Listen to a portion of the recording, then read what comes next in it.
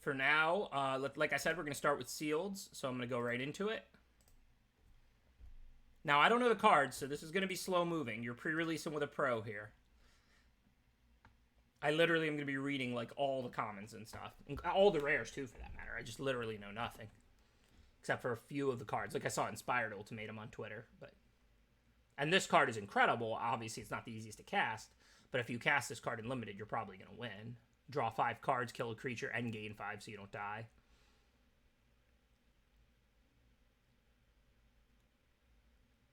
I mean, this is a free 5/5 since you can get it from your sideboard, so it's good. I don't think it's, like, you know, totally broken, but you'll definitely be happy if you're red or green that you have this.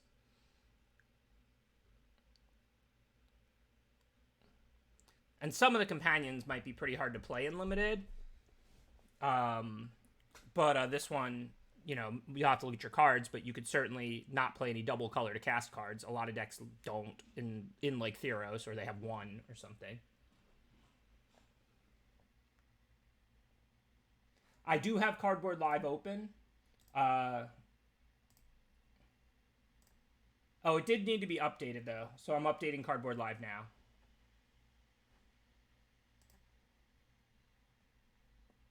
Right, but it's much stronger, BW, if you can play it from your sideboard, because then you don't have to draw it. So you just have a 5-mana 5/5 on turn 5, like, without going down a card. I just restarted Cardboard Live.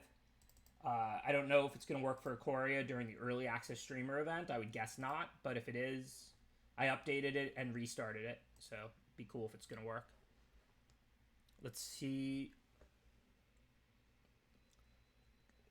Yeah, you can definitely play Gigantha. Like, the restriction is not hard to meet in Limited. Like I said, I don't know what the set looks like, but in a lot of sets, there aren't really that many double color cards. And it's certainly worth not playing, like, one double color card to have Gigantha in your sideboard, because the key is you don't have to draw it. It doesn't replace a card in your hand. It's a free 5/5. Like, you have to pay the mana, but you don't have to pay a card. So every time you hit 5 mana, you have a 5/5 without going down a card. Let's take a look at Cub Warden. Create 2/1/1 white cat creature tokens with lifelink. So this card's great. 4 mana 3/5 lifelink is already fine, and mutate is nice.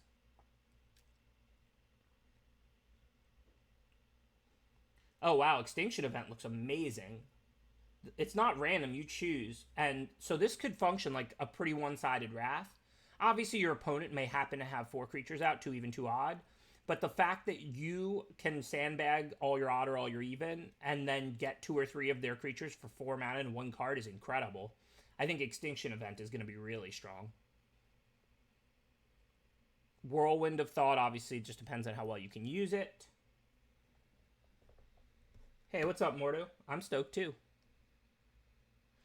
Look at the top 5 cards of your library, put a number of permanents onto the battlefield. Okay, so this is just another good ultimatum. I'm sure they're all good and limited, but Inspired looks better than Genesis, but of course, if you're teamer with the mana, you're going to play Genesis.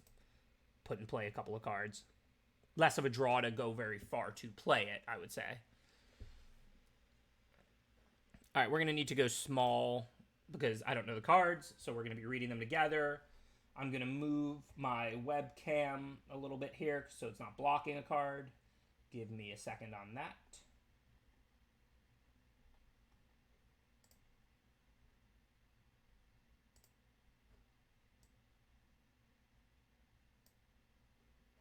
Well, then it would just be blocking the chat. I'll just move it over there.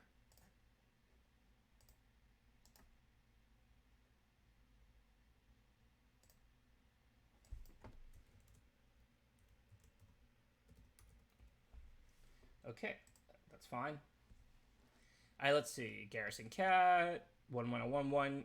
When it dies, create a 1/1. Sure, whatever. Light of Hope seems like an okay but not great trick. I mean, if enchantments are plentiful or your opponent has enchantments, you'll be happy to board in flexible enchantment kill. Solid Footing. Nothing special. Remember, the format, it's all contextual, so I'm just reading the cards literally to know what they do and to try and build a sealed. I can't evaluate how good they're going to be because I don't even know all the other cards. I don't know any of the cards. Like, I literally couldn't name, like, 5 commons from the set right now. So this is a true pre-release. So if you're here for expert-level advice, Come back tomorrow. If you're here to pre-release with a pro, you're in the right place. Tap it on tapped creature.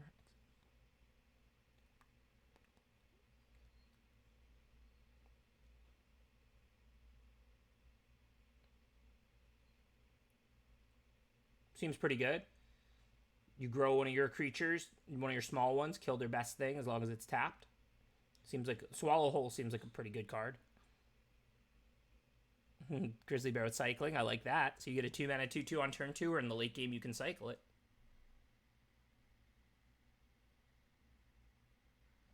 Good old-fashioned pacifism.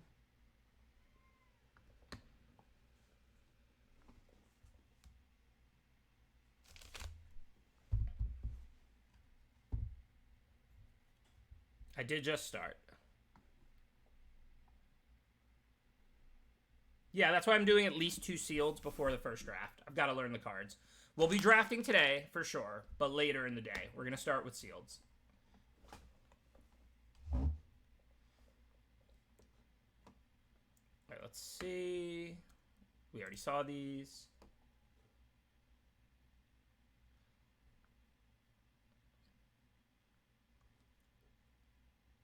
This card's clearly very good. Seems okay. Mutate seems pretty cool and limited.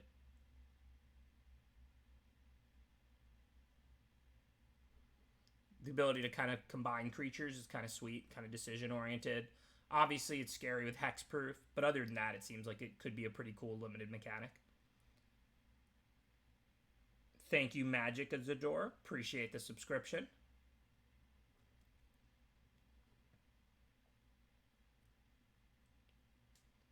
Nice. 5-mana 3/4 flyer. Pump a Human already in play is a pretty aggressive card and pretty reasonable stats. Always good to see Scatter. That's a card I like. Very efficient removal spell and limited, or counter spell, whatever you want to call it. But limited decks revolve around creatures, so this is always going to trade up in mana. You're almost never cutting Essence Scatter from a blue deck in any limited format.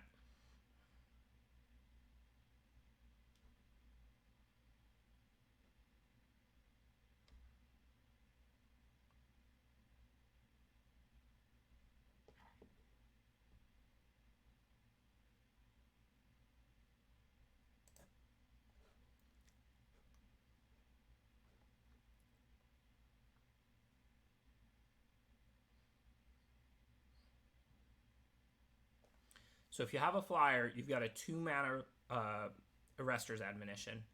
I don't love this as a sorcery, though. A lot of times you want to use Bounce end of their turn or in response to a combat trick. This is still a good card. Bounce a creature, draw a card, and limited. Like, you're always going to play this. But not being an instant matters a lot on a bounce spell.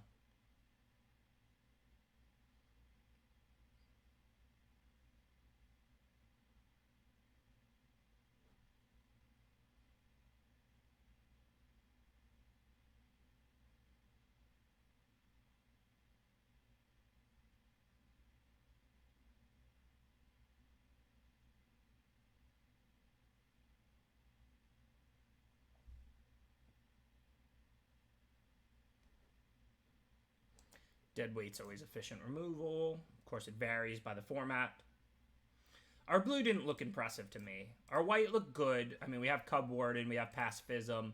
Not like we're definitely going to play white or anything, but our white looked better than our blue. Neither one looked super compelling.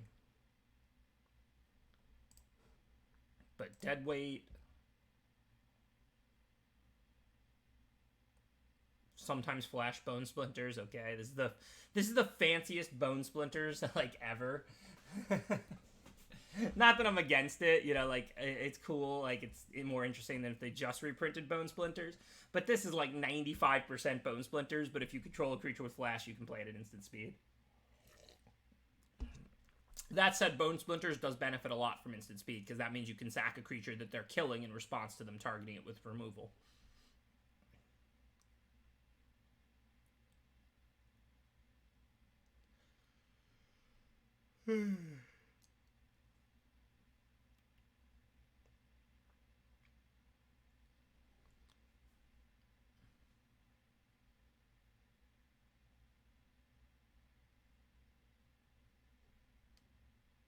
Something like this, it's an expensive Grave Dead, but it will help you, like, see more cards. If you were, like, this card with Escape, you're pretty much drawing an Escape creature from the yard, and you're buying back your best creature from the yard. So this would be good with Escape. If there's not, like, use your graveyard in this format, you know, like Cycling and Mutate don't. So if there aren't individual cards that make you want to play this, it probably won't be a very strong card. But this, if there are, then it'll be good. Like, this would be a great card in a green-black Escape deck in Theros. But, like, this would not really be a playable if you're not using the fact that you mill 3 cards, other than giving you more access to creatures.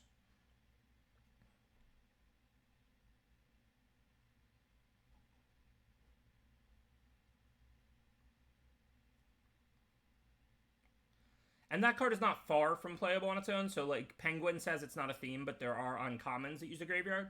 So if you have, like, a couple strong creatures that you want to draw more often because they're bombs, and you have, like, an uncommon or two that use the graveyard, then sure, Corpse Churn can be playable.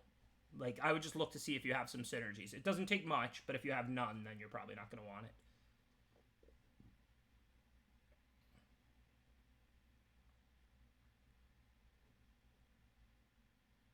Our black looks pretty good. I wouldn't say totally and completely compelling, but we have multiple common removal spells, and then Dark Bargain's nice and sealed. Extinction Event looks kind of broken. So I think black is our best of the 3 colors we've seen so far.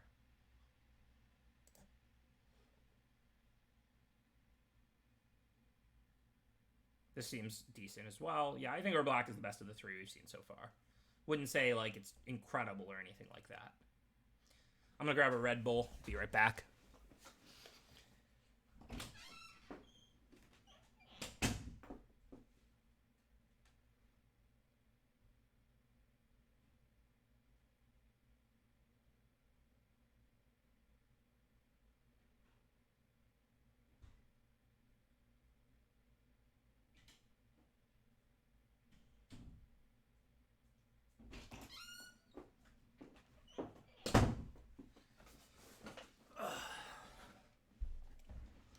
All right, let's see. Let's get into the red. How good does your gut tell you the fumes is? Which one is the fumes? Suffocating fumes. Oh, I mean, there's no gut on that. I mean, if there's a lot of 1 toughness creatures, it's really good. If there's none, it's, like, unplayable. I mean, it's an instant, so you can use it as, like, a trick, but it shrinks your creatures, too. But, I mean, the fact that it has cycling is really valuable on a situational card, but you still have to have reasons to play it. So, like, if green has, like, Llanowar Elves, or if white is, like, a token 1/1 theme, then this card's going to be very good. If there's no 1 toughness creatures, the card's unplayable. We're going to draft today, but we're not going to draft for hours. We're going to do at least 2 sealeds, and then I will get into draft. All right, let's get into red. 1 mana, 1/1, deals 1 damage to each opponent. On tap when you cast something, so this is just a very aggressive card. So first strike permanently, not the worst. So far, it seems like red's pretty aggressive. Like, really aggressive in this format. I know red's the most aggressive color, but it seems very aggressive so far. Oh, this is a nice card. 3 damage to a creature, but you also can put a card from your hand on the bottom of your library and then draw a card. So that means this is 2 mana, deal 3, draw a card if you have, like, a land that's a dead card in your hand. This is a really strong common instant removal. Like, this card is way better than 2 mana, deal 3. I mean, a lot of times in Limited, you have an extra land in your hand. Or you have a 2-lander and you need to dig up lands. I love Fire Prophecy. Not only on power level, but on design, I love this card. Because if you draw a 2-lander, you can play this, and then you can bottom some expensive spell and dig up the lands you need so you're not mana screwed. If you draw a 4 or 5-lander, you can bottom a land so you don't get mana flooded. I love Fire Prophecy. This is just an awesome card. Awesome power level, awesome design. Doesn't dominate a game, but will help you play more real games of Magic. Generates a big advantage subtly by mitigating Flood and Screw while also being an efficient removal spell. This is, in my opinion, what Magic's all about. I hate these board-dominating cards that nothing your opponent does matters. You want to fight over small advantages. You know, deal 3, but also make a choice whether to bottom a land or a spell, or hold this till later in the game when you have extra lands, or use it now for a little more advantage, but you still need the lands in your hand. Like, this is Magic to me. I love this card. Cycling fight spell, cool. Also pretty solid, I'm sure, because even though fight is situational, you can always cycling it. I like that they made a lot more cycling 1 and stuff. I think last time in a Market Hour, they made the cycling cost a little too expensive, and the cycling cards ended up not being very good. At the end of the day, if you cycle, you're not getting anything. So, unless, of course, it's one of those when you cycle, get X. But if it's just generic cycling, I think you can be pretty aggressive with cycling costs. Like cycling 1, cycling 2, colorless. You know, I don't think the cards need to cycle for colored mana very often, or like 3, or like, you know, 2 including a colored mana, unless they're giving you something. Obviously, when you start talking about if you cycle this, get a free point of damage, or if you cycle this, get a free +1/+1 counter, now it needs to be somewhat expensive, because now you're getting something very meaningful. But if it's just generic cycling, I like that I'm seeing cycling 1 colorless on several cards already. Oh, the Vapors is your opponent's creatures only. Okay, so that helps you trade up a little bit in combat. Good clarification, Silky Silk. Thank you for subscribing, DB Burning. Appreciate the 11 months of support. So 3 mana 4/2, whatever. 4 mana 4/3. Menace or Trample, that's pretty good.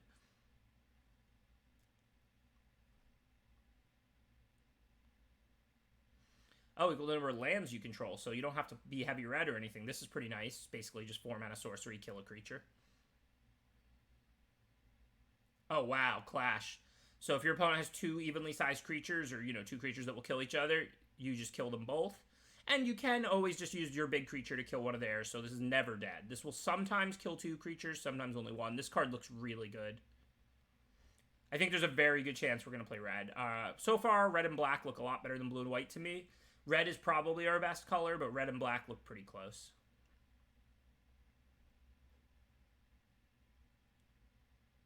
Oh, wow, another really nice card. Assuming we have enough cyclers, this is a 5 mana 4/4 that you net a free card, like a cycling card in your graveyard. You can play it until the end of next turn. And we have 2 of this card.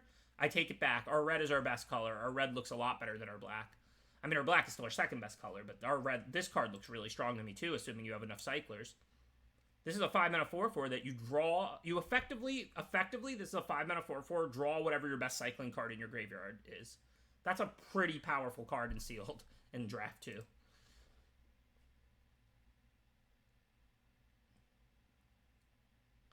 Six mana 5/5 haste cycling looks good. Our red looks incredible. I'm gonna start laying our red out just so we can lay the other colors around it. I'd be pretty shocked if we didn't play red.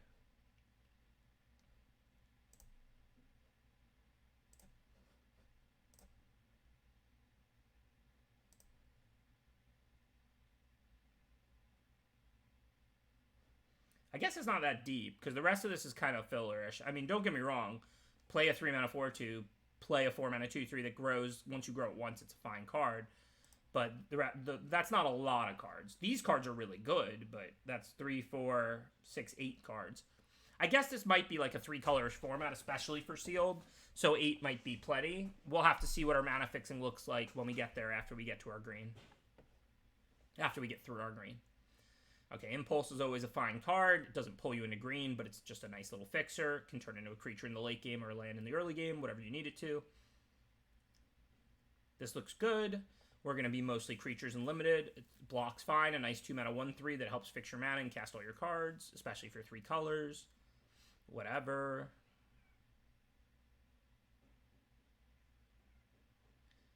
Pretty solid removal. I mean, I don't love cards like this because, like, when you draw them towards the middle to the end of the game and you just don't have something, then you have to draw something before you can kill anything. But at the same time, it's 3 mana removal most of the time. Like, it's certainly a solid removal spell. I think cards like this are worse than they look, but still good. I often talk about the cards that are better than they look. I'm not saying this isn't a good card. Like, this is a removal spell. Like, you just show a creature for 3 mana, kill their best creature. This is a good card. But I think cards like this look better than they are, but are still good.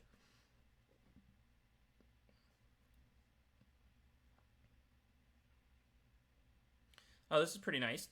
3 mana 2/2. You can search out 2 lands or 1 land. I mean, nothing special, but land of any color, so it's a fixer.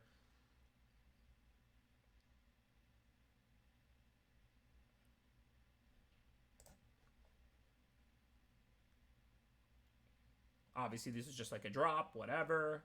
Like, Bristling Boar is the kind of card, you're going to play it 100% of the time you're green, and it doesn't pull you into green at all. You're never going to be like, oh, I have a Bristling Boar, gotta play green, but you're never cutting a 4-mana 4/3 that's hard to block from your deck.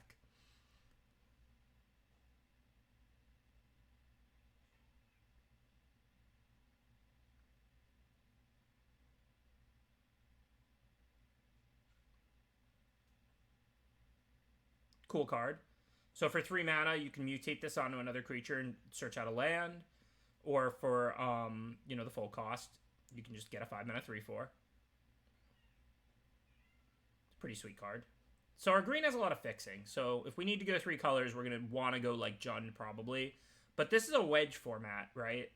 Like, you're going to want to be Teamer, not Jund, most likely. But our green doesn't seem incredibly high power level, but our green does have good fixing. And our red is really high power level, and our black is better than our white or our blue from what I've seen so far. But of course, the gold cards and the lands will probably dictate a lot since this is sealed, so. Vigilance or Reach, sure, no problem. Fine playable, nothing special, similar to Bristling Boar, assuming you're not super aggressive. Obviously, this card is defensive, this card is aggressive, but they're just reasonable creatures. Now, this is a neat card.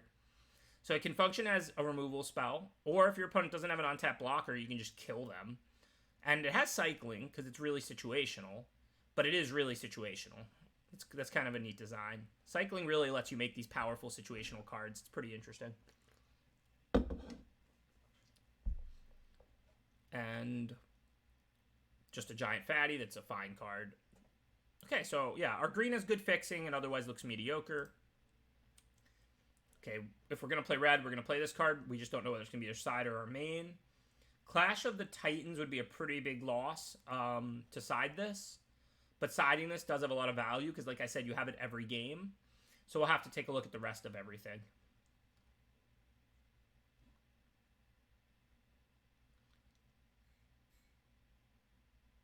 Well, this card's good and aggressive, but unless black ends up being our second color, I'm probably not going to play a red 1 3-mana 2/2.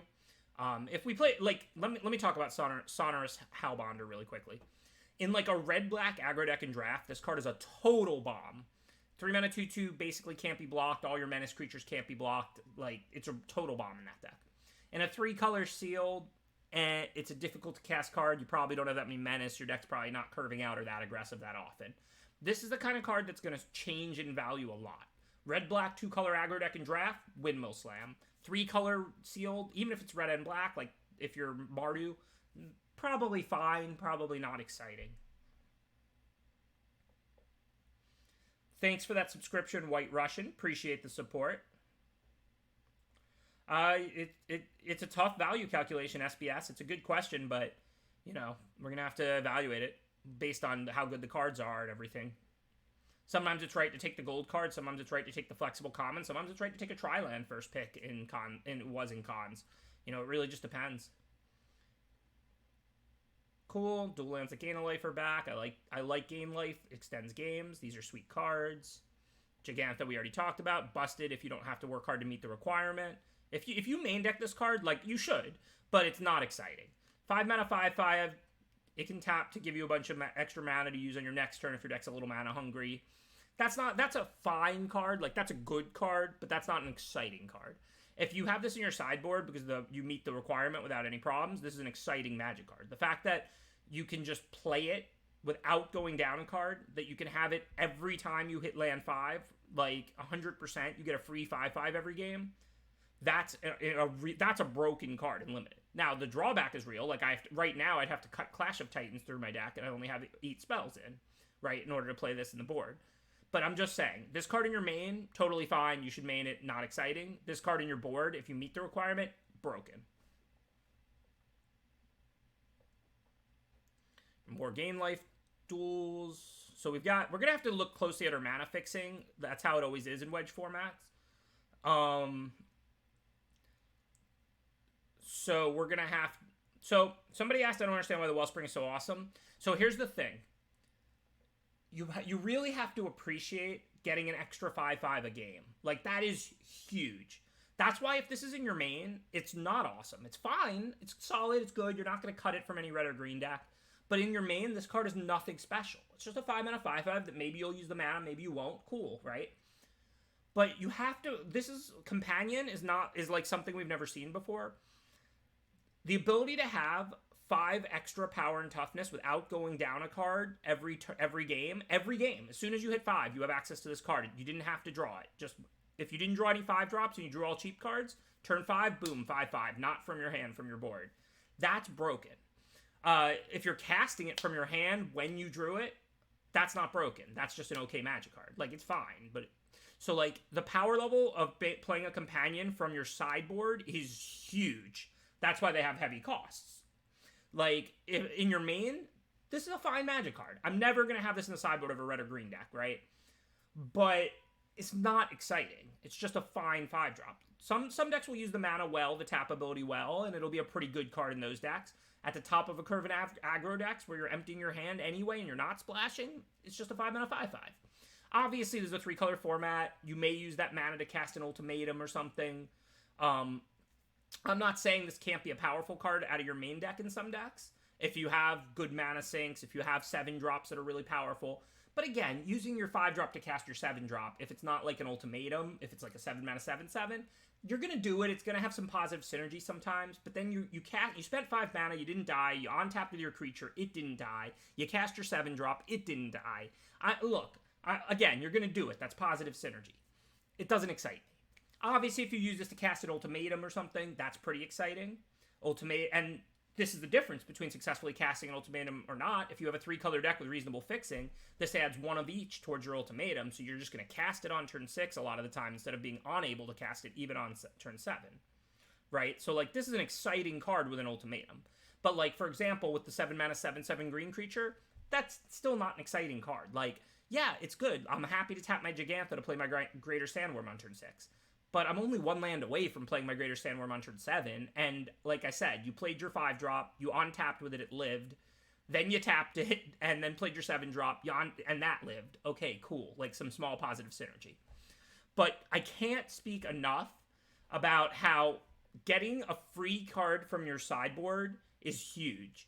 It's an 8th card when your opponent starts with 7. It's like they mulliganed and you didn't. But it's more than that, because you get to have it, like, on curve. Like, if I had this in my board, I don't have to play any 5-drops in my deck unless they're, like, busted. I don't have to play any average quality 5-drops, right? Because I can play all 2s and 3s and 4s, and then I know I have a 5-mana 5/5 waiting for me on turn 5. So I can play a 16-land deck. I can play all 2 and 3 4-mana cards and 0 5-drops, and if I draw 5 lands instead of a 2-drop on turn 5, I've got a 5-drop waiting for me for free out of the sideboard.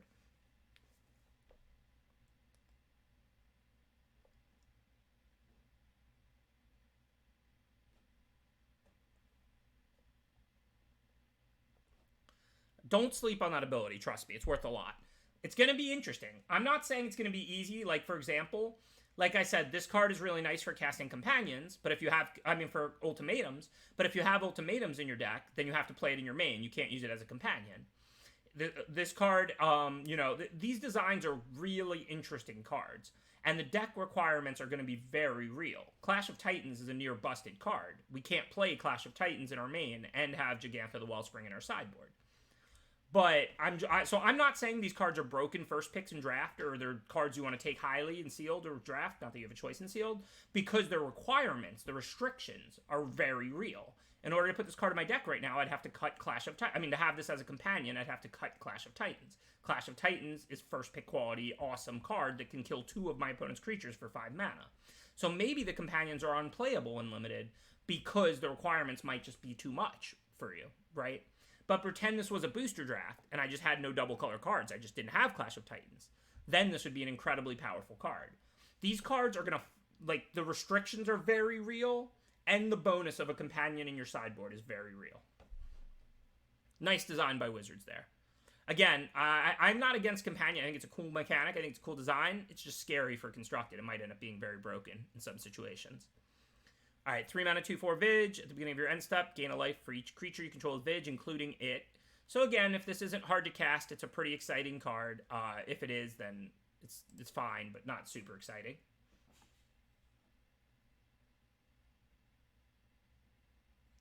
Whoa, Burning Lotus, I can... as long as my main deck has that, like, not switching it, but, like, I can have the Companion in my sideboard in Game 2 and the Clash in my main in Game 2 and play the Companion from my sideboard. I didn't know that, actually. Yeah, I don't think that works. I think Penguin is right. I think you're allowed to switch it. Like, you can board in the red removal spell and board in the Companion. But I don't think you... If you have the red removal spell in your game... I think it works on a game... Yeah, I think it's wrong. I think it works on a game-by-game basis. Like, you can switch it if you decide, like, oh, this card is just incredible in this matchup. I want this double fight spell because I saw 4-mana 4/4s out of my opponent. Then you can go and switch from having them both in your board to them both in your main. But you can't board in the fight spell and then still get the Companion out of the board. You have to do it game by game. Yeah. Okay, let's continue on. So this is a fine card if you're green and white.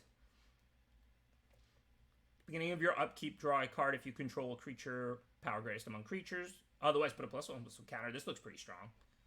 So you're growing your creatures or drawing cards, both of which are strong.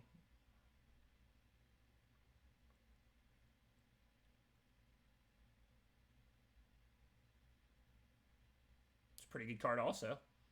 4-mana 2/4. And then every turn, put a land on the battlefield, or put the card, draw a card. That's pretty good. That's great. This is basically a 4-mana 2/4 that taps to better than draw a card, right? If it's a land, you'd rather put it in play generally than in your hand. And if it's not, it goes to your hand. This is a sick card, Parcel Beast.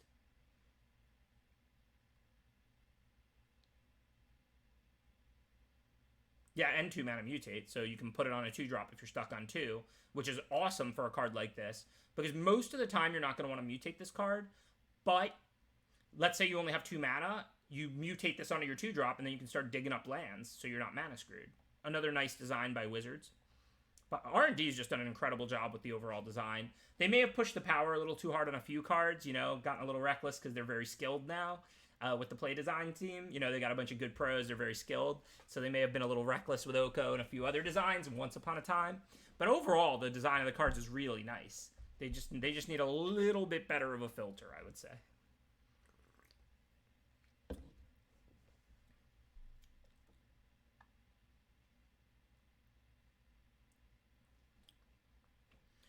Okay, I like these little cycling mana rocks. On turn 3, this is going to be a strong play to fix your mana and accelerate you, and then in the late game, you can just cycle it and draw a card when you don't need mana anymore. This is a nice incarnation of these abilities for a wedge format. We looked at Genesis Ultimatum. Certainly a good card if you're Teamer, but not like a super compelling ultimatum. Not something that's like, oh my god, I have to play Teamer to get this in my deck. Obviously, if you are Teamer, you're going to play this card. Inspired Ultimatum, on the other hand, pretty broken.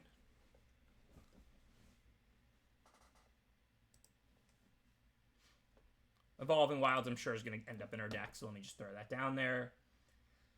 The Soul Tie Crystal.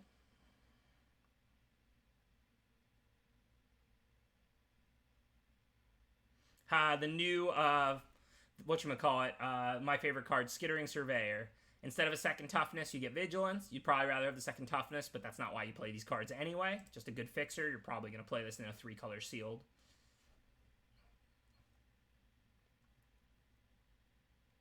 Skittering Surveyor, nicely done. Because it's like a fox. 5 mana, 3/3 flash. Maybe it'll eat something, maybe it won't. Seems like filler. Maybe you'll play it, but maybe you won't. Doesn't seem like something we just auto-include. Alright, so where are we going with this? Teamer's definitely an option. Red-black is definitely an option. Red-green is definitely an option. Red-blue-white, I mean, that ultimatum is awesome, but we don't really have other gold cards for those colors, or like the crystals or anything, so it seems hard to make that work. I like our green fixing. I could definitely see Teamer here. We have a lot of Teamer gold cards. We have the red and green fixing. Let's take a look if our blue is like splashable stuff or not. Remember, you're not limited to 3 colors also. We could toss 1 swamp in our deck, and then play like, you know, extinction event, right? Like even if we play Teamer, we can still play one swamp. We've got Farfinder, we've got Wilds, plus probably more mana fixing, duels and stuff. So like we could play, you know, Teamer and a swamp and play like some of that. This is why Cons is often described by pros, especially me, as one of the best sealed formats of all time, but not like one of the best draft formats of all time. It's a fine draft format, but in sealed, you have like a varied amount of fixing, and you literally have to decide whether you play 3, 4, or 5 colors, like every sealed. You just have infinite decisions in these wedge formats in sealed. And this format, of course, is most similar to Cons out of any of the formats that we've seen. Like, you know, this is when you look back to like how do I evaluate this format.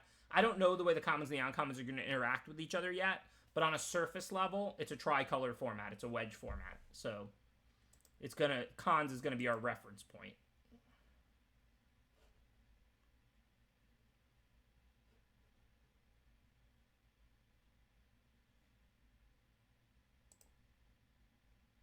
Our blue is pretty unexciting, gotta say. Like, I'm not sure if we will or won't play it. There's some playables, but it's pretty unexciting overall. Our white is better.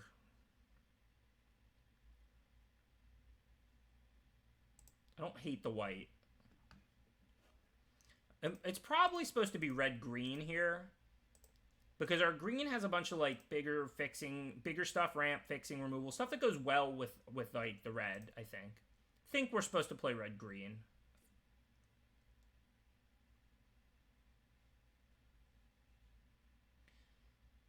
Yeah, we can play red-green-black. I mean, even though it's not, you know, a wedge, it doesn't mean we can't play it. Let's see if our green has any double color as far as Jegantha, because right now we have just Clash. Let's see what our green looks like.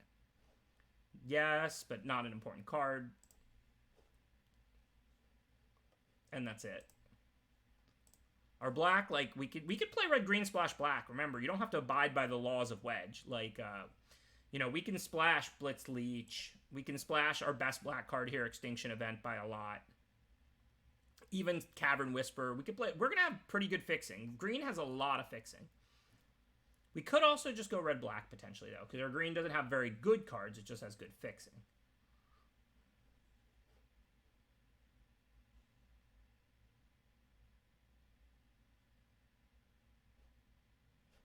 I do like Dark Bargain. Mutual Destruction is going to be good, but it doesn't look like it's going to be amazing in our deck. I mean, we have this 3-mana 1/1. Most of our creatures are pretty decent size, not stuff we're really looking to sack. Dead Weight, of course, is no big loss, but always efficient removal. I could easily see red, green, splash, black. We can splash like Extinction Event and Cavern Whisper, Blitz Leech.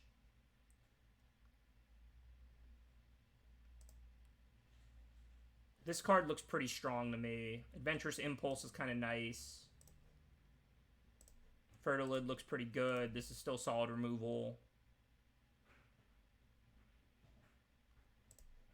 Fine creatures all around. Nothing special, but almost auto includes. And then if we want to play Jegantha on the board, we have to lose Clash and Greater Sandworm, which might be worth it, to be honest. Again, Clash is a great card, but you have this every game for free. You only have Clash when you draw Clash, and you have to go down a card to draw it. I could easily see that being right. Cutting those and playing, getting to have Jegantha out of the board. I feel like we're probably not doing Inspire and Ultimatum, like, it's giving up too much. That card's great, but I just feel like it's giving up too much. We do have a red-white and a green-white duel, so if we wanted to splash a white card, we could play one almost for free.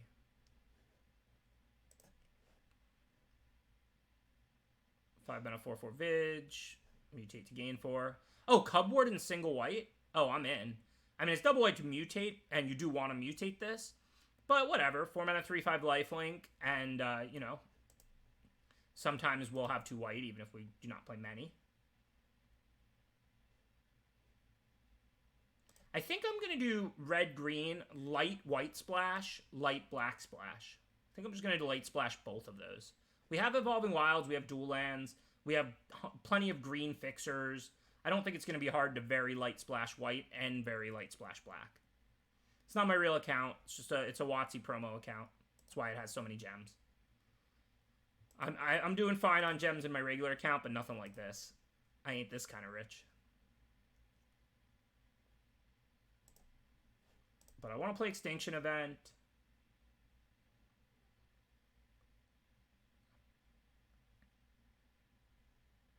I don't really care too much about the rest of the black. Like, they're fine cards, but I'm not, like, excited or anything.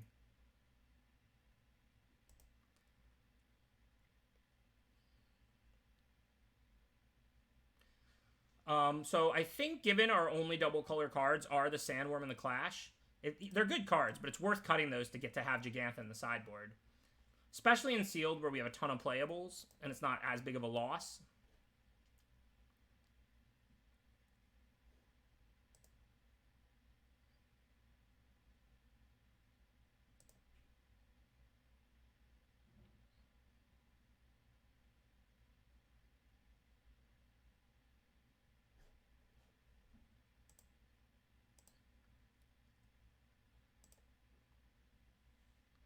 Oh yeah, we need to check out this card. It's good non-creature spell, so it's good with Impulse.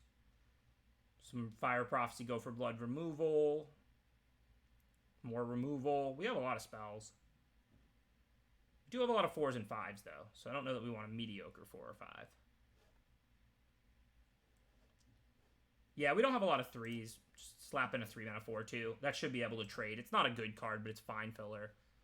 And then the Leech looks pretty good, yeah. Probably want to bring that in. Probably don't want these. They're hyper aggro. We're not. We have big stuff. Those are all pretty aggressive cards. Okay, I like the looks of that. Need another spell or two. But I like the looks of this. 6, 10, 17 lands, which will probably be right since we have some green mana fixing, but not much, and a bunch of expensive cards. We could do a crystal. I don't think it's incredible for us. We don't have a 3-color on crystal, even in our 4 colors. Both of them have blue. I mean, I understand, like, you know, red and green cycling, green and black cycling. Like, it's not like we can't play it. We don't have a lot of 3s, but we do have a lot of 4s. So we'd go from 3 to 5, but that's not huge for us. I guess we do have Jegantha, so that means we could play a turn 4 Jegantha every time. Parcel Beast free with our free blue sources. Is it? We have this. We have to put 1 island in, and then we can play Parcel Beast. And we could just go 5-color. I'm not saying we can't. But each land you put in the deck does make your mana base worse. It's not free. Could play that. Oh, no. Wait. How does hybrid mana work? Does this turn off Jegantha? Counts as 2 green?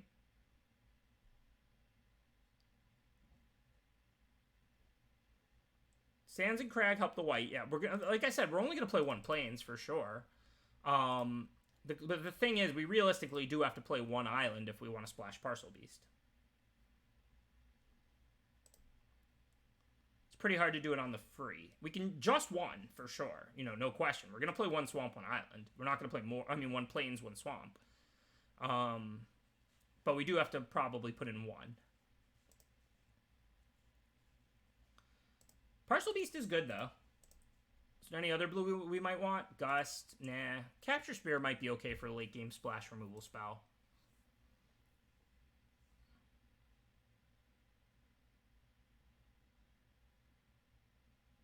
Our creatures are large for empathy. Which one is empathy?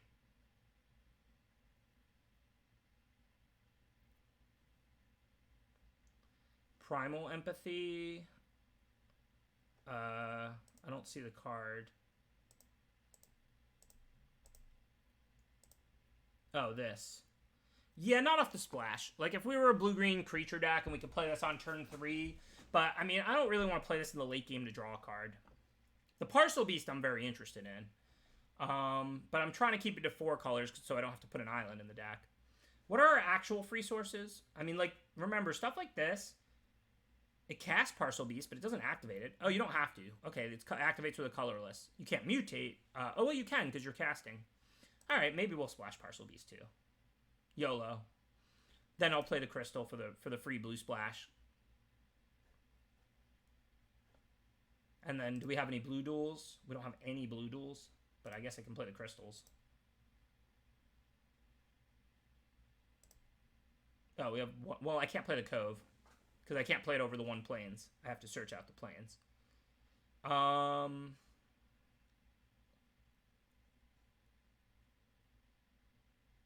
No, well, we can't play like this, because I can't play it over the plains. Like, I love the smell of new cards, too.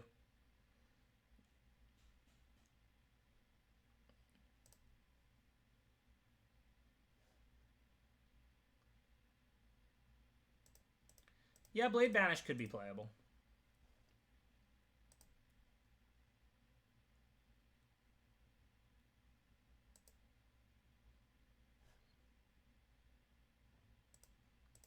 One more in, probably.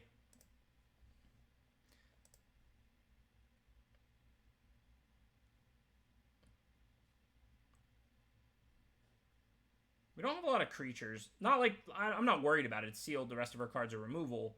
But I'm just saying we wouldn't hate like another 3-drop or something. I don't know if we really have that option in our main colors. You don't want to splash for a 3-drop. You're not going to cast it on turn 3 very often. Either red or green would be fine. We just literally don't have anymore. I have 15 lands? 2, 4... Oh, you're right. I cut some lands. Okay, cool. Let's see. Well, I did put in 2 crystals. So maybe we can get away with 16. Got our plains in our swamp. Doing the lightest of blue splashes, and I've got the crystals and the naturalist. I don't really want to play an island if I don't have to. Plus Gigantha.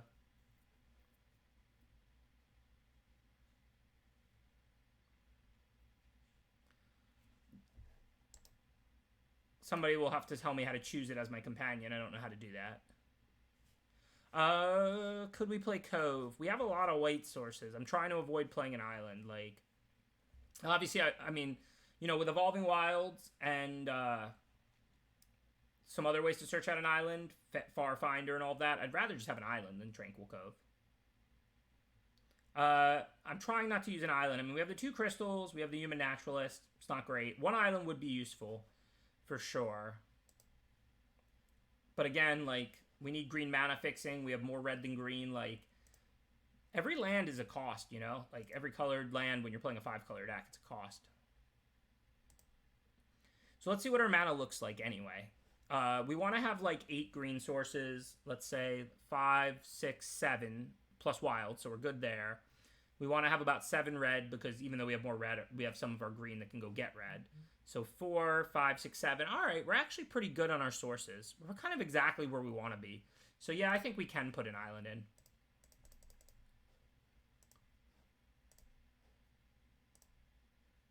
We can also splash more blue cards if we want, because if we put the island in, we have infinite blue. I just don't know if we do. Capture Sphere looks decent. Still good removal. That's pretty much all I really want from there. Can't splash ultimatums. I'm not really interested in this Jeskai draw card, slow card. So we'll probably want Capture Sphere if we play the island, and that's it. Let's go back and take out, like, some bad card. Maybe we take out Monstrous Step. I mean, this card has potential, but this isn't the deck for it. Alright, first sealed, 5-color. I just don't know if we want Primal. I mean, it seems pretty powerful. But, I mean, I don't know. We're not going to always have a creature out. Blue is a light splash.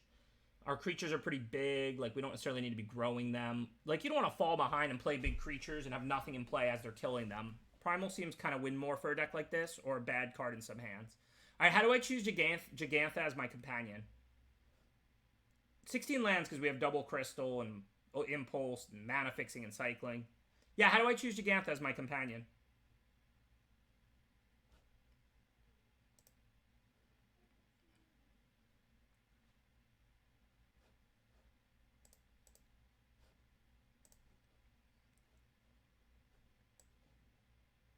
Yep, there you go. Oh, I'm glad we're getting to play with a companion. The coolest, weirdest new mechanic ever. Like, never seen anything like it.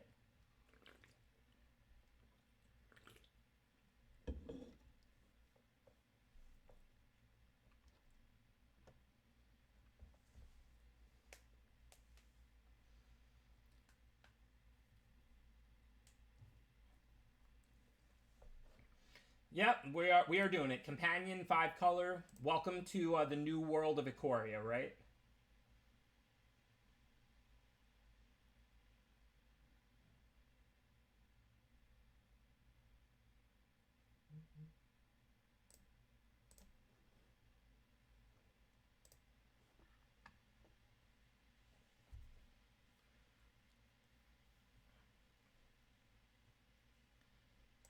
Definitely keep. Farfinder can go get a red. If we even want to.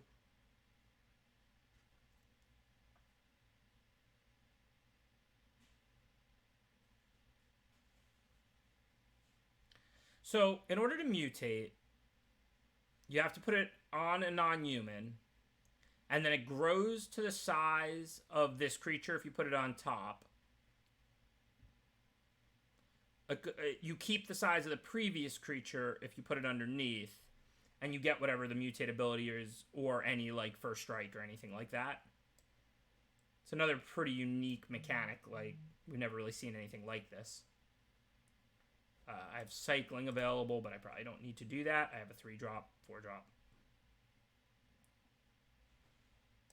So there's not really a reason to cycle this. We have stuff to do.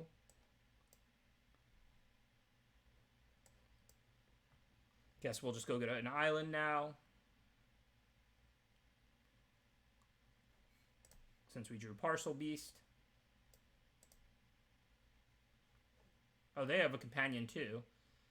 Your starting deck contains at least 20 cards more than the minimum size. That's cool. Our opponent's playing like a 60-card sealed. And then when it enters the battlefield, exile any number of other non-land permanents. Cool. Trample. You can have it assign damage as though it weren't blocked. So why does it have trample? That's basically trample. I guess you can do either, so it's still a little bit of a bonus, even if it's less trample. Creatures you control with trample you may have this creature assign damages as though it weren't blocked. Okay, very aggressive card. Hopefully we can put stuff in front of it. I don't think we necessarily want to start parcel beasting. For now, I think we would just want to put out a 4-mana 4/3. Try and trade with their 4/3. I'm going to go Menace. We don't really want to start taking damage because we can't really race with this card in play. But obviously if they attack and I block, then the creature's gone. Who cares? If they dealt the 4 to me, I'd be ecstatic. So basically we just want to keep the life totals up, not down.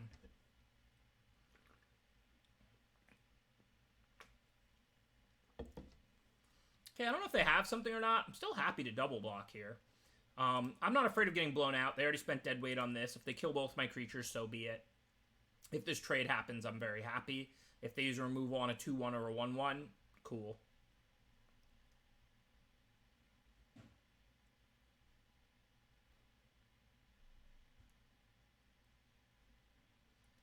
Okay, so what do we want to do now? Probably just cast Gigantha. It's bigger than their creature, and then we can use it for mana and play a ton of stuff. That looks pretty strong. Just slap down our companion here.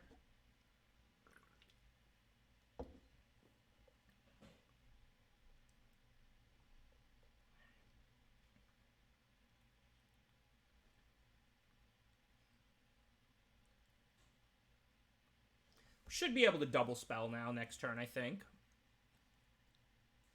Rooting Murloc wants to play cyclers from your yard. We don't have any of that yet. Can always cycle one and play the other. What is this thing? 3-mana 3/3 trample. Just mill 3, okay. Alright, so I think we're pretty happy if we just double spell here. We don't need lands, so clearly we'd rather cast this than mutate. This can only produce, one of each mana effectively, like towards casting things. So let's say we're casting, ideally we cast these 2. We can use this for the blue and the green, and then 6 for the rest. So we can do that. We also have the ability to cast one of these, and then we can cycle the other and play it like next turn. So if we play like a red, a blue, and a green from Jegantha, we can spend 6 plus 3 for 9. So I think that's the right play, right? This is going to be tricky. I'm going to enter full control. So we need to use as much of the colored mana as we can each time for this to work. So we want to cast our beast using a blue and a green, and then it won't let us use these, and then it doesn't matter what we use here.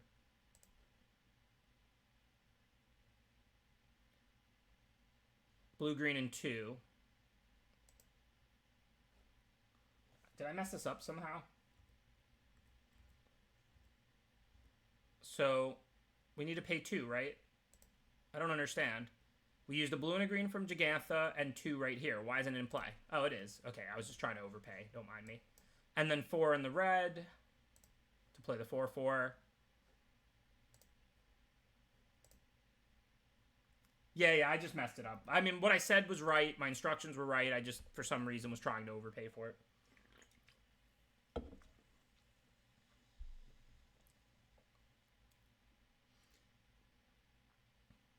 I figure this way we'll trade our 4/4 off, and then we'll get to replay it again, which seems better than cycling it, given we have, like, infinite mana and we just want to put out big bodies. Also, with Partial Beast digging, we should find extra cards and stuff like that.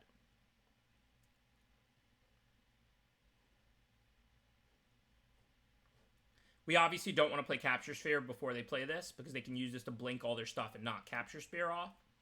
After they play this, we can just Capture Sphere this big flyer. Turn target creature with converted mana cost 3 or less from your graveyard to the battlefield. Oh, I guess they milled one. I was like, I didn't kill anything.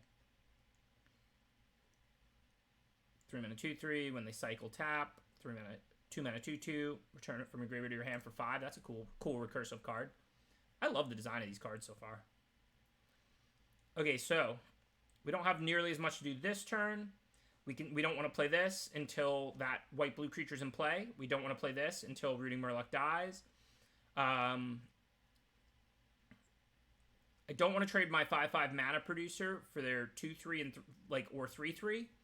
But if they trade off with my 4/4, I'm happy, because even though it's a 4/4 for like a 3/3, again, I have the Murloc, so then I can just exile the one and play the other one again. So I think here we're pretty clearly going to attack with exactly the Murloc. We should still have blockers back, and that's the one we actually want to trade off. Cool. Trade with their 3/3. Is it not a Murloc? Moloch, sorry. Too much Hearthstone. Now, let's see. We have access to 5 to play this. And then 4 to replay the Moloch out of the yard. I think, though, then we can't activate the Partial Beast. This is until the next turn. So I think what we want to do is play these 2. And then we still have 1 left for the Partial Beast, right? So let's say we use a green and a red. That's 9. So now we have to pay 7. No, we have exactly 7. We won't have 1 left. I apologize. We can cast both of them, but we can't use the Partial Beast. So I'll just play this instead of this, and then we can play the Partial Beast. I mean, use the Partial Beast.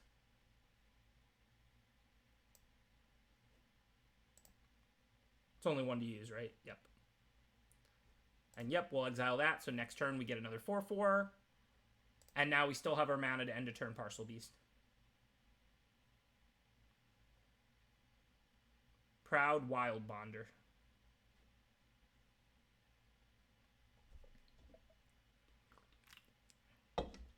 Okay, that's good. That's a great card, of course, but we have Capture Sphere waiting for it. But I couldn't really play Capture Sphere until they cast it, because then they would have blinked whatever I Capture Sphered. So this game's going very well for us. That would be a horrible attack. If they attacked, I would have blocked with my 4/4. They would trade. Then I would have played this one, exiled that one, and just kept looping the 4/4s. Now, it's not like it's some kind of infinite loop, because I have to play this next turn or I lose it. But if they attack this turn, that would not have went well for them.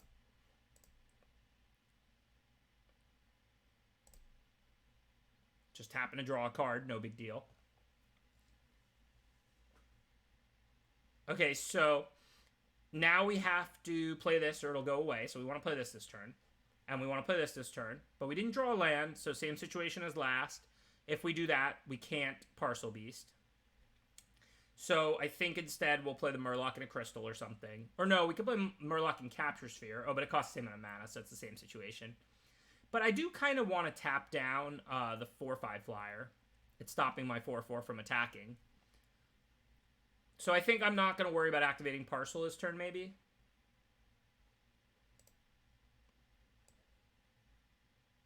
Just going to capture the 4/5. And then I have to play this or I lose it. Not ideal to play it pre-combat, but if I want to use Gigantha for mana, I don't have a choice. Because I have to tap this with Capture Sphere, or I can't attack my 4/4 to their 4/5. I don't mind this trade at all. That 4/3 is scary. I'm building a board advantage. Gigantha's going to start attacking. So the only thing is if I wanted to tap it down and swing with the first Murloc, I had to use the mana from Gigantha, or I wouldn't have the mana to replay the second Murloc. So Moloch. I'm going to call these things Murloc forever. Moloch. But while it might not be silky smooth, at the end of the day, we still got our free 4/4, we still got our extra mana, and we still tap down their big creature. Okay, so now they can double block. Who cares? We're going to trade with the 2/3 for a 4/4. It's a little bit of a trade down, but it helps clear the way. That said, they don't have a block on Gigantha right now. So it seems like we can attack with just Gigantha this turn and play our 4-mana 3/4 and like a Crystal. I don't think we really need Parcel Beast back to block. So let's go ahead and start by Parcel Beasting and see what we dig up. Well, that's a card. So now when they go for a double block, we can blow them out. I'm glad we did that pre-combat. We don't have a black. What if we play a black Crystal?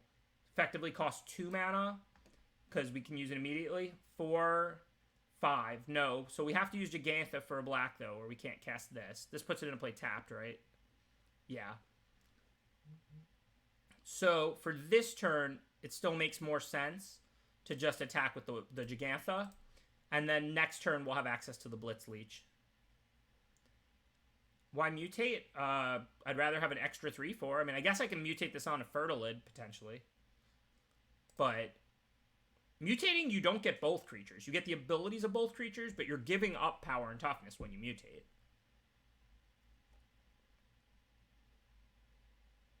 I don't really want to put these crystals in play.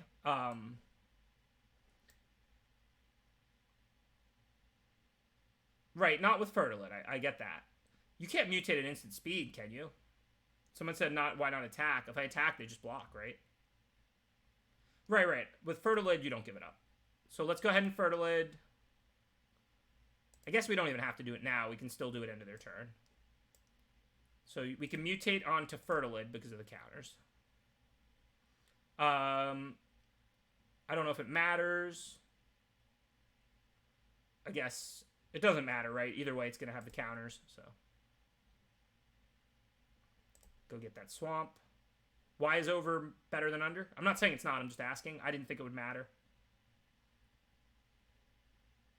You don't get the 3/4 stats if you go under? I thought you would just get the counters either way.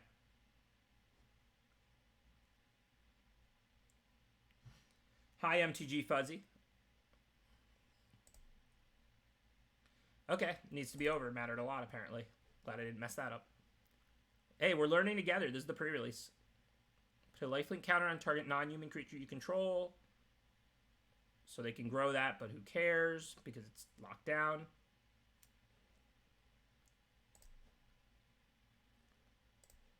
Alright, end of turn. Let's do some cycling. Clearly we don't need these mana rocks now that we have all 5 colors and infinite mana.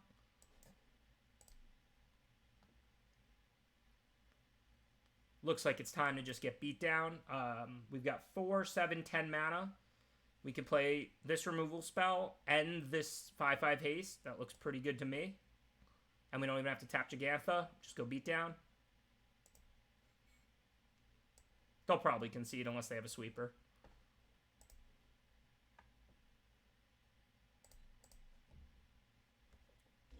I probably shouldn't have sent the 2/4. It just gives them a block and a life. I mean, granted, not sending it, I don't have a mana to activate it, so they're just 1 life lower. I guess actually it probably is right to send it because otherwise they can chump block, and they're not getting back in this game without a sweeper anyway, so this does more damage sending it than not sending it. Exile target card from a graveyard. If it was a creature card, create a human. Legendary humans are indestructible, but it doesn't make legends, thankfully. That's a pretty cool card.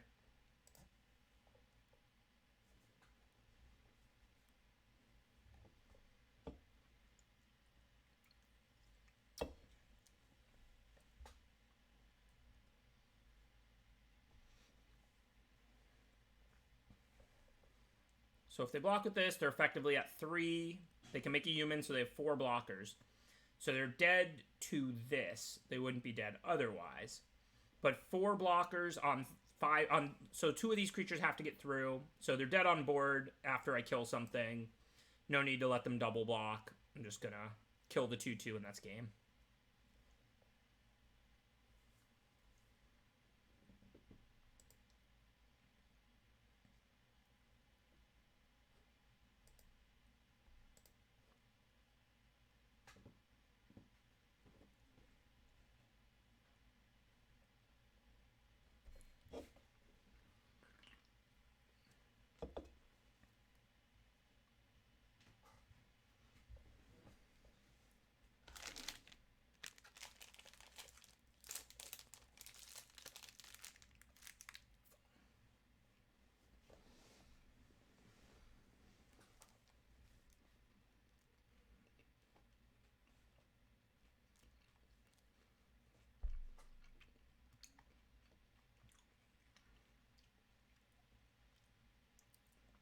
Seems fine so far.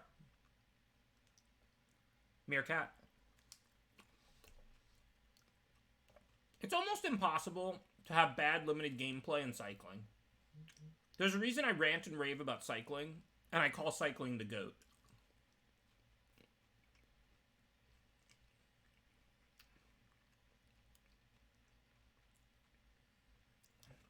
I could not be happier that there's human pod drafting on Arena. For the past year, I felt like I had to choose between the better program and the better way to draft. Now I don't have to choose anymore. 100% of my Ikoria drafts will be on Arena. I have no reason to go on Magic Online. This whole time, this whole format, the only way I'll go on Magic Online is if there's like Champions Flashback or Modern Horizons Flashback and I want to play that for a week. But all of my Ikoria play will be on Arena now. Now there's human drafts on Arena. Like, no reason to go on Moto anymore. Can use the better program. So let's get the mana accelerator out first.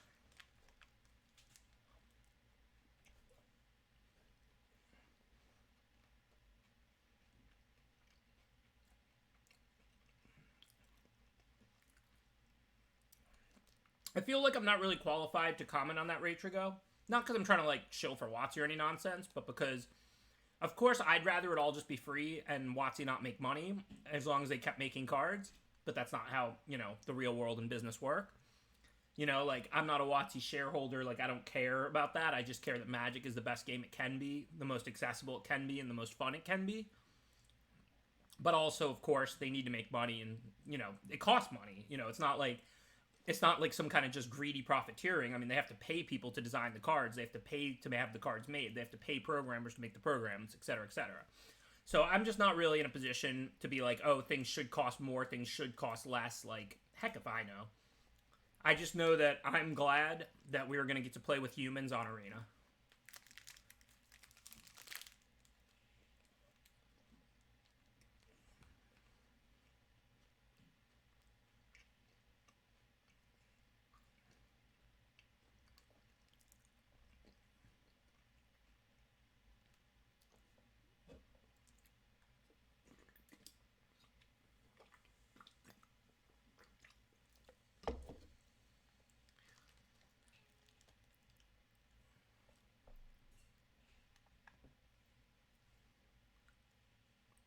Okay, let's see. So unfortunately we drew a tap land, so we can't play Jegantha.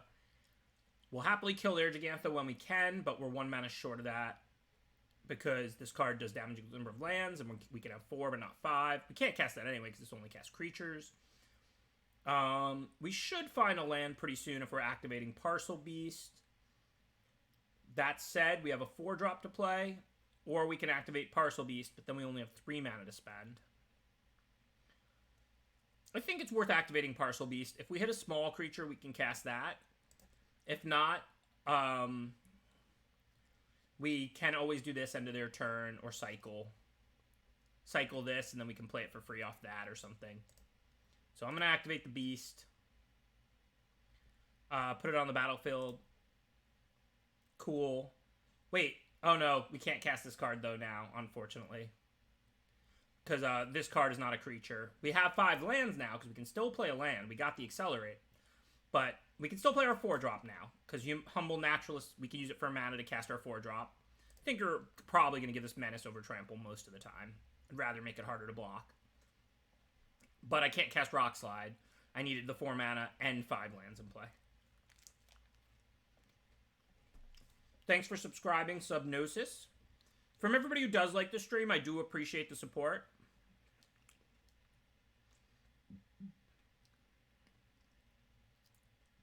Oh yeah, Parcel Beast is ridiculous. I'm upgrading the count as usual. Chat 10,974, Ben 8. Whoever in the chat said Splash Blue for Parcel Beast, you were right.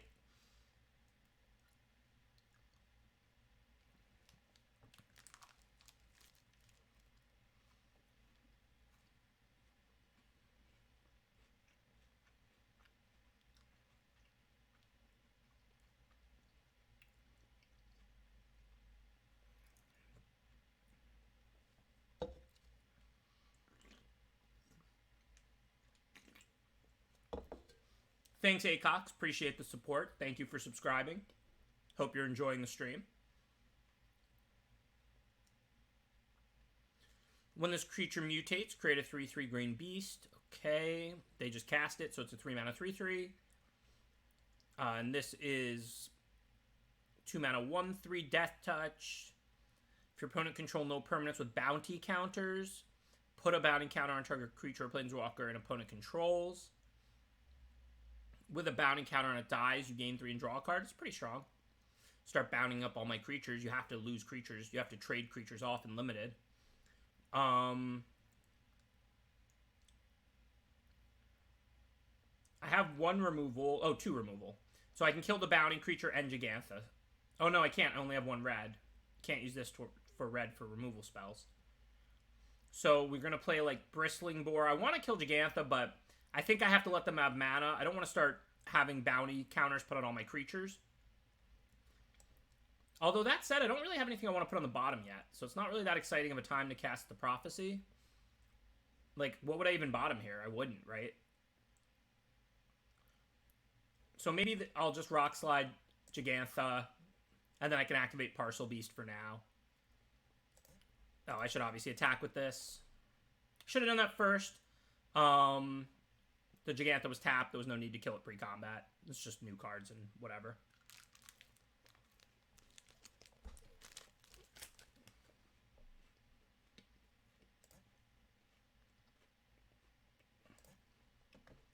Yeah, you're right. That's only if a creature has no bounty counters. Like, any of your opponent's creatures have no bounty counters.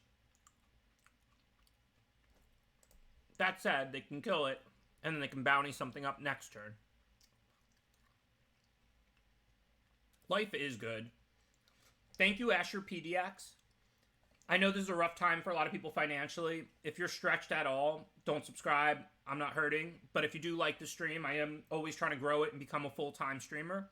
So if you do like it and you do have the means to support it, I do really appreciate when everybody does subscribe. Thank you, Asher PDX.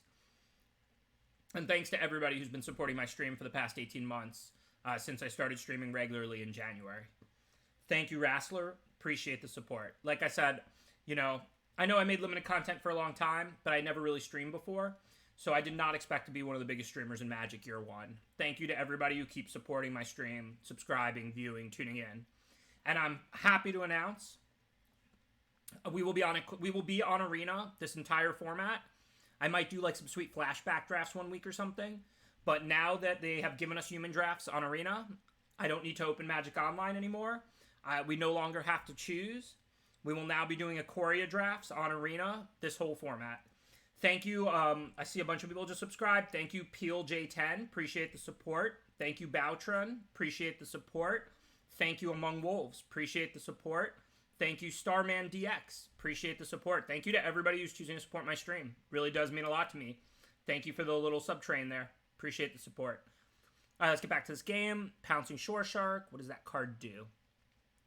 When it mutates, you can bounce a creature. Okay. And then when this creature mutates, you also create a 3/3 beast. Wow, nice card. So they get a 3/3, and they get to bounce my creature. This looks like a first pickable, like, Windmill Slam on common here. Because, like, you don't even have to choose. It's not like you bounce something, but then you don't get an additional creature, because you get a 3/3 tokens. So this is like a 3/3 mana war, effectively.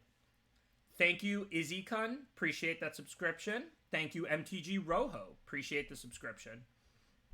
Yeah, this is not like a mutate it and get a bounce spell, but you don't get a creature, because you get a 3/3 token. So this is just an awesome card.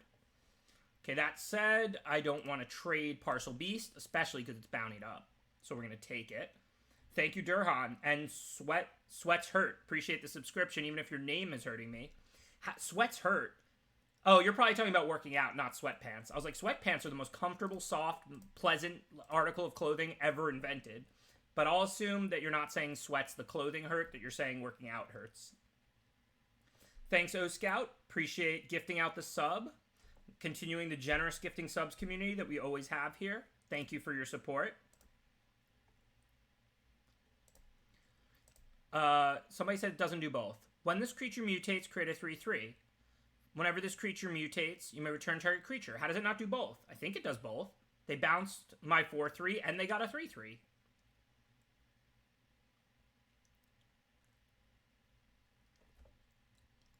Oh, the other card is the one that mutates. Whenever it mutates, makes a 3/3. So the combo does both. The card in and of itself doesn't do both. Hey, this is the first time I've seen these cards, y'all. But you're right. You're right. Thank you, Equations of Motion. Appreciate that subscription. Thank you, Nitty J. Appreciate the subscription. Hope you're holding up all right with the Hard Rock closed for now. Right. Both cards are strong, but neither one card does both by itself. That was the combination of both cards. You're right. My mistake, y'all. Okay, for now, looks like a good turn to just cast Gigantha. We can still activate Parcel Beast. We have a lot to do with our mana. I'm totally happy to sit around activating Parcel Beast, and then we'll power out a bunch of spells with Gigantha. Why do we need to kill the shark? It doesn't do anything when it attacks, right? I guess every time it mutates, they get a 3/3 because of the other card. I mean, I would like to kill the shark, but I don't think it was better than casting Giganta this turn. I might be wrong.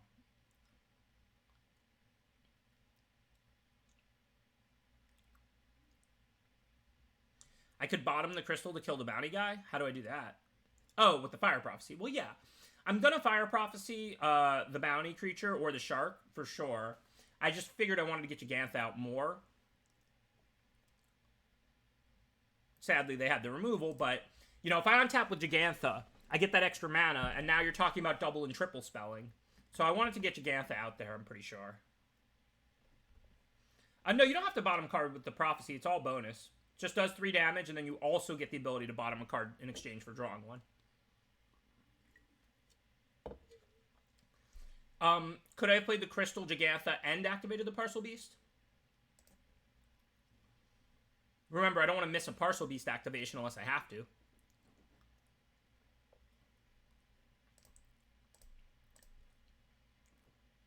I'm just tapping this to draw cards every turn. If I hit a land, it comes into play. That's great. If not, I draw the card in my hand. That's great. All right, so for right now, we have 7. So now we can, like, Prophecy and play a 4-drop and activate Parcel Beast. I don't think we need a Prophecy right now. We have a land to bottom, so... Oh, I guess we could play a 5 instead of a 4 if we want to use the Naturalist. But we don't want to play the Murloc, because we can cycle and then bring the Lava Serpent back. So yeah, we kind of want to just play a 4, I think. So, these are the same card, basically. Oh, but I can't use the red. I need the red for Fire Prophecy. So we'll play the Bristling Boar. And now we have 2 for Fire Prophecy and 1 to use the Parcel Beast.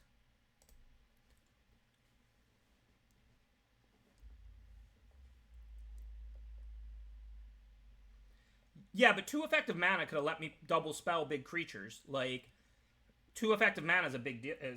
I mean, it's 2 extra mana to cast like a 5 and a 4. That means you can do it off 9 mana. It is a pretty big deal. Okay, we don't need the Naturalist. I don't know what they have, but I think what I'm going to do here is block. This would be a good trade. And then double block. If they have a trick, we can blow them out with Fire Prophecy. Here, if this trades, I'm cool with that. I can replace my generic 4/3s all day. I've got another 4/3. I've got a 5/5 that I'm going to play after cycling it off the 4/4. So what does this do? Target creature and opponent controls gets -2/-2 and remove all counters. So they're going to zap like this Parcel Beast to try and kill it with the 3/3. But I'm just going to use Prophecy here and mess that plan up. Kill the 3/3 token. Bottom Evolving Wilds because we have enough land.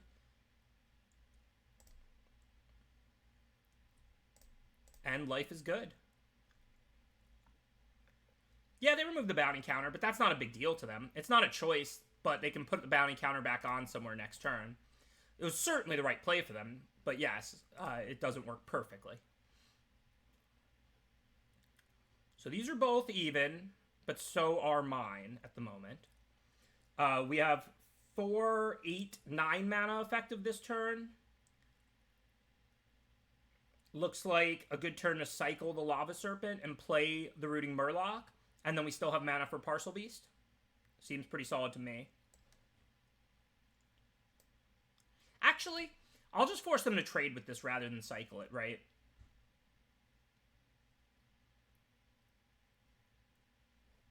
I'm just going to cast this. That's just more value. I would rather trade it for their 5/5 or for their 5/2 than cycle it. It's a slower game, but I'm not in a rush. I'm overwhelming them with resources. I'm not in a hurry.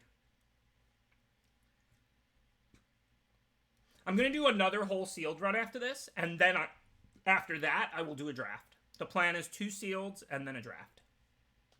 Or maybe 2 drafts, who knows. I'm planning to stay on as long as I can tonight. We'll see when I get tired. But basically that's the plan. It's 2 sealeds and then a draft, 2 drafts, whatever.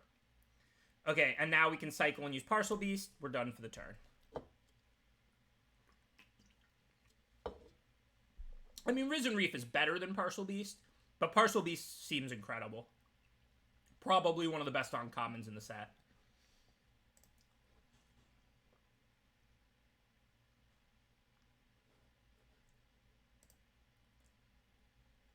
I don't want to play the crystals. They cycle, and I already have enough mana. I'm just going to cycle the crystals. Yeah, the only blue card in my whole deck is Parcel Beast. So since it's already in play, I don't need a blue. Oh, no, I have a Capture Sphere. But whatever, I'm playing the island. I don't have the Capture Sphere in hand. If I draw the Capture Sphere before the island, I can always play the other crystal. They both produce blue.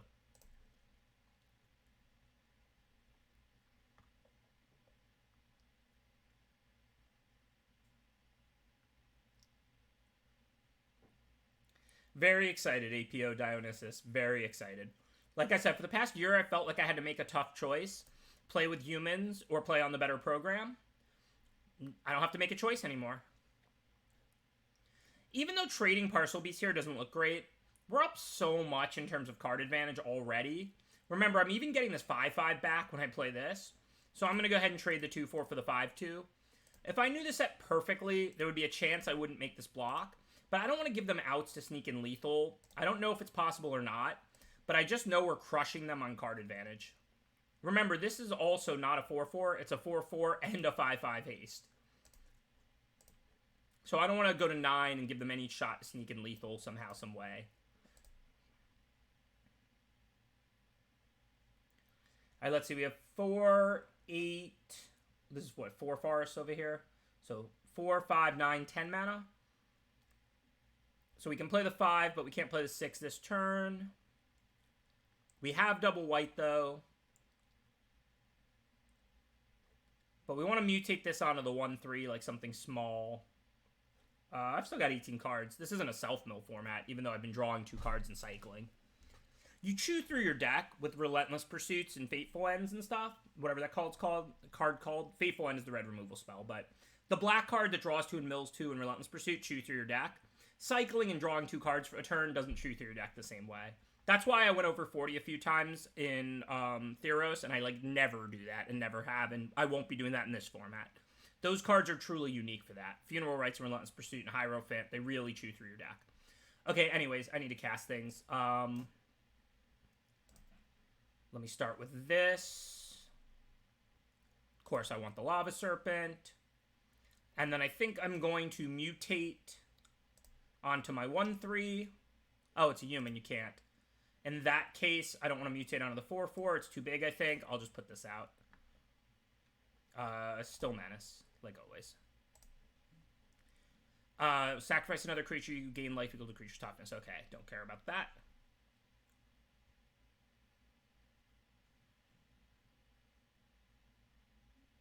Oh, very cool, Akinar.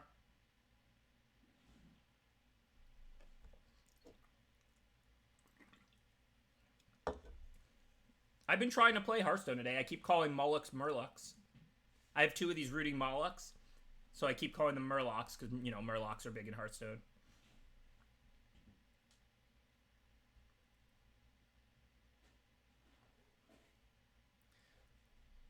I didn't purposely play 41. Did I play 41? 18. Oh, God, it looks like it's 41 because Jegantha. There's 40 in my starting, and then Jegantha is a companion.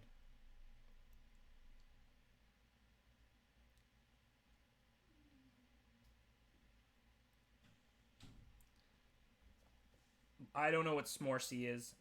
Hans. Flying mutate. Whenever this creature mutates, draw a card. Okay, cool, whatever. It's 5-mana 3/4 flyer. So, equal to the power of the revealed card. So we can reveal a 4/2, take out the 3/4 flyer. They can sack it to draw a card. Whoa, Dustin Rada gifting 10 subs. Thank you for the incredible generosity, Dustin Rada. Really appreciate the great support. Happy birthday to whoever's birthday it is. Thank you, Dustin Rada. Really appreciate the super generosity. Okay, so we need to cast the exiled card this turn or we lose it. So how much mana does that leave us to work with? Enough for the removal spell. So I think we'll do that. That looks like a pretty good turn. If they want to tap and draw a card, they're more than welcome. They won't have any blocks. I'm just going to go ahead and hit that. They can tap, sack that, gain 4 and draw a card. Cool, it looks sweet. But then I'm going to hit them for 5, 9, 13, 14. If they don't, still just going to attack with everything. They can block the 1/3 and they bounce, and they take 5, 9, 13. Thanks for subscribing, Golden Sun. Shout out again. Thank you, Dustin Rada. Incredibly generous, gifting out 10 subs. Something we've always seen a ton of in this channel. Thank you for continuing the generosity. It's going all right. We're 1-0. Deck's playing out pretty well. This is my first look at a lot of these cards. Like for those who haven't heard me talk about this, I don't read the previews. Like, I'm on Twitter. Like, I talk to friends about Magic constantly. So, like, you know, I might have a conversation about one of the Planeswalkers. I might see a tweet and read the card and talk about that card. But I'm not somebody who, like, studies all the previews. I like to be surprised. I like to learn the cards on the fly. So I'm seeing most of these commons and uncommons for the first time. Oh, happy birthday, Dustin Rada. If you want to share, I don't know how old you are. I know some people are cool about that. Some people don't want to talk about that. I can relate. I'm 36. But happy birthday, Dustin Rada. Thank you for spreading the generosity on your birthday. That's pretty cool of you. I hope you have had a good year and have another good year. And we appreciate the support here. Thank you, Ortus4. Appreciate the subscription. I'm jealous of anyone who's 31. Feels like an eternity ago now, believe me. Yeah, this is strange times. Strange times to be sure. But again, happy birthday and thank you for celebrating with us. Thank you, Away FC. Appreciate the subscription.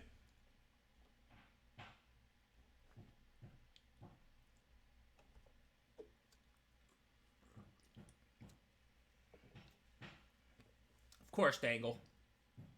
I remember what it was like. I was like 15 when I won my first PTQ. I was like one of the youngest ones. You know, I was the kid on the Pro Tour. Then I was the medium-aged in the middle. Then I kind of became one of the elders. You know, then all these gray hairs started.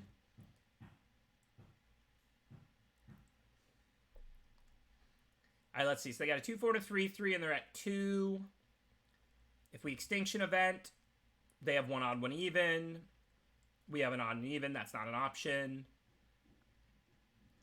But if I tap down the bush meter, they can, like, block and sack, but they're not even trading, so that seems pretty good.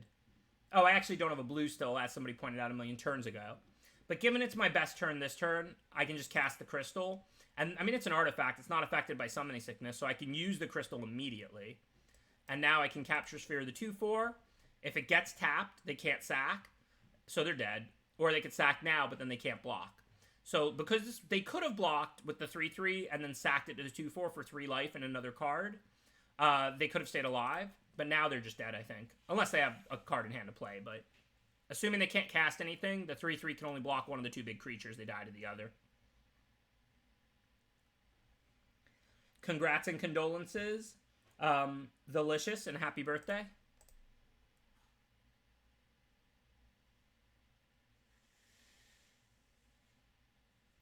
Yeah, I don't remember that match or anything if that happened, but I can tell you that Yelger's Affinity list and their team with the Aether Vials did a little bit better job than our team with the Brood Stars. You know, I got very lucky to top 8 that Pro Tour.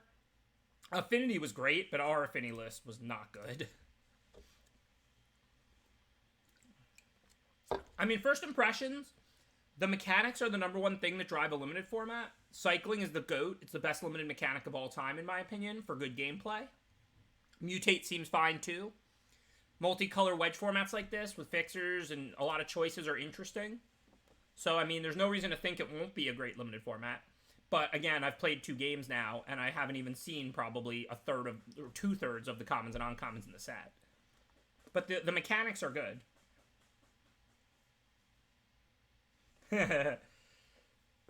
Avacyn Restored, the only recent set that almost got me to quit Magic. So what are we going to Evolving Wilds for? We have white, green. This is black and blue, so we need a red. So I'm still going to play this first, see what we draw. But most likely, turn 2, we'll play Wilds and get a Mountain. And then we'll play, like, our 4/2 or our Crystal.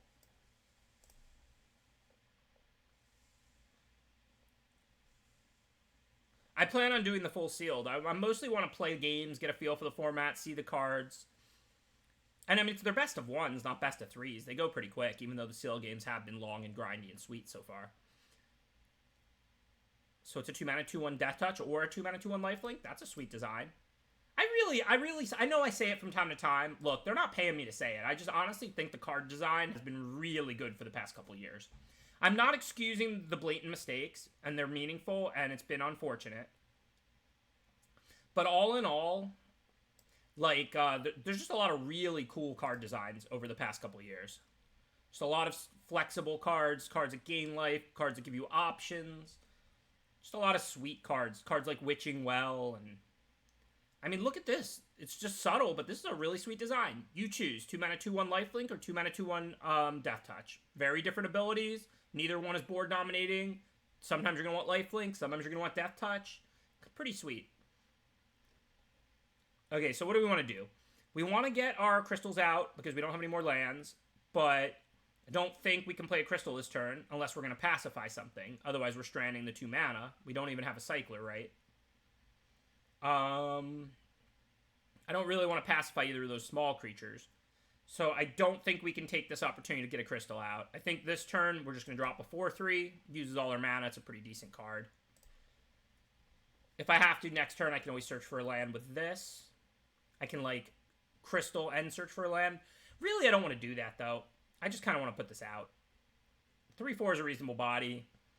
Unless I have some really small creature or that token, the counters creature, I don't really want to be searching for lands with my 3/4s unless I'm really needing lands.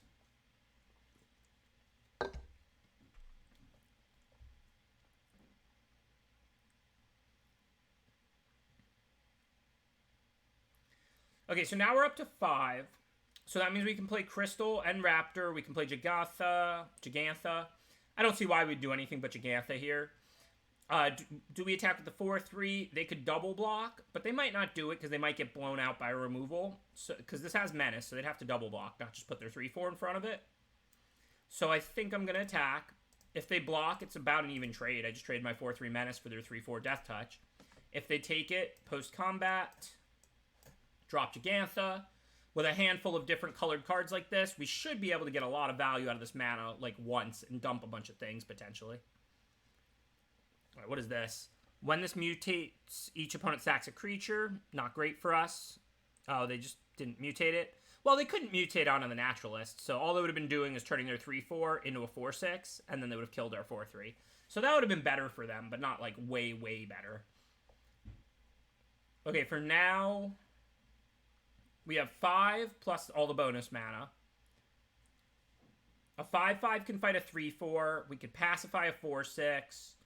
So, how much mana do we have to work with here? If we cast a red spell, a white spell, there's nothing to give -2/-2, so and a green spell. That would be 8 mana, which we can do. 4-5 plus 1-2-3. Well, that looks good, so I'll just do that. So, let's tap Jagantha.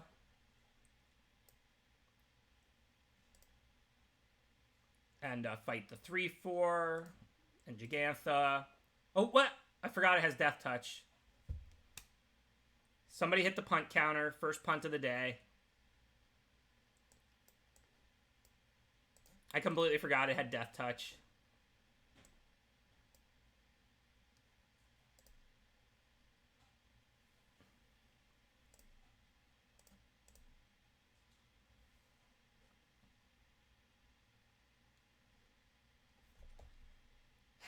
Sigh. Thank you, Plastic. Appreciate that subscription right as I throw away Jagantha. Appreciate the support. Yeah, that was a bad one. Alright, Trample. 4 mana can give it +3/+3. And this is the 2/2 you don't want to take hits from. So we've got this creature to kill one of these. So that's going to be a pretty good turn. So I think we can just attack. I'm not really worried about them sinking mana into the Brushwag. They're kind of on their back foot here. If they go for a double block, I can blow them out with the Leech. If they take this all, I'm going to end up leeching away the Otter in combat, and then I'll just block the Brushwag with the Leech, and then they can pump, but then I'll get their turn and still trade. If they go for the double block, then we get the semi-blowout, because in combat, we kill the Otter that we wanted to kill anyway, because it's kind of a scary card. And then we'll just have our 4-3 eat the 1-3.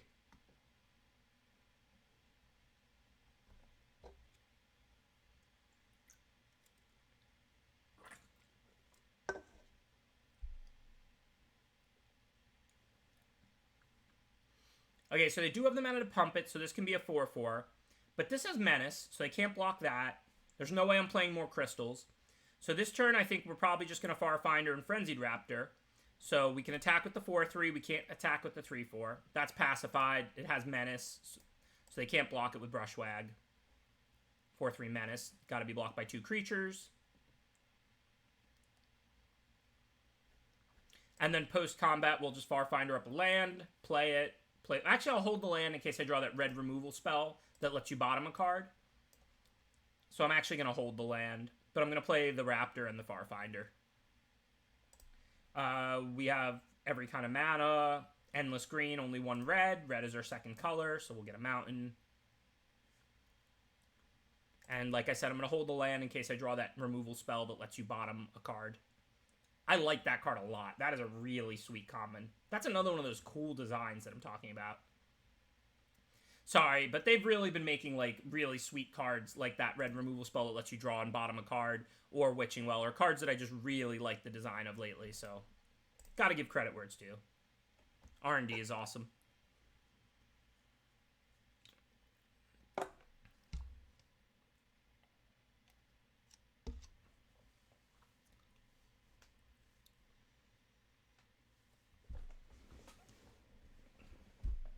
Yeah, I'm talking limited has been sweet. I mean, standard has actually been pretty healthy, aside from the bans.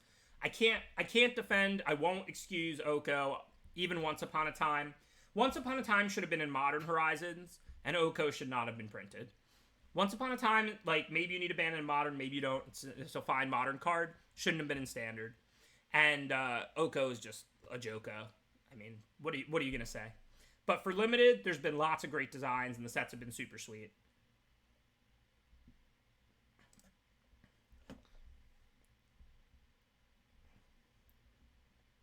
Hey, Aaliyah, I think she's a rival also, if I'm not mistaken. I'm in Rivals League for anybody who doesn't follow me regularly. I believe she is also. Okay, so right now we have 3 lands and a crystal. I think we go ahead and spend our mana. Now we're forced with the awkward choice of a 6-drop or a land.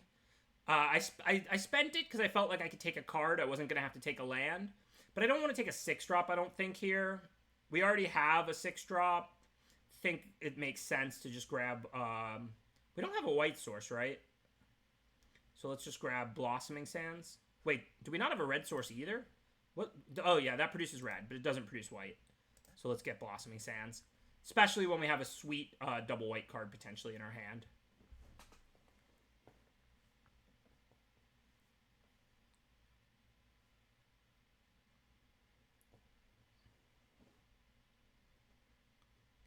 That's a nice 2-drop. Mutate stuff, you get an extra counter and 2 life. That's cool.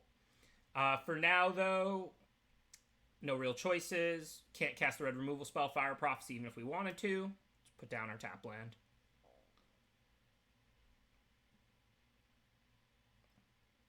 Cycling 2 is an option, yeah, but I don't want to take that card just to cycle it. I could use the land.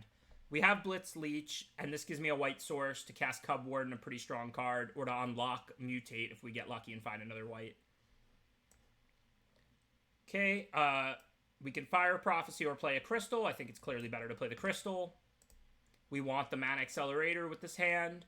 We've got a Gigantha to play next turn, potentially.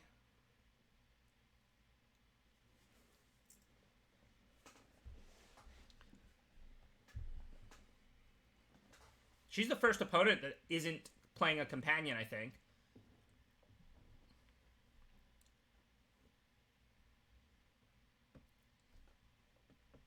And of course, I've got my companion, Gigantha.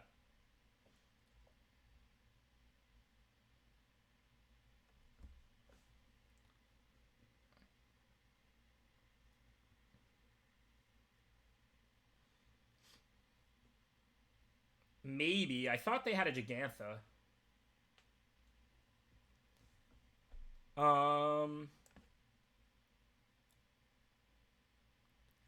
Companion seems fun. I mean, I'm not against Companion on any level. I describe Companion as playing with fire for Constructed. You definitely run the risk of having something really broken pretty easily. If they get it right, I think it's a sweet mechanic. Like, I'm not against Companion as a mechanic on a theoretical level. I just describe it as playing with fire. Alright, I don't know the tricks here.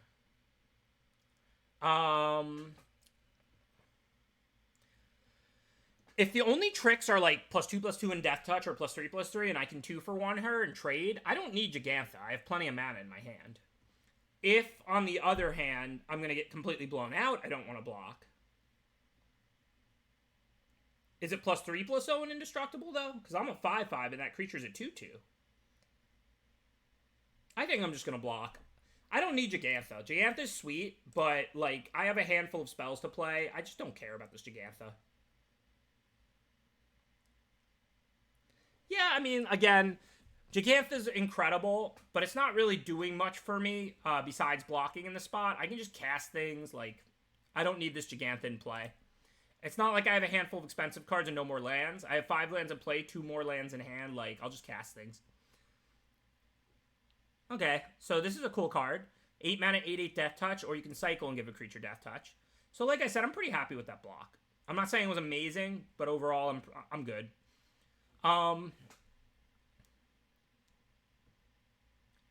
So do we want our 4 mana 3/5 lifelink, or do we want to turn this into a 5/2 lifelinker and get 2 1/1 cats?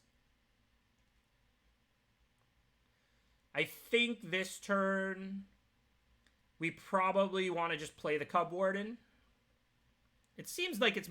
sometimes you'll mutate it if you have a great target like the Fertilid. But for the most part, you'd rather just be playing this card. Plus, we don't have double white anyway, so trying to wait on that seems unnecessary. Yeah, and we just killed an 8/8 that she was 1 mana short of casting. Like, I'm very happy with that block. This was going to give Death Touch to something at some point, or be an 8/8 that I would have to deal with. I talk about this concept all the time on stream. It's one thing I've noticed where I differ from the chat. People are, like, obsessed with not letting their opponent use their tricks. Unless the trick is going to do less next turn than this turn, just let your opponent use their tricks. Like, the goal of Magic is not to stop your opponent from playing their pump spell that turn. Like, Gigantho was just a 5-mana 5/5 this game. It was still a great companion because I got it for free. I didn't have to draw it. I just had a 5/5 waiting for me for free, not going down a card, just chilling. But I traded it for a powerful Death Touch 8/8 cycling card and a 2/2. Yeah, this draws a card. It's a 1-for-1. But she was going to be able to give something Death Touch, like at a later point, or play an 8-mana 8/8. I lost my 5-mana 5/5 to kill a 2/2 and to kill this card, like to kill this effect. I have no regrets.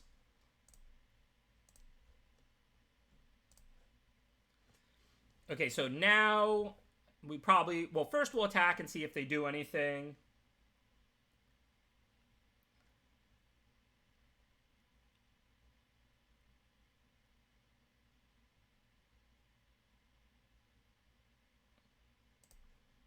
Post-combat, I think we'll most likely just cast Boar here.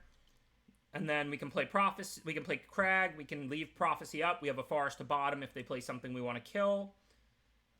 This crystal adds red, right? Yeah.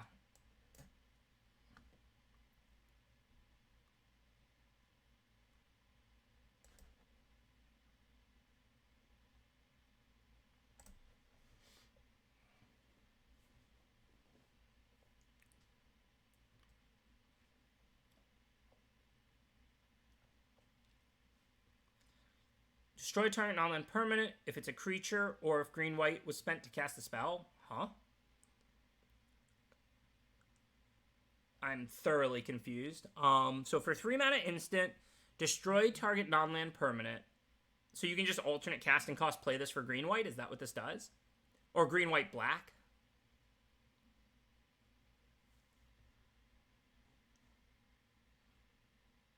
Oh, okay. So for 2 colors and a black, it kills a creature. And if you play green, white, black, you can destroy a non-creature or a creature, whatever you prefer. Got it. Cool card. Right, thank you, chat. Yeah, I get it. Another sweet design.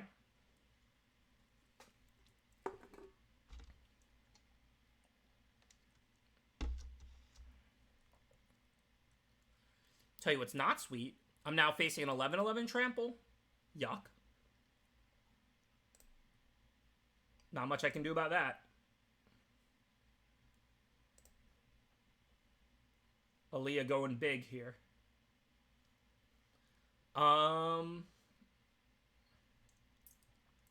So I can kill it with Blitz, Leech, and Boar. 5, 9, plus the -2/-2. If they block, -2/-2 is 9, and then 4 and 3 isn't enough. So I'm going to go ahead and play a land, and I'm just going to have to try and 2-for-1 myself and hope she doesn't have any more instant removal or tricks. I mean, if she gives her creature like +2/+2, I can still finish it off with Prophecy. If she has like a removal for the 5-power creature, I think I just lose. But, I mean, I can't race an 11/11 trample, so we don't really have a choice here. And I don't even have to use Prophecy. Like, if she doesn't have anything, this isn't that bad. If she doesn't have anything, it's just a 2-for-1. So hopefully this trade at least happens and the game continues.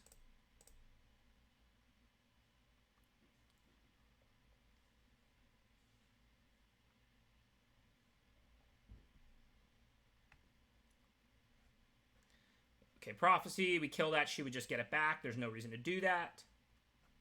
But a 2/2 is not a scary follow-up there. And now we have our card that brings back cycling cards, but we didn't draw any cycling cards yet. We don't have a lot. So is it right to just play it? Well, we can just play the other 5-drop for this turn at least. Vigilance looks better than Reach right now. Black-green probably doesn't have many flyers. I'd like to be able to attack and then not take 2 back. So 3/5 Vigilance. Another sweet design. This Giraffid is clearly not that good, but the fact that if you're losing a flyer or you're playing against blue, you can call Reach. And if you're playing against, like, black-red aggro deck, you can call Vigilance.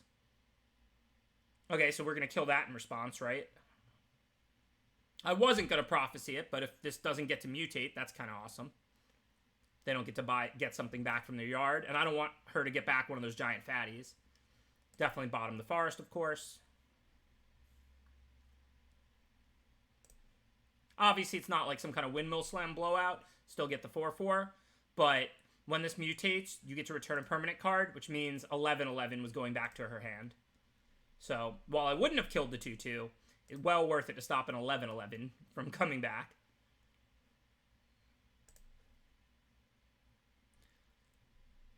Unless I knew I was going to draw this card. Okay, anyways, 3/5, 4/4. Doesn't have Death Touch or anything. I'm going to attack because it's a kind of a free roll bluff. Maybe she'll take it, maybe she'll block.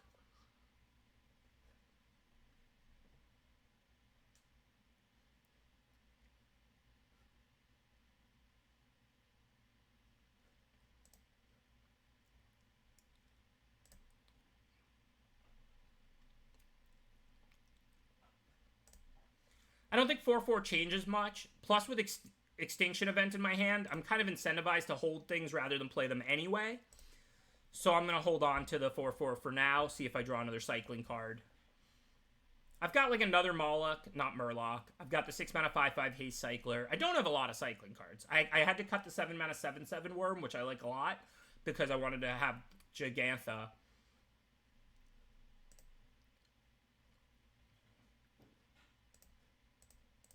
It's not Death Touch, right? Okay. I don't care about the 3/5. I just want to make sure I'm not throwing it away for free. Well, Extinction Event. Oh, yeah, it exiles, so I'll get rid of the 2-drop as well. Cool. So, yeah, Extinction Event's going to be great here. Well, that's odd, unfortunately, but when it enters the battlefield, target opponent puts a Death Touch counter on a creature they control. What the heck? So this is a 3-mana 4/5 Menace with a positive ability, not a drawback. Oh, no, the opponent gets to put Death Touch on a creature, so that's the drawback, but I have no creatures now. So now we have to decide whether we want to do even or odd. We can either get rid of a 4/5 Menace or the other two. I mean, first and foremost, we'll see what we draw.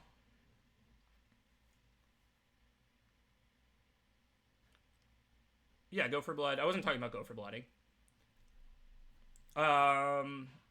So if we're going to call even, we can put out this odd card now. We're going to take 8, but that's all right. It's worth it. Maybe she draws another even casting cost creature. If we're going to call even, if we're going to call odd, we can put out the even card. I'd probably rather kill the 4/4 and the recursive 2/2 since she has infinite mana more than the 4/5. So I think I'm going to end up calling even. So I think it's time to just put this out. And I'm going to take the 1 hit, give her a shot to draw another even casting cost creature. No reason to put us on this crazy rare, of course. Cycle first doesn't really work. Then you just don't have this. I think I wanted a 4/4 more than I wanted a random card.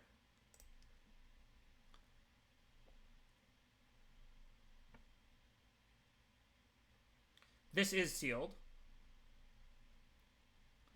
Hopefully she just drew any even cost creature. Which that is not. When this creature... Oh, cycle go for blood. Well, maybe, but I also might use it to fight. Like, oh, I mean, but like with the Murloc, what was I going to do? Like, I can't fight off either of these successfully. But let's see what this is. Whenever this creature mutates, exile each creature from the top of your library until you exile X permanent cards.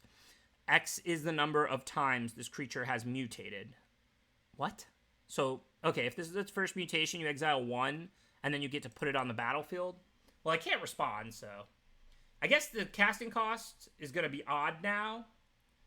Because the bigger one went on top, of course.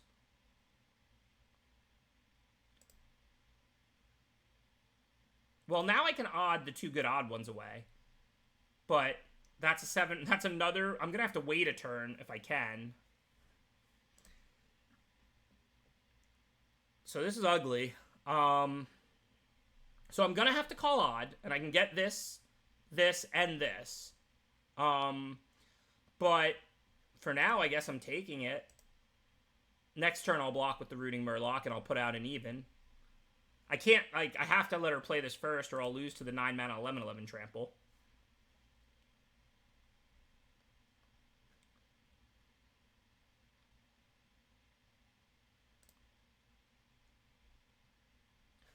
Yeah, I can put the cam somewhere else. I don't know what it's blocking. It looks fine right there, though. What is it blocking? Oops. Stop grabbing Arena.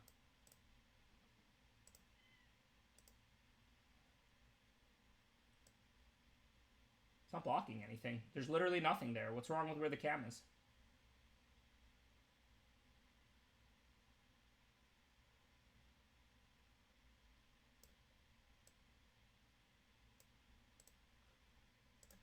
Okay, so we can play evens. I can play Fertilid, and then I can put Migratory Greathorn on it. But I'd rather just have Fertilid and Migratory Greathorn, I think.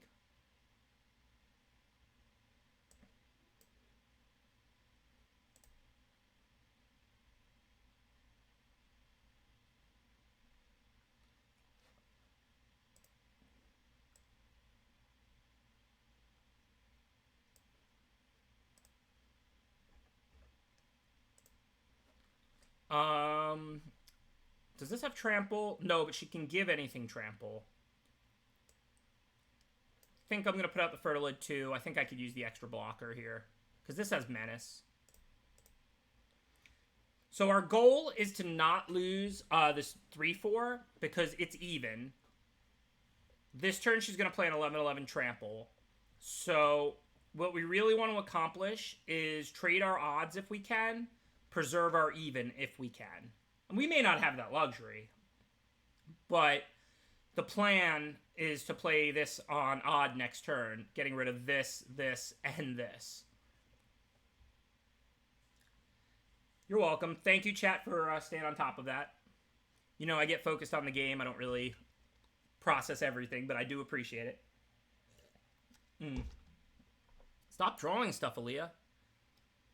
6 mana, 4/6. When this creature mutates, each opponent sacks a creature. Yuck. Glad I put that Fertilid out at least, but yuck.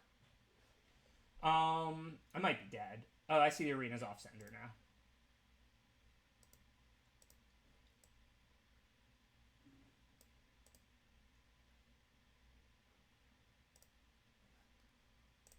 So I have to sack the smallest. So there's no way I can have the 3-4 survive now. She also doesn't have enough mana to play this as well. That was really unlucky for me. Had she not top-decked Chittering Harvester this turn, I'd make like a chump and a double block. She cast this, and then I Extinction Event odd and probably win the game. Now she doesn't even have mana to cast this, but it was obviously right to play the 4/6 because that killed a blocker and turned to 2/2 and 4/6 immediately. So that was a game-winning draw from her right there. This is a sorcery. I can cycle it in response, but I can't cast it. I don't really think I have choices. I can't double block or I die. So I pretty much just have to block both.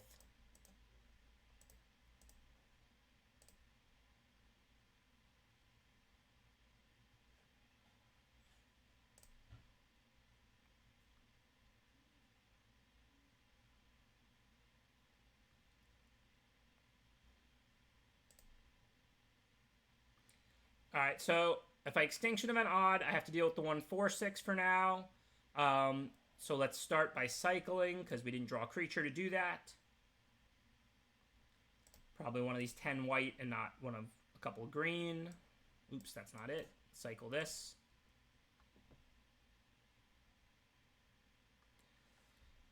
So that can chump block the 4/6, but I don't have enough mana to play that in Extinction Event. So I have to cycle that as well. I'm pretty dead. Looks fine. And that would have worked if it was the first card I drew, because I have 8 mana, but it doesn't work for 4. I'm dead. That was a really good game. I mean, like I said, if she didn't draw this 4/6, she would have attacked with the 3 creatures. I would have had fine blocks. Then post-combat, she would play the 7 mana 11/11, which is odd also. I would have then gotten to untap Extinction Event Odd and been in a very winning position. So, kind of unfortunate that she top-decked the 4/6 there on the last turn.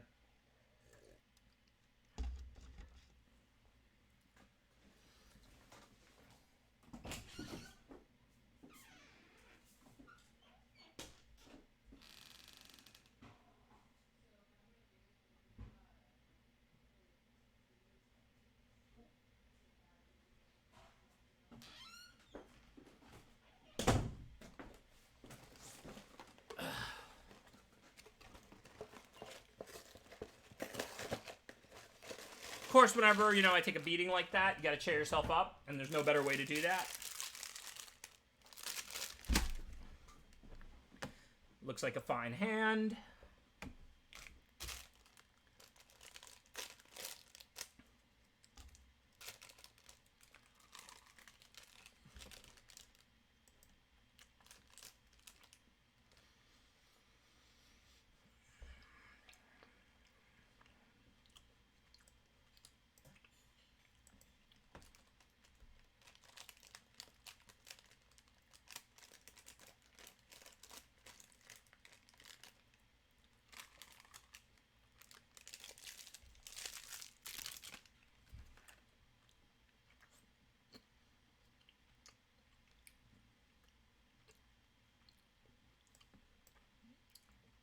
So we can just drop a 4/3, that's fine.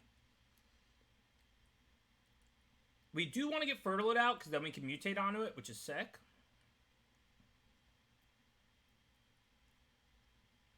We can't really play the Crystal, because then we don't have anything to do with the mana. That would just be taking the whole turn off unnecessarily. 4/3 looks like a real body. Let's just put that out for now. Because if we draw a land, then we can Gigantha. We may end up cycling and never having to play the Crystal.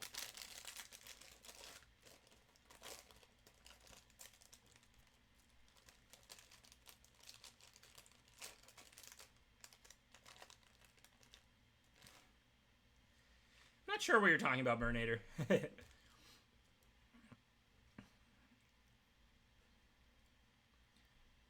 So I'm kind of scared of taking hits from Otter. I don't think there's going to be that many ways for blue-white to bounce or like kill a blocker here. I think I'd rather mutate, potentially, onto the Fertilid. Mutate, does this produce a white towards mutate? Well, I know I need one more either way, but cast a creature spell, is mutating casting, or is it an ability?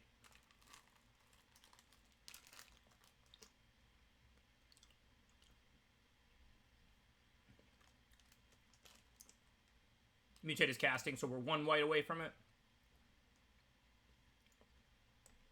I don't want to take the risk of getting hit by the Otter, so I think what I'm going to do is just cast Fertilid here.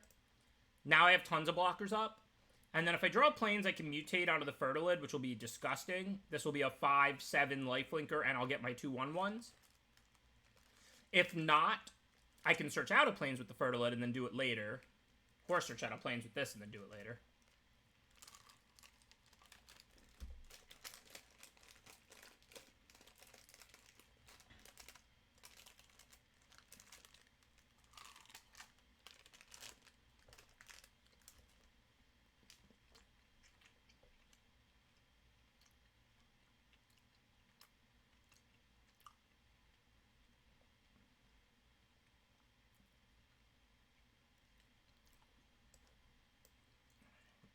The power and toughness do not stack, but you get the bigger of the two. But with counters, then they effectively do stack.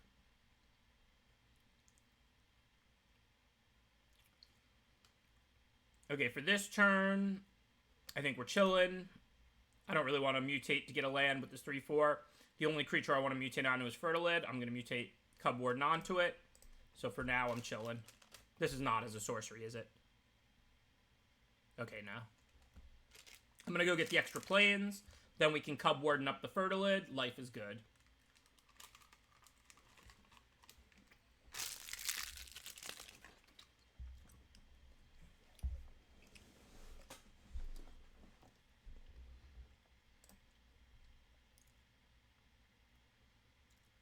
Because I have to activate the Fertilid to get a Plains to be able to Cub Warden it. Thank you. Thank you, Alanu. Appreciate that subscription. Again, big thank you to everybody who does choose to support the stream. It is very much appreciated. Thank you, Sox. Appreciate the support from a Red Sox fan. It means a lot to me.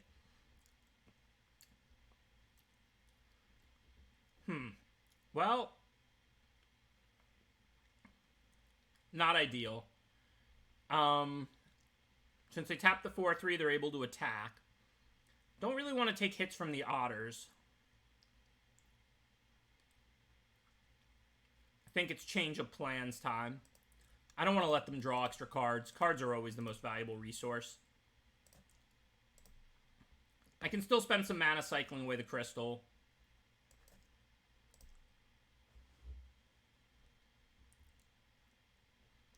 Definitely no reason to play that card or cycle that card. We can pay the 2 for it. So for now, looks like a good turn to just play Jegantha. That's another way to get double white if we want it. But now we have 2 blockers for Otter, so we don't have to worry about taking a hit. Oh yeah, Otter looks great. It's just always very threatening.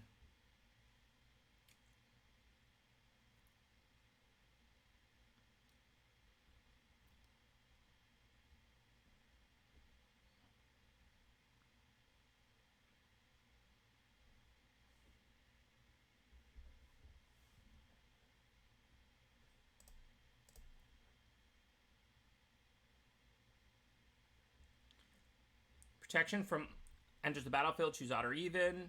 Protection from each converted mana cost of the chosen value. So this is protection from odd mana costs. Okay.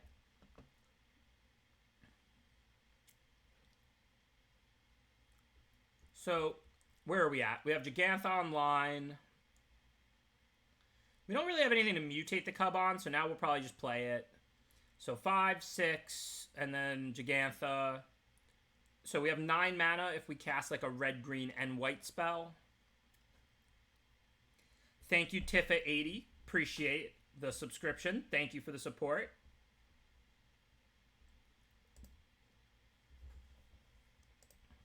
The Tom Brady of working athletes. Sounds good to me. I mean, Tom Brady's an incredible football player. I'm not a Patriot fan. I'm a Dolphin fan. But obviously it's a huge compliment. Okay, anyways. I guess 6, 9, 4, 4. No. We can play like the 5 and get the crystal. That's not exciting, but it's not nothing.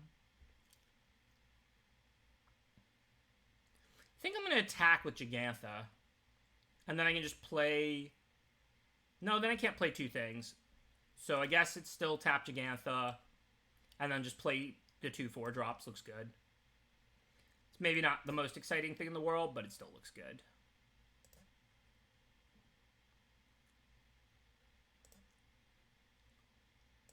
Nothing wrong with getting 2 bonus mana and casting 2 4-drops with 6 lands out.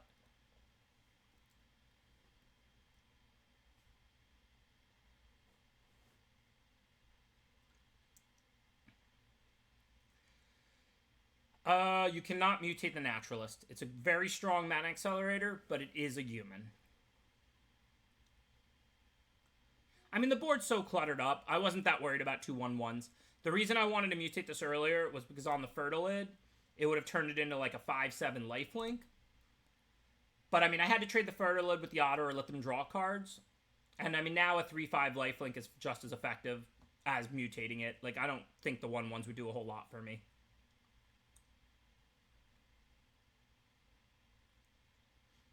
So the boar can only be blocked by 1 creature, and this is pro-odd. So we can attack with the boar for sure. If I attack with the Warden, they can trade, like, a 2/2 for it. That's pretty bad for me. Or, like, a 2/3. This has to be blocked by 2 creatures. So they'd have to block with a 2/3 and a 2/2. But I don't really have anything in combat. So I think what I want to do is attack with the boar, and that's pretty much it. If they trade this, I'm happy. And otherwise, they're taking 4. And then I'll just add a 4/4 and or a 3/4 to the board. 6, 8, so I can't play both. I'll probably try and go for blood off this whenever I can. But I don't want to do it while their mana's on tap. They could have like a bounce or a pump or something. And then for now, I guess we can afford to hold the cycler, because I mean you're just talking about the difference between a 3/4 and a 4/4. And if we do draw a good cycling card, then we can get extra value. Also, we could fight twice with this. So I'm going to play it slow and patient. They've got 3 cards in hand, all their mana up. They look to be a 2-color deck. We have to assume Tomo Happy has a trick in this spot. If they play another bounce spell here, if end of turn, they tap out on their next turn or something like that, then I'll definitely do the go for blood, Malak, go for blood options. What did they play? Whenever you cast a non-creature spell, create an XX blue shark, or you can cycle it. When you cycle it, create an XX blue shark with flying. Ouch. So they just made a 4/4 flyer?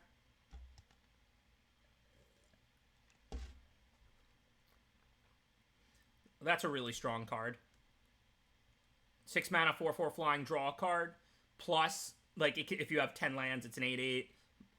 Like, I don't think the front half of this is too exciting for limited. But the cycle ability is incredible. Like, this is a great first pick. It's an XX flying draw card.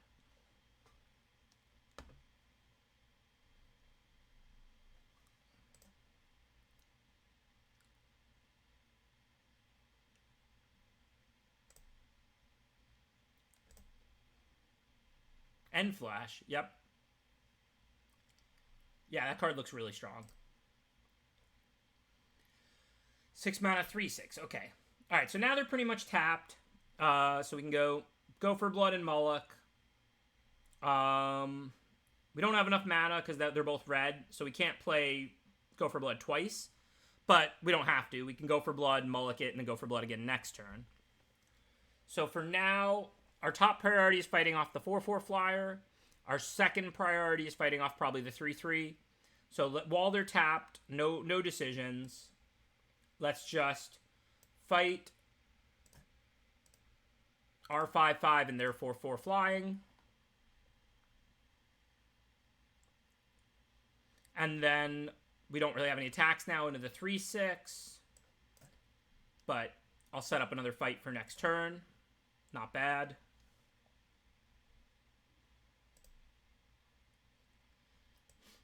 We do have that one card that makes you want to hold one land, Prophecy. But given Evolving Wilds is a tap land that thins, I think we'll just put it in play.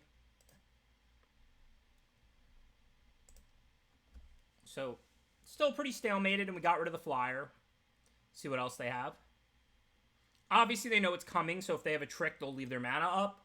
But we can go for blood, the Cub Warden, and the 3/3 Pro. Gain 3 life, get the protection creature off the board. Yeah, Rooting Moloch looks really good. The cards that have been underwhelming so far, Migratory Greathorn doesn't seem great because you can't just mutate without a creature to mutate onto, right? So, like, when you really want more mana, like when you have a hand that wants to ramp on turn 3, if you don't have a 2-drop out, you can't even play this card. And then a 4 mana 3/4 is yeah. I don't think Greathorn here is a very good card. And 4 mana 4/3 Menace has been kind of vanilla for me, but I'm a big rampy seal deck. I think Ferocious Tigerilla will be a lot better in red aggro decks in draft than it will be in sealed. Okay, what did they play? King Caesar. 3/4 mutate. When this creature mutates or other creatures you control get +X/+X, where X is the number of times this creature is mutated. Alright, that's scary, but I mean, they have one card left in hand. I think I'm still more scared of the protection creature. So yeah, I'm just going to take the 3/5 lifelink against the 3/3 protection. Don't really think we have any attacks, just got to chill. Their stuff's smaller than mine, but, I mean, I don't see an attack right now. Put a flying counter on a non-human. 3-mana tap. Put a one counter on each creature with flying. This is a nice card. Wow, and now they have the Flying Otter. Looks like we're going to have to get aggro now, even if it's not great for me.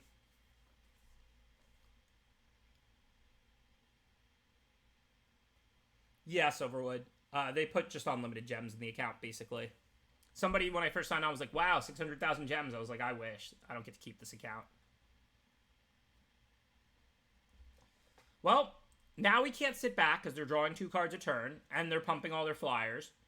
So we're going to have to let them get some profitable double blocks. I'm not worried about them taking it and attacking back. I'm attacking with a 3/5 lifelink, and I'm at 17. So, time to attack. Oh, I don't want to mutate the Parcel Beast. I'll just cast it. I don't want to lock up any of these bodies.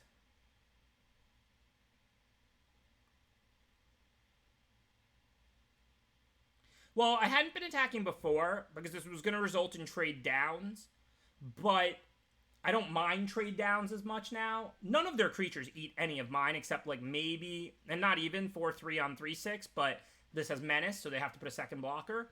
So they don't get a single free kill when I'm attacking with 6 creatures. But what will happen is some double blocks that favor them, and that I'm going to lose bigger creatures than they're going to lose, and then they're going to take some damage. So I wouldn't have done that, except now we lose to this Otter, so we got to try and deal damage, crack open the board, and maybe if we top deck a removal next turn for the 3/6 or something, we can win. The Boar is a free kill on the 3/6, but the 3/6 is their one great blocker, so.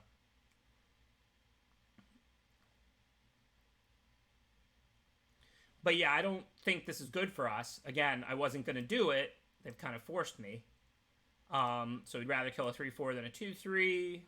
I wasn't in a rush to end the stalemate, but they created something that I feel like we can't beat. That the longer the game goes, the worse it is for us if they're drawing 2 cards a turn. That's the kind of jumbled up version of what I'm saying. Before it was a stalemate, my deck has plenty of late game. I was content to just sit around and see who drew what. Now they're drawing 2 cards a turn every turn. It will only get worse and worse for us. Alright, so anyway. Cool. Rather kill the 2/3 than a 2/2. Like, it's no joke. We're hitting for 10 here. We're losing 3 creatures. They're losing 2. Like, we're losing more power and toughness than them. But we hit for 10. Again, not a favorable turn. But I'm trying to hopefully end this game as quick as possible. Because if they sit around drawing 2 cards a turn, they win. Well, we do have Parcel Beast, hopefully. But we'll see what's up. Mutate on a Cub Warden still gets you 2 1/1s. Yeah, but why is that better? We get 2 1/1s instead of a 2/4. And we can't tap Cub Warden and use the ability. Or we're not attacking and blocking with our 3/5 lifelink. I don't see why that's better.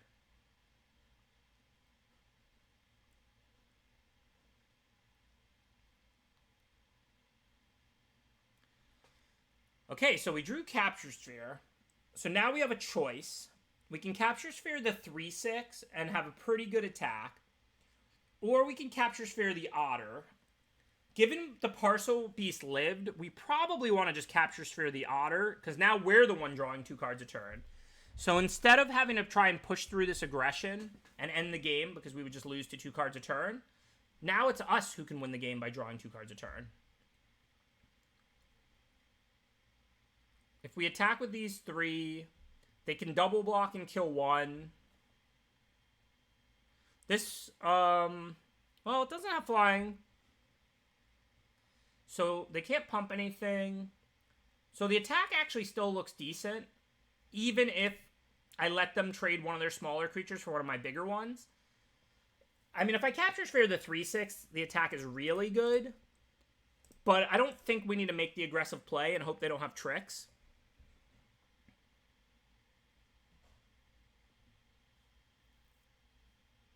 Because if we go for Capture Sphere in the 3/6, That's a lot worse for us if they have, like, Destroy an Attacker or a Pump Spell or something, and they're able to stabilize in combat. Now, like, yeah, like, there's no reason to take risks. We can just kill the Otter and draw 2 cards a turn, I think.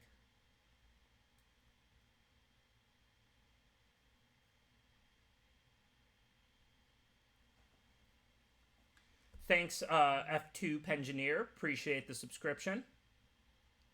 Well, thank you for tuning in for the earlier start time, which is permanent. 3 p.m. Eastern is my start time now. Okay, I assume they're going to give 2 creatures +2/+2, or all their creatures +1/+1, or something like that. Otherwise, this block doesn't make a lot of sense. There you go. All their creatures get +2/+1. So that works out pretty badly for me, but this is what I'm talking about. If I would have made the aggro play, this would have been a huge blowout, because I can't beat them through aggression, because they had this card that gave all their creatures +2/+2, +2/+1. So even if I would have Capture Sphered the 3/6, they would have still had okay blocks. Now I can try and beat them in the long game with Capture Sphere on Otter and Parcel Beast blocking and drawing 2 cards a turn. That's why I was going to make these aggressive attacks and hope they had nothing.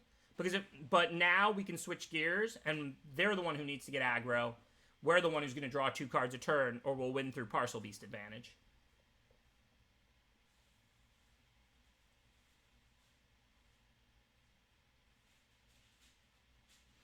How do we get an extra card out of the equation? You're saying because we can activate the Cub with haste?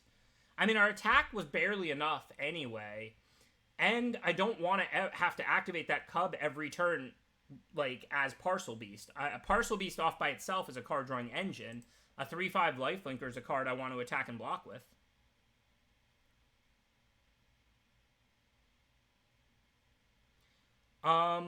Maybe I could have Speared on my turn to play around a counter.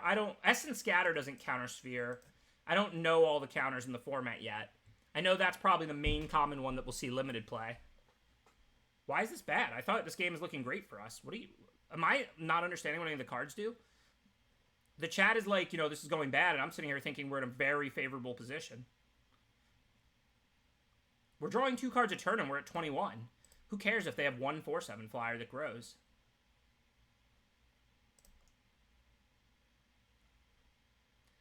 Even, odd, even, odd. Pretty even up board.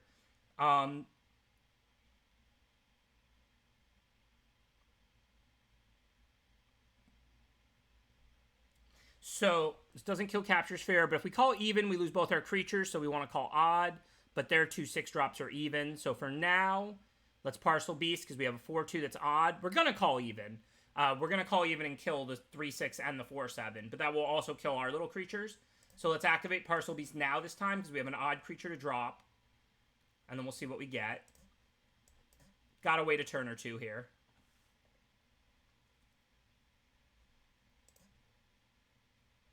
The flyer here, this thing is even, and this thing is even. For odd, we could get rid of the 1/3 that's growing them in a 2/3, but I think we're much better off just drawing an extra card or 2 off Parcel Beast as long as we can, and then letting them put out more stuff. And unless they put out great odd stuff, we'll just call even in a couple turns.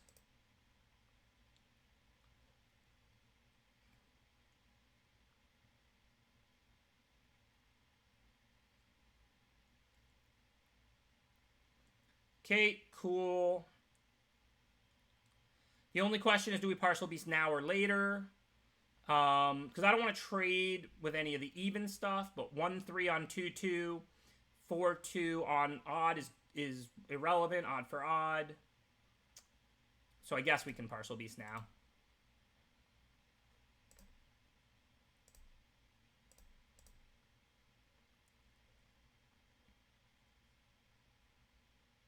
Fire Prophecy is an instant, but Extinction Event is not an instant.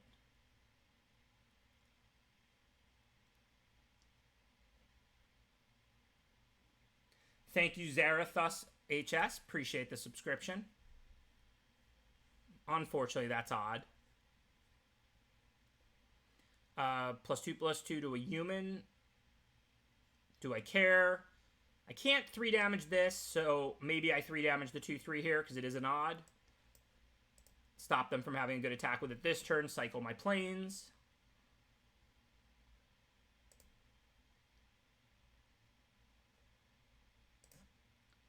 Alright, so I'm probably going to Extinction Event next turn. Now that there is a 3-4 flyer that's going to... a 4-5 flyer that's going to live, I don't want to take too many more hits. Kill the Mentor? Yeah, maybe I should have killed the Mentor there. I think you might be right. Now that they have that creature. But if I kill that creature, they don't have any flyers, and I need to kill that creature anyway to win this game. So I'm not sure. Cool. Well, there's the out to that creature. All right, so we're going to Parcel Beast first, because we're about to... Let me make sure it doesn't tap like my only black or something silly like that, because we're about to name evens. Sure.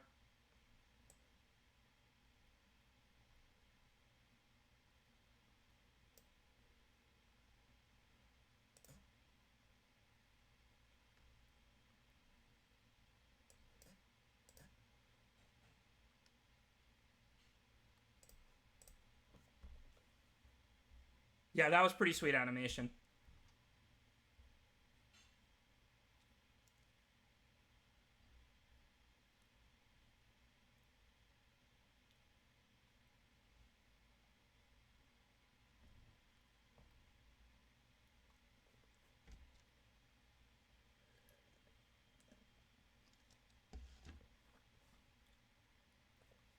Cool. They didn't draw anything. I don't know if they have anything or not, but we're going to find out. They're not representing something because they're at 4, so their choice is Chump Block or Die. That doesn't mean they don't have a pump spell. Basically, in this situation, they would hold us back to block, whether they had a pump spell or whether they didn't, because they have to block or they die.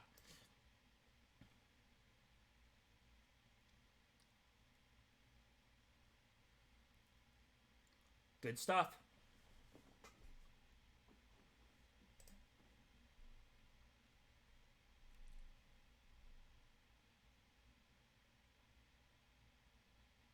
Yes, I think people will use Mutate too much, but you can attack with the creature immediately because it was already in play, and you get things when you mutate. So I think they did a good job where sometimes you should mutate and sometimes you shouldn't. Remember, this isn't draft also. I'm playing like a sealed full of big creatures. That's part of why you're seeing me mutate so little. If this was draft, I might have a deck full of 2-mana 2/2s and then mutate cards, and then I might be excited to mutate my 4/4s onto my 2/2s, right? It's a lot less exciting to mutate a 4/4 onto a 3/4 than it is to mutate a 4/4 onto a 2/2. So this sealed full of red-green... Like, I'm basically playing red-green dinos. Like, this deck doesn't have a lot of stuff I want to mutate onto.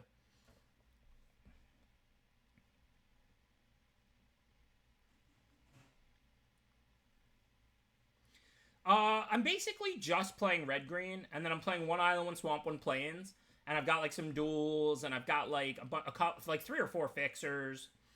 But I don't know how many sources I have, but basically, like, you know, I have, like, 5 sources or something of blue, white, and give or take 5 sources of blue, white, and black, and then I'm, like, a base red-green deck, like 8/8 or something, or 8/7.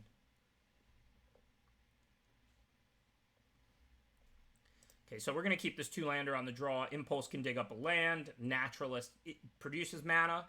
So turn 1 Impulse looking for a land. Turn 2 Naturalist. Turn 3 Parcel Beast. Turn 4 Gigantha.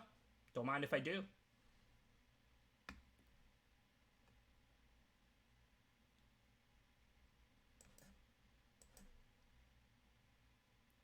I think we're 4-1. We lost to Aaliyah, and that was it. And we were looking good in that game. Like I said, if she didn't rip that 6-mana mutate card in the last turn, she should cast her 7-mana 11/11 trample. I had okay blocks on board. I would have untapped and called odd with Extinction Event and wiped her board, including the 11/11 trample. So I thought we were going to, like, not necessarily win. It would just be a top deck battle after that with me starting with a little bit. But I thought we were in a favorable position there. But then that 4/6 mutate off the top messed up my blocks and made it so she had a big even in play and couldn't cast the giant odd creature in her hand. So that was like a really, really bad draw for us that turn.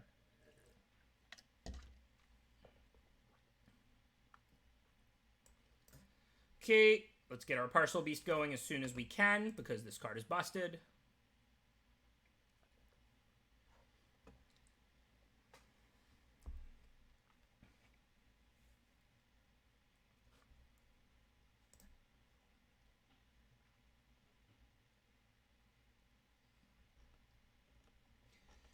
I've ever seen this many total people in the Magic category in my entire life. This is awesome. So many people on Twitch right now. This is just, like, beautiful to see. I guess part of that is because everybody's in their house, but still, hopefully people will get introduced to some Twitch streams and they'll like them, and this will continue on. It's kind of cool to see Magic on Twitch growing. Alright, so they killed Parcel Beast. That's unfortunate. That card is busted. Destroy target creature with no counters on it. Okay. This is a great removal spell. 2 mana, uncommon instant. Destroy a creature with no counters or remove a bunch of counters. Sweet card. No rush to kill the 2/4, so this turn looks like we just slapped down Jegantha. No real reason to think about it.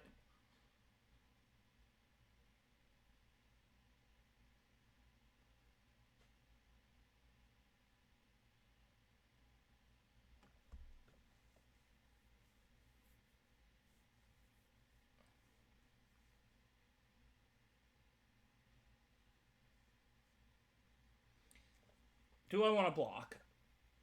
Again, if they cycle the Death Touch card, I'm cool with that. I don't need Jegantha for mana.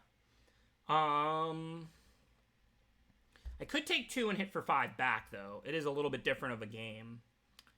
I think in this spot I'm going to take it, just because I'm planning to maybe, like, kill a creature, drop something, and, like, attack back. Okay, so they don't have a block on a 5/5. But I'd probably rather just use all my mana and play 2 4/3s.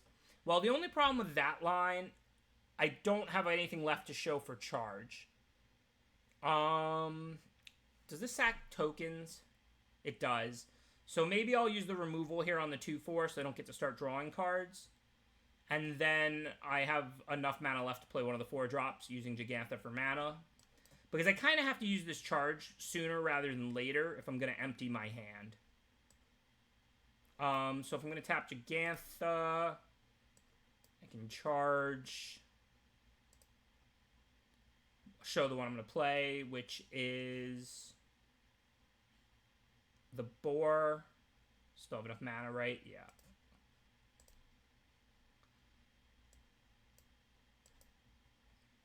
This is sealed.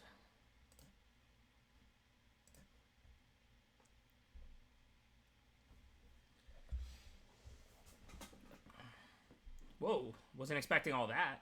I mean, don't get me wrong. I mean, I have a fine board. I have a 5/5 and a 4/3. I was getting further ahead, but I didn't think that game was over.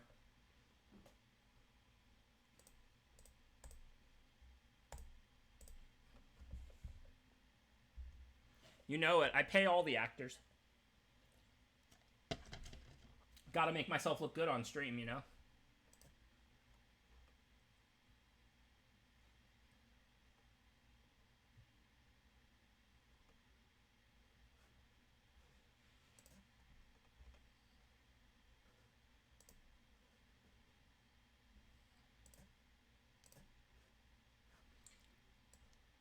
Alright, so let's see. Parcel Beast, but we don't have any way to cast it yet. Fertilite can go get an island if we need to.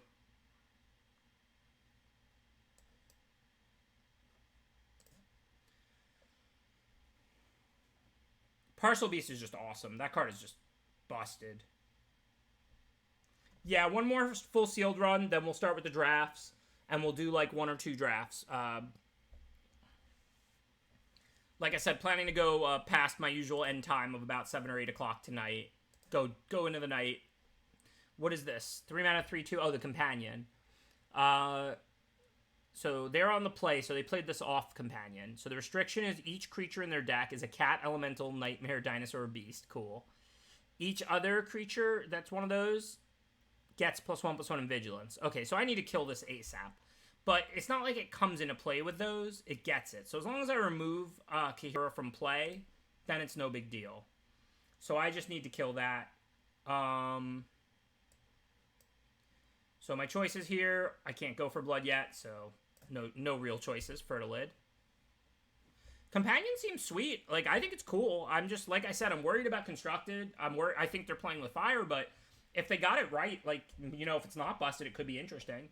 And for Limited, I think it's interesting to have to choose you know, a deck building restriction, but then a powerful thing, I think is interesting. So this card's incredible to mutate on, but this is double white, which I don't have. If this trade happens, it's really good for me, so I think I just block. It's not like I have anything to mutate onto this except a card I can't cast. And if they have a trick, I want them to use it so that I can end up successfully killing that later. I'm not going to Rock Slide it now because the creatures don't get +1/+1 counters when they come into play. This just gives them +1/+1. So for now, I can go put out a 3/5 lifelink. And then if they play cats and beasts and whatever, whenever they're tapped, I can just kill this later if I want to.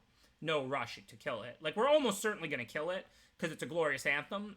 It has all the creatures in their deck have to be creatures it pumps. So we're definitely going to kill Kahira. Like, killing Kahira is a top priority. It's just, we don't have to kill it before they play creatures. We can kill it after they play creatures. Because the creatures are getting +1/+1 from it. They don't get +1/+1 counters.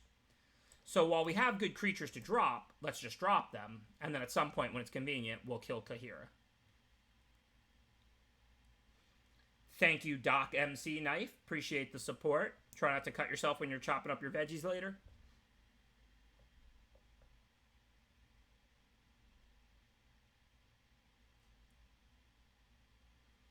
See.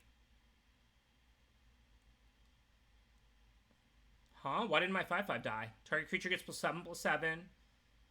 Up to one target creature blocks this turn if able. Oh, it has Menace. Why does it? There's something gave it Menace. This gave it Menace, so I couldn't block. Okay, so that makes it interesting. I think I want to play Parcel Beast. That's a blue and a green. So I've got 7 mana, so I can, like, kill it with this card and play Parcel Beast. That looks pretty good. And then Rock Slide can kill a big creature. Yeah, that's just a no-brainer. I need to get that off the board. Blue and green from Gigantha for Parcel Beast. And I need to use this charge before I play out all my creatures. So I'll go ahead and get rid of Kahira now while they're tapped and I'm down to 8. What's going on here? Oh, I just have to click resolve, sorry. And then put out my Parcel Beast, and life is good.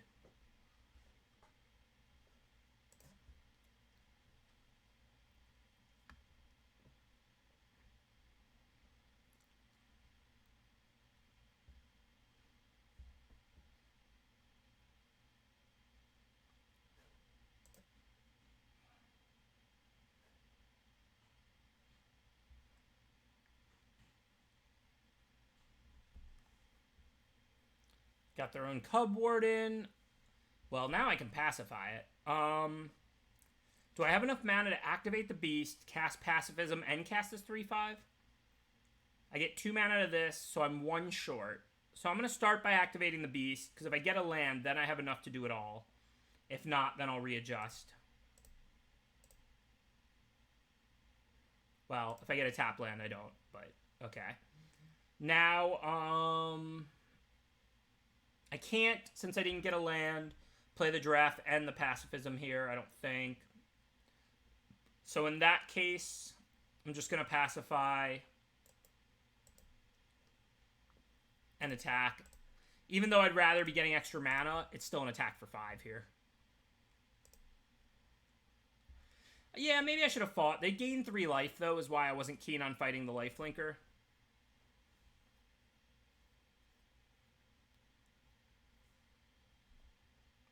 So, fight is better to use than pacifism in general, but they gain 3 life, is why I chose not to.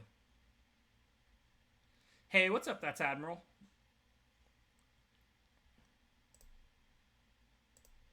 Rockslide can kill any size creature later in the game, like it's already up to 6. They might play an 11/11 that I kill later, or an 8/8 that I kill this turn, or whatever. So I wasn't going to use Rockslide. It might have been right to use Go for Blood, but again, I just felt like why give them a free 5. I've got Rockslide and Pacifism. Pacifism's the more situational one. But Pacifism stops creatures that don't have abilities really sitting in play, which this doesn't. I don't really care if they mutate onto it. It's pacified. Like, I don't know if they think this is good, but that's 3 different creatures that are now dead. Like, they can make some 1/1s.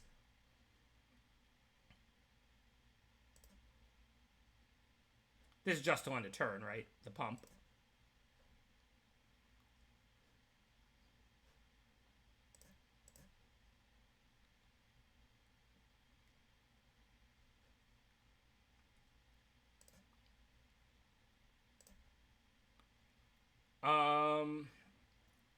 Okay. 5/5 can attack. Play a 3/5. Partial Beast in the 3/5 up to block. That looks good to me. We don't really need the extra mana anymore. We're not dead if they mutated onto it next turn. We'll block 2 and kill 1. And it's not, like, great for us, but we're not even remotely dead.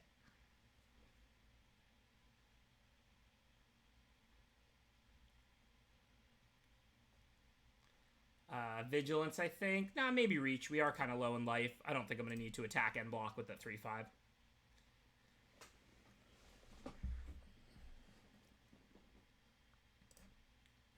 Sure. Yeah, I agree. They probably should have mutated onto a token. Again, people, it's similar to the concept of how people always want me to play around every trick and not just let my opponent use their cards. The card says mutate, so people just always want to mutate. It's like, I'm not scared to have it sit around and get mutated on. Anytime they want to bury a creature to make 2 1/1s out of it, like, okay. It's not necessarily wrong or horrible, but it's not scary. Like, if the creature was 2/2 or bigger, it's the same amount of power and toughness. Like, I'm not afraid of that, you know?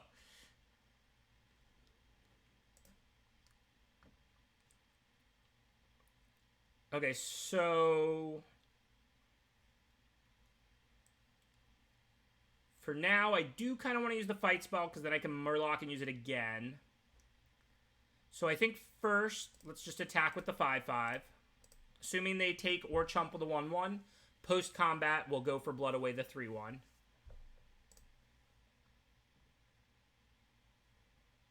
But only until end of turn on the plus. So it doesn't matter that much. It doesn't, like, the tokens that it makes don't have haste. So the ones that were already in play can potentially attack. It's not particularly scary.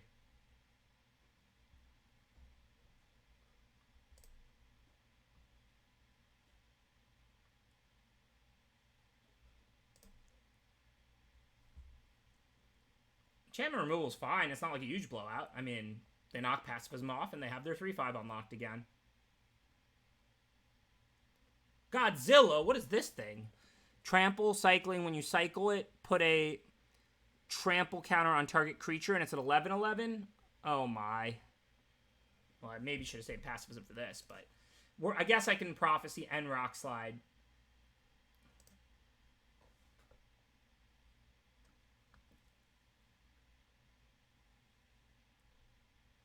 Yeah, this card is sick. Okay, so end of turn, Partial Beast. Of course, we're going to cycle all of those away. I mean, we're going to just have to Rock Slide and Fire Prophecy. 4, 7, 8. Even if we find a land, it's not enough. For now, we need to play the 8th land. So, just play it.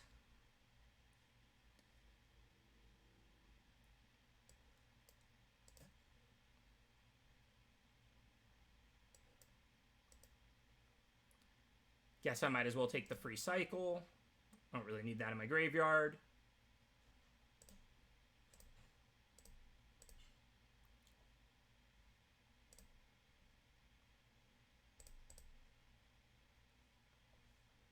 Welcome to Magic Unhinged. But I like big things. I like this battle. I like that you have a choice between hold your big cycling card or cycle it. Prevents Flood and Screw. It leads to good games. This feels like the better parts of Onslaught block with the better parts of Cons block.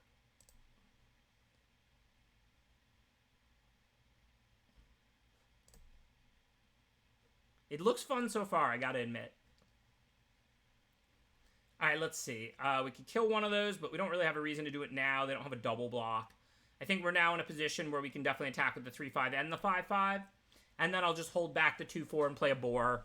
I'm going to hold on to the Moloch for now because we have that fight spell if we want to use it, but there's nothing else to fight this turn that we care about. They'll probably, like, chump the 5/5 and take 3.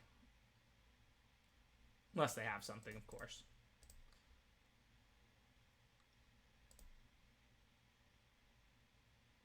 Why would they double block the same one? That doesn't make sense if you're going to play a sweeper. I mean, is there something that does 3 exactly or gives -3/-3 exactly? Thank you, Mr. Snake. Appreciate the raid. Welcome to Mr. Snakey's viewers. How you doing, Mr. Snake? Thank you for the support for the channel. Whatever, I have plenty to do. I'm going to cast my cards. Like, post-Wrath, if they have one, I'm still going to get the card off Parcel Beast, the Blitz Leech, and the Moloch. And, I mean, yeah, Extinction Event, but these are odd. This is even. I'm dropping an even, so whatever. It's just weird because they double chump the same creature, so they have to have something that does 3 or it doesn't make sense. I mean, heck, even if they wanted to double chump, they could have just put the other 1/1 in front of this 3/5. Why would they double chump the same sweeper? This is why. They have something that does 3. A green instant fight. Target creature control deals damage to its power to target creature. If the creature you control has trample, excess damage is dealt to the controller, which there isn't, but that's why. That was the card that does 3. No big deal. Just because it's my companion doesn't mean I need to keep it around. This card is busted because I get a free 5/5 and I can use it for mana once or twice because my deck's pretty expensive. At this point, it's just a 5/5 in play. I mean, I haven't even seen most of the set, so there's no way I can say top anything in the set or not. I can say that Parcel Beast is an incredible Magic card. I can easily say that.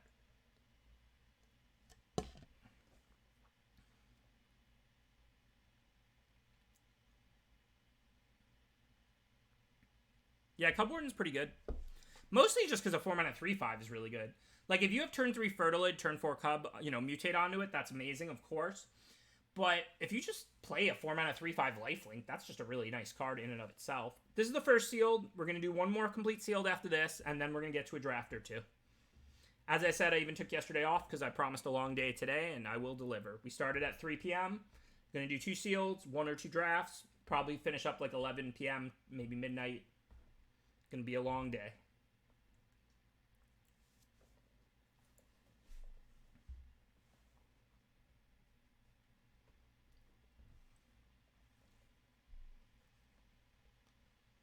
You're welcome. I wanted to. Believe me, I'm a Magic player first, a content creator second. You know, like I was itching to play with Ikoria. That's why I took yesterday off, lounged around, relaxed, watched TV, and prepared today to play Magic all day with these new cards. I've been like sitting here like itching to play with them. There's no better time in Magic than when the new set comes out every 3 months. Like as a limited player, it's like all I look forward to.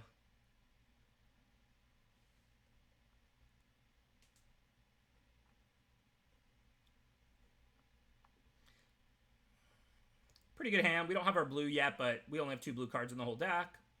A couple of nice drops for the early game. Looks like Jakester had to take some mulligans here.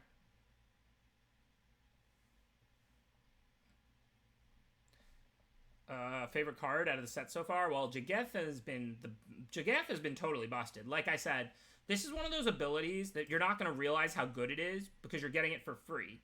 In play, this card isn't totally busted. But the thing is, I have it every single game. I'm up a card every single game. I'm up a 5/5 every single game. Like, Companion is a really strong limited ability if you can meet the requirements without too big of a sacrifice.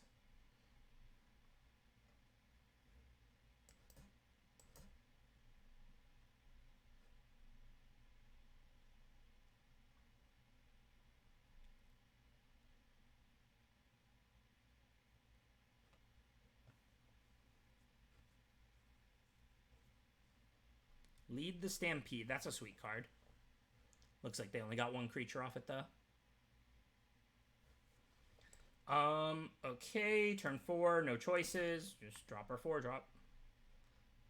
Always Menace, I guess.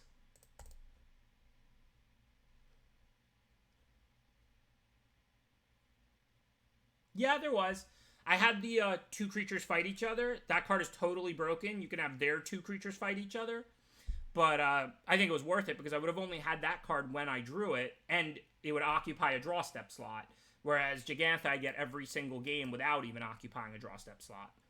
So while that card is really powerful, the additional gains from Companion make, I think, it a no-brainer. That, and I didn't play the 7/7 Cycle Worm, which is not a big loss, but it's a good card in sealed. I would have snap included that card in my deck had I not had Gigantha.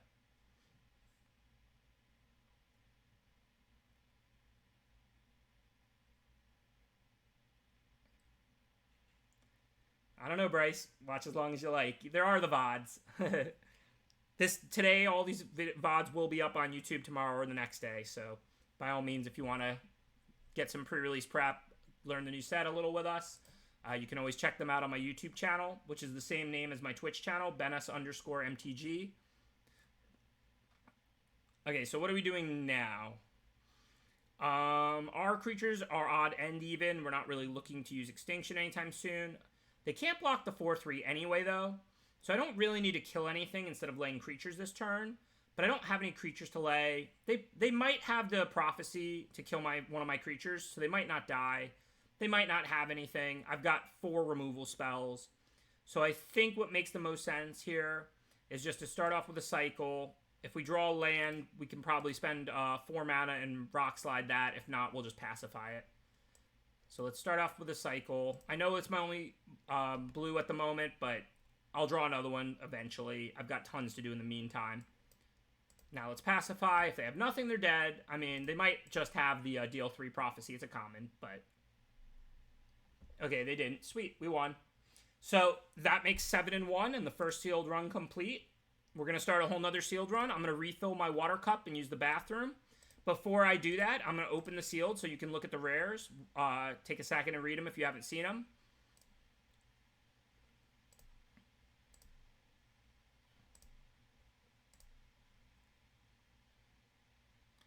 And I will be right back to build this sealed after using the bathroom and getting some water.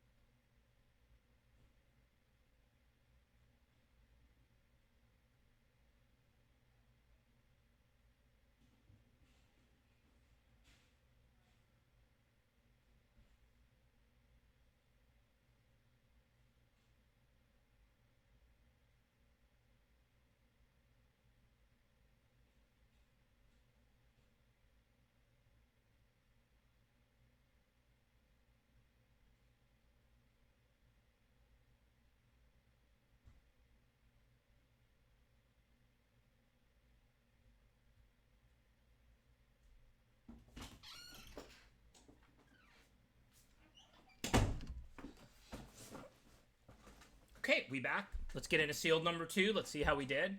See, we have a companion. Let's see if it's a playable one. So every permanent card in my deck has to have an activated ability. Well, might be hard to make. Activate abilities cost 2 less. Well, that's really strong if we can do it. So, it's going to be a tougher companion to play than Gigantha, which was pretty easy to play. I gotta run both ultimatums, unlikely. I run the stream, not the chat. contrary to what you may think. Cheval, Bane of Monsters. It doesn't make it free because it can't reduce it below 1, but it does make all your cycling costs that are 2 and 3 down to 1. This card's clearly good. It's not like a super bomb, but it is a death touch little creature, so it's not blank itself. Again, this card's just good removal. It's not like, oh my god, I have to play black, but this is clearly just a good removal spell, period. I didn't say all that, Burning Lotus. Return any number of permanents with different names. So this is a pretty good ultimatum. If you cast this, you pretty much win. Buy back all your dead stuff. Again, this ultimatum's really strong. And this is the Sharknado we saw last time. This card's very good. So, from what we can see so far, Taste the Rainbow. Good use, Cotswagon, of that emote. We have pretty good rares. All 6 of these look like they're pretty good cards. But they're all different colors. So let's get to the rest of the pool.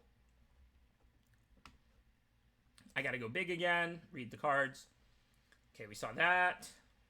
Ooh, a tapper. 2 mana, 1/2. 2 mana, tap target creature. That's probably pretty good and sealed. Divine Arrow's probably okay removal. Not super exciting.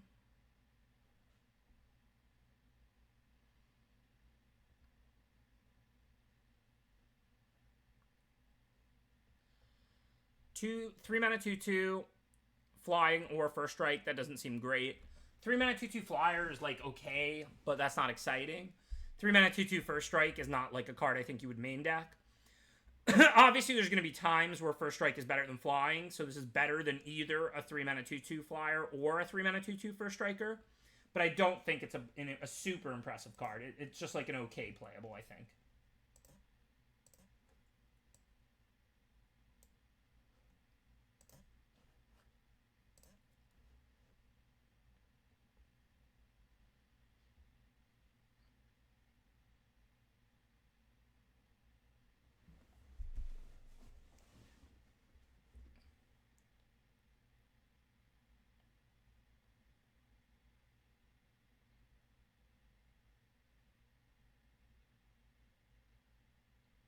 Alright, let's see. Enters the battlefield, put a vigilance counter on a non-human, and then this pumps all your vigilance creatures. These are just strong. Just like the flying one, I mean, you're just pumping all your creatures every turn, or some of your creatures every turn. It's kind of like a Steel Overseer with a reasonable power and toughness to casting cost to begin with.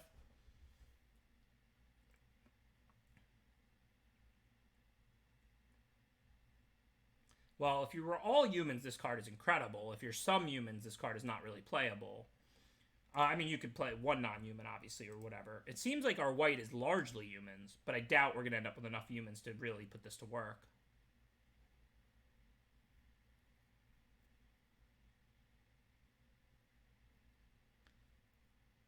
This is 2 humans for 1. It would be pretty good if we could build like a heavy white humans aggro deck, and we've got the lockdown.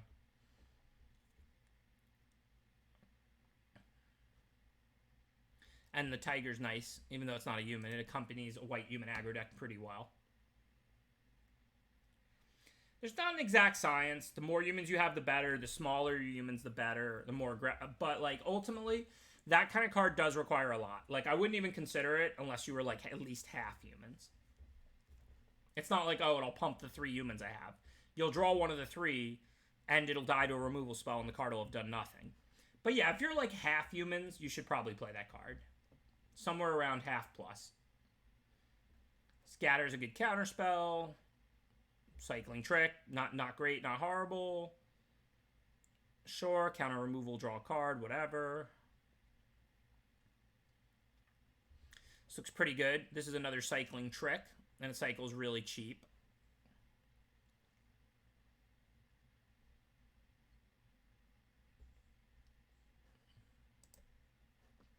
This is better divination, so it can't be bad. But, I mean, you're not playing it for 1 early that often. And in the late game, you have unlimited mana anyway. Thank you, Chucklehead1. Appreciate that subscription. Capture Sphere is fine removal, especially in sealed, which is slower. This card looks pretty good. 5 mana, 3/4 flying. Or you can mutate it and get a card and attack right away. And so this will go well on the little humans. So we might want to play blue-white humans from what we've seen so far. I don't think this card is great. Like, it's cool when you give a card like that's situational, like this cycling, and this will win some games. And you may want to include it in your deck sometimes because cycling one, you know, come on, it's not a heavy investment. But I think this card is not going to work out as good as it looks. You also have to curve out into this, and there is a cost to cycling. You can't mutate onto humans. Yeah, you're right. Because the humans are small, so if you could mutate onto them, it would be too busted. You're right. You cannot mutate onto humans. My apologies. But Frostball Ambush is the kind of card that's going to look better than it is because it's going to win the game sometimes. And yeah, like, look, cycling one is not that heavy of a cost, but you can't really lower your land count that much just because you have a couple cycling cards in your deck. Like, maybe you can lower it by one, but you can't lower it that much. So if you're cycling spells left and right, that leads to Flood Out. So, like, there is a cost to putting cards like this in your deck. And I don't think this card is going to be great unless you're racing. Like, if it's a blue-white flying draft deck, this card is going to be good. But I think this card is going to be playable, but I think it's going to be worse than it looks. I think you're going to play it in aggro decks, not play it in control decks. And I don't think in aggro decks it's some kind of bomb. I would rather generally just have creatures on curve and things like that. Okay, the Shark's pretty good. Nice flash mutate spell. Shark Typhon is really good, like busted rare level. Let's get to the black.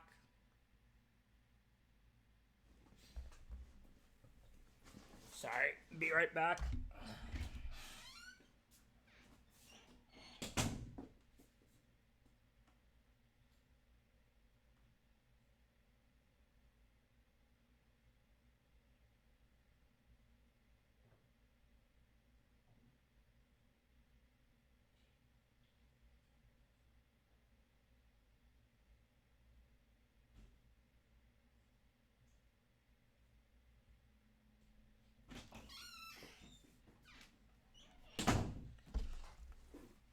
Sorry about that. Coughed up a little furball. Okay, let's see. My chair looks grumpy. Why is my chair grumpy? A new limited set is out. Nothing to be grumpy about. Typhons and Typhoons and Typhonize. I don't know. Okay, this is a really aggressive card. Maybe fine if you have sack synergy. You wouldn't normally play it. Okay trick, not great, pretty situational. Call of the Death Dweller, you have to have good 1-drops to bring back, or this card never gets back 2 things, right?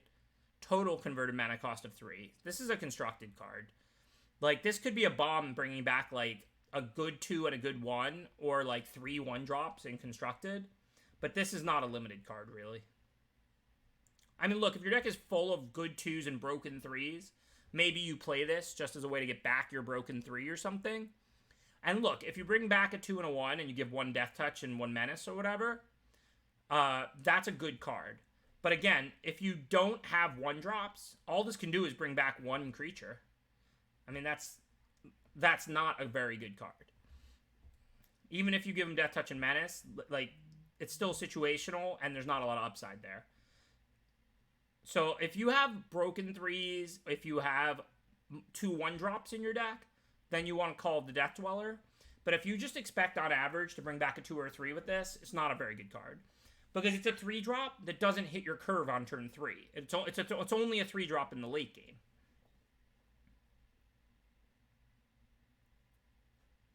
Sure, it can't do 3 1-drops, but even if, nonetheless, if you're bringing back like a Wild Mikado and a Tarmogoyf, or you're bringing back 2 Wild Mikados and you're giving them like Death Touch and Menace, this can be a decent card. But I'm saying in limited, this card is really powerful if you're bringing back a 1 and a 2. But if you're only bringing back a 3 or a 2, this is like a 2 or 3 drop that you can't play on curve.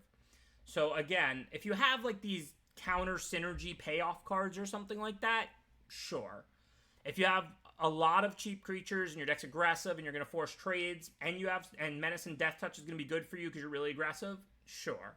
But I just don't think that this is a great sealed card or anything like that.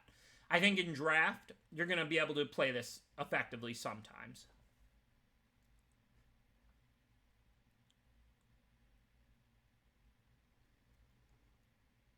Yeah, Memory Leak's cool. The fact that they removed the drawback of when it's a dead card, I'll talk about this concept because it comes up in every limited format. People love to make their opponents discard their best cards, but you're paying 3 and they're paying 0. Now, if you remove a big bomb, a good removal spell, that could be worth it. But the downside of discard is in the late game, it's completely dead. That downside outweighs that upside. That's why 3 mana discard a card, discard 2 cards are generally not very good. You give it cycling, you remove all the downside. Now, that doesn't make Memory Leak some kind of awesome main deck card. In fact, it's probably more of a sideboard card. Because, again, there's still a cost to putting cycling cards in your deck because they lead to flood out. You're not getting, an effect out of this if you cycle it.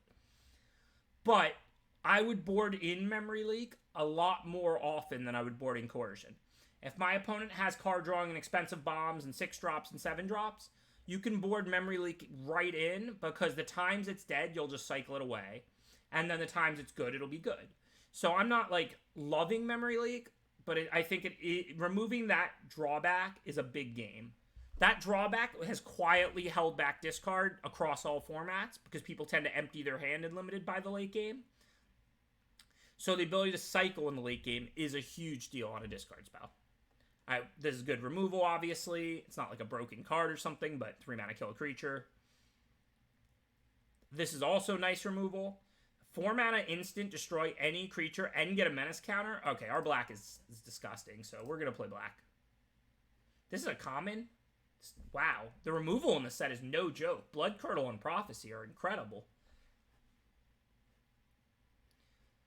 I shouldn't just say we're going to play black, because these are splashable. They're all single black, and this is a 3-color format, so if we have black duels or fixing, we can get all 3 of those, and the rest of our black sucks. So we're probably not actually even going to main deck black. I mean, there's a near 100% chance the 2 Blood Curdles and the Mythos are going to be in our deck, but the rest of our black sucks, and that's super splashable. Here's the 4/2 Flash that kills a creature that was dealt damage, which is also a pretty good card. And this card's fine, too. The lands, the fixing, the gold cards. It's a 3-color format by design. That doesn't mean you're not going to play 2 colors sometimes. It doesn't mean you're not going to play 5 colors sometimes. But by design, it's a wedge format. Okay, this is obviously a sideboard card. It would have been cool to see a version list maybe with cycling reprinted instead of just one to everything. Kind of boring. This card's good if you're really aggro, but we're not going to be that aggro and sealed. Fine, if we can use it, cool. Most likely we can't.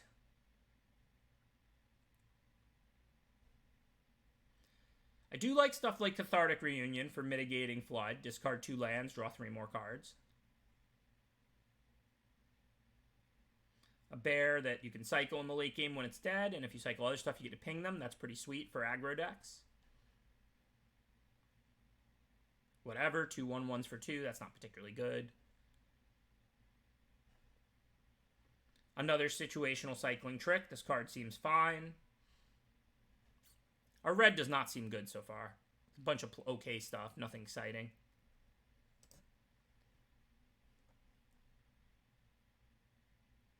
Six mana, 6/4 first strike, cycling 3, but you can get them when you cycle it. Seems pretty solid. This is my kind of situational trick, because if you never get a chance to use it, then you slap down a 6/4 first strike, which is a really nice body on turn 6. And if on turn 3 or 4 you're attacking with your 2/2 and they block with theirs, you can cycle and eat their creature, and yours sticks around. And sticks around with first strike. So if you get to the late game, you get a 6/4 first strike. Or if you get to use it, which is situational, you're not going to get to eat a creature with it all that often, but you will sometimes.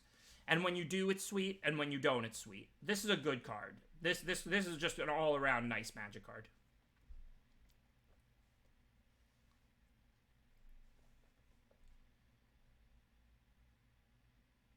Yeah, our red is our weakest color that we've seen so far, though. Our blue and our black are better for sure. Let's take a look at what the green... And our white had a lot of small, decent creatures. I just don't know how it's going to work out for sealed. 3 Impulse, that's nice, especially if we have good creatures we want to search up. Brushwag does give us a playable 1 to be able to use the black thing, the black uncommon I talked a lot about. I don't know if we'll have another one. This isn't really a playable 1 unless you have sack outlets or you're super aggro. But Brushwag is very solid. You don't really want a 1 mana 1/1. But in sealed, this is a mana sink in the late game. Not a good card. Like I said, I use the word solid.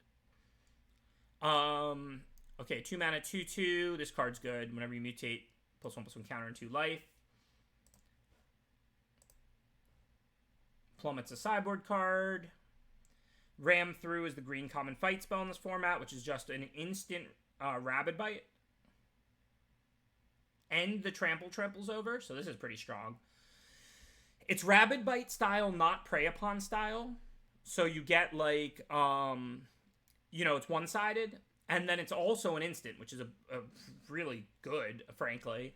And then you also can just trample over. I mean, this is a powerful fight spell. And then we got the uncommon 1/2, Fertilid, which is great with Mutate. This is nice.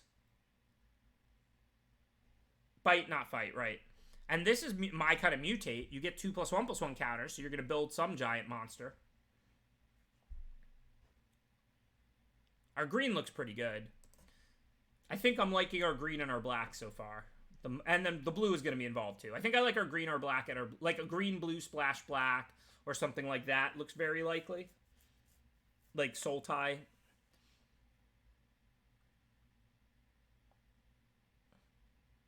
Four mana 4/4, minor positive ability.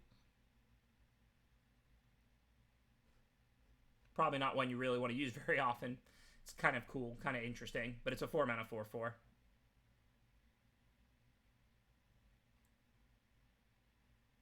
If you do get to upgrade a human, it's sweet. Thank you, the CT Wizard. Appreciate the subscription. This card is really good, I think. Giant mutate creature, so you can mutate this onto something small, and then you get a 6/6 immediately, and you get to hit more permanents and put them into play. Yeah, the Wolf Bear, which we have 2 of also, is a 4 mana 4/4 with some upside.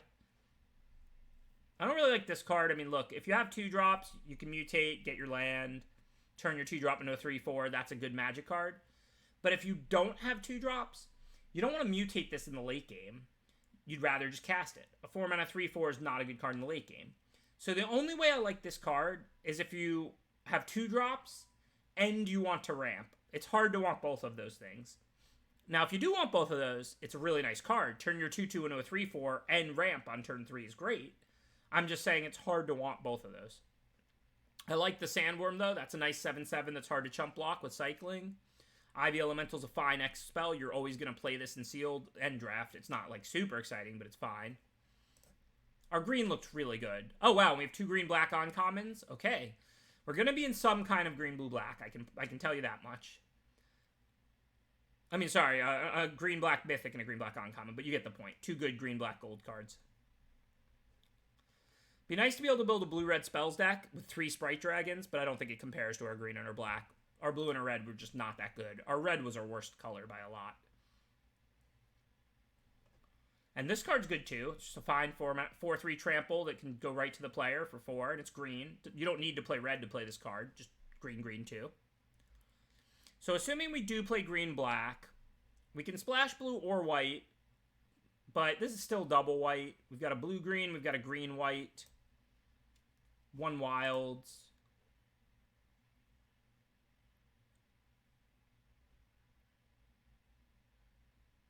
I mean, ultimatums are good in Sealed if you spike those colors. Like, there's only 5 wedges. If you get to play it, that's great. But you can't force the wedge just because you have the ultimatum. You have to play all, you know, where you have good removal and good cards up and down.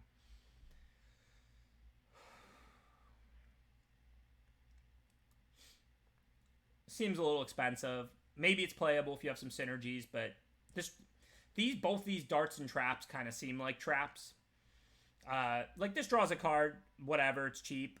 But, like, again, you're not really getting much, and it still takes up a slot in your deck. This is a lot of mana to kill, like, a 3 or less toughness creature. I'm pretty sure we're playing some sort of bug. Green is our best color, and green is the one that offers fixing, generally. So let's put out our green, and then we'll take a look. I mean, these are going to get played. Our green is really good, as you can see.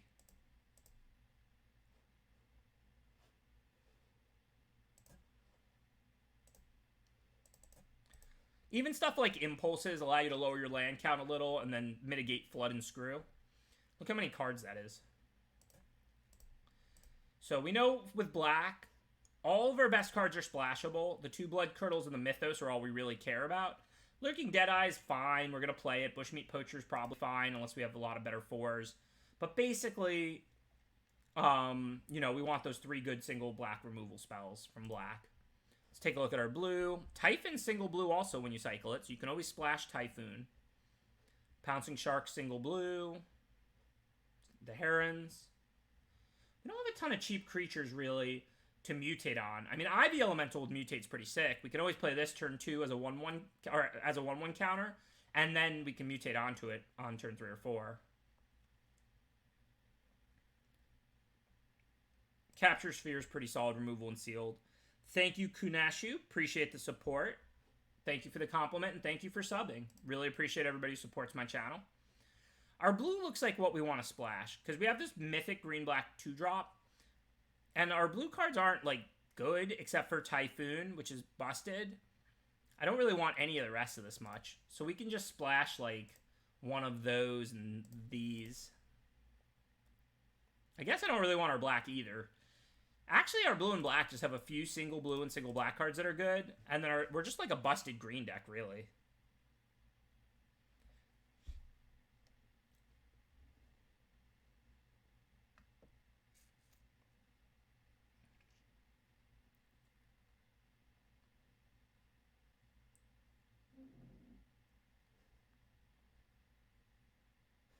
White did look decent, but, I mean, it's deep, and it's just all small creatures that don't go that well with it. I mean, yeah, like, we have Divine Arrow Tappers. Like, we could certainly build a white creature deck, but I don't think it's going to compete with our green stuff. Our green stuff is better.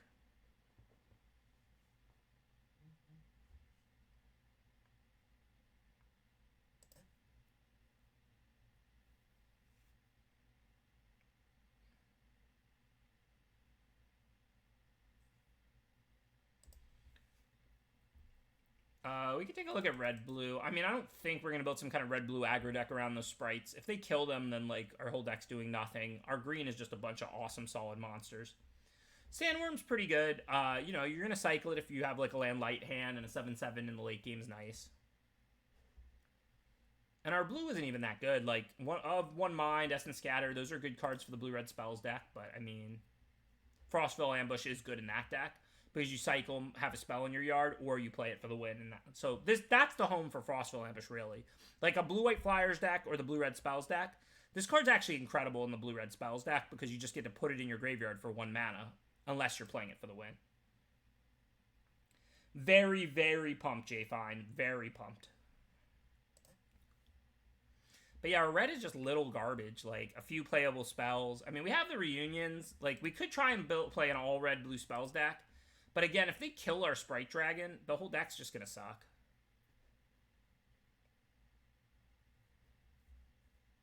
Pretty sure we want to just do this.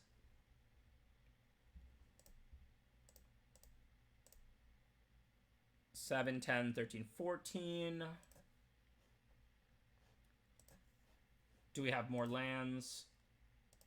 I think we have like a green-blue duel or two that they didn't put in yet. There's a green-blue duel.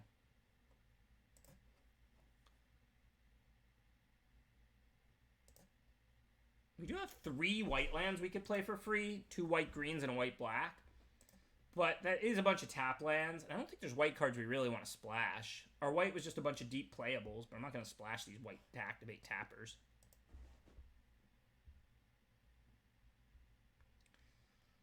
Do I want the green 1-drop? Not really.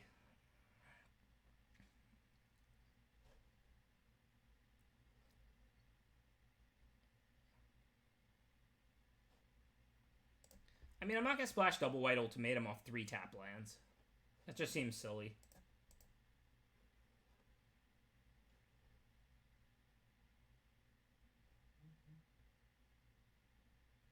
I think I'm going to cut this card. We don't have a lot of cheap cards. I don't really like it. 10, 13, 15. 16 lands is probably right with a bunch of impulses. That's 4 blue. Let's go ahead and put in 1 more black.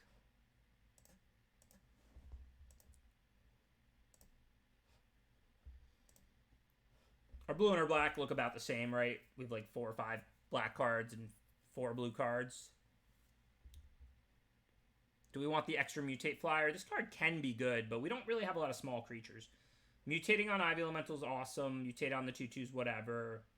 Mutate on this is okay. Fertilid's good to mutate on. Yeah, I think this looks right to me.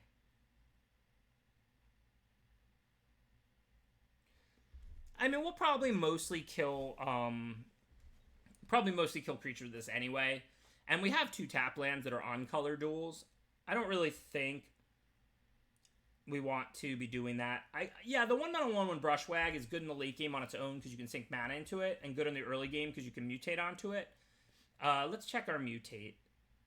Good to mutate this onto it for sure. Fine with that. Well, that too. We do have a decent amount of mutate. I could take out this 3/5.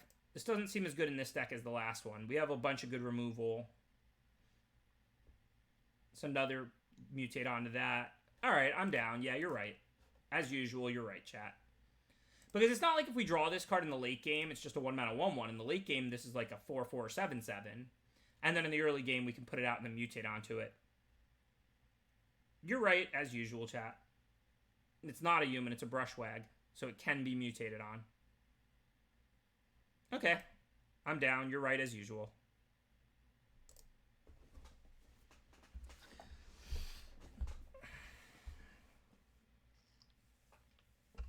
Well, I've done 0 drafts in this draft format. There's 3 Adventure Impulse. So 16 lands is more than it looks like. Adventure Impulse, if you have a green, you can usually turn it into a land, right? You look at 3 cards for just the cost of 1 mana. Maybe we should play another Heron, but I don't know. There's not that much to cut. And in blue, we don't have a ton of blue and black. We're playing 4 hard lands of each, and then Evolving Wilds, and then some impulses and stuff. So I don't want to make the splashes excessive. Thank you, HS Blackwing. Appreciate the subscription. I am a fan of Caw Blade. I did win the Pro Tour with that deck. I don't often brag about it because it wasn't too hard to win a standard Pro Tour with a Legacy deck, but I'm not really going to complain either.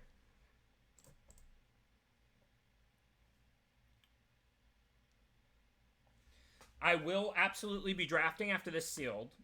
If human draft's available, cool. If bot draft's available, cool. I will choose human draft over bot draft if they're both available. And I'm going to play this sealed run out, and then we will be doing a booster draft. Probably 2, but definitely at least 1. No, not that many people had Callblade at that tournament. Once we rose to the top of the standings, we played each other a lot because CFB was a big team. Like, I think I beat Martel and Luis, if I remember correctly, in the second 5 rounds of Swiss, of the Constructed. You know, it's like, back then it was 5 rounds of Constructed, 6 rounds of Draft, 5 rounds of Constructed in that order. But we didn't actually play that many Callblade mirrors because there was only like almost nobody else had Callblade. Kibler and Raptor and Brad Nelson and whoever just built that deck, and like virtually nobody else had it.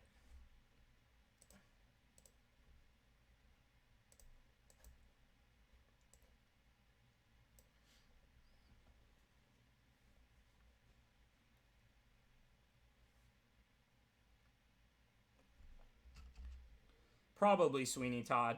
I'm not really sure yet.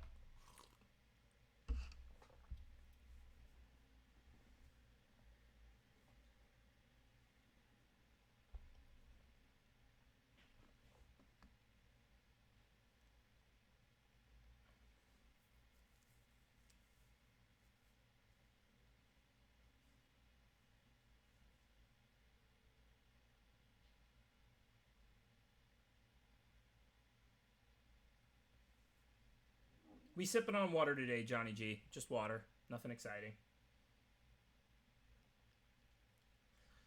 2-1 Death Touch. Do I want to trade? Nah, I mean, I can always bounty it up and then trade later.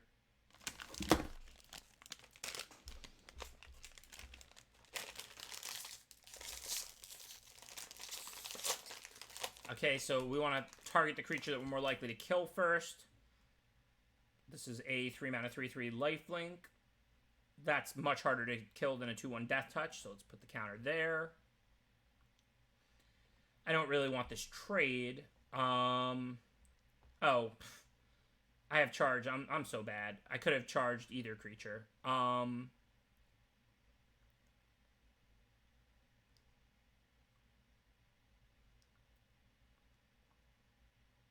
Hey, it's a new set, y'all. Don't be too hard on me.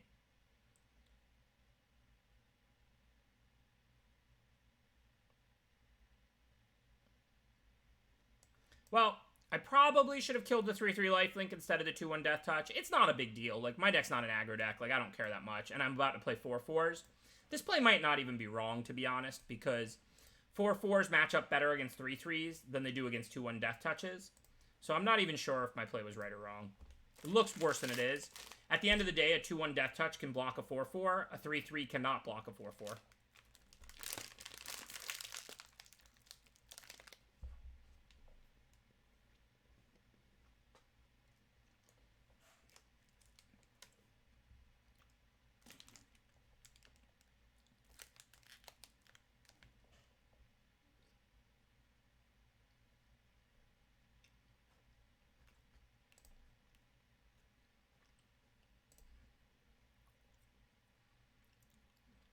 Alright, so now I think I can attack, because if they trade with their 3/3 and my 1/3, I get the card, right? And that's a good enough deal. And if they take it, I've got 4/4s, which are bigger than 3/3s. And I'm not worried about them pumping. If they want to attack, I'll block. And then they can pump, and then they'll trade. And their grower will be off the board, and I'll draw a card because it's bounty countered up. No, it's not McDonald's. I don't leave the house anymore, so it's just a vegan cookie.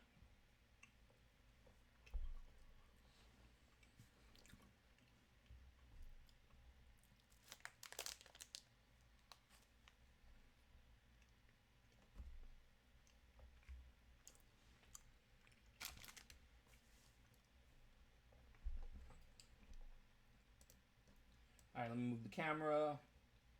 Over there is good, right? So let's see. Same as last turn. We can just attack and then play the Wolf Bear. I'm pretty happy if they block. We get the trade and I get my card. If they take it, then I've got a 4/4 again. So nothing really changed since last turn. They time walked me, but whatever. Oh, this has Menace, so I can't block now.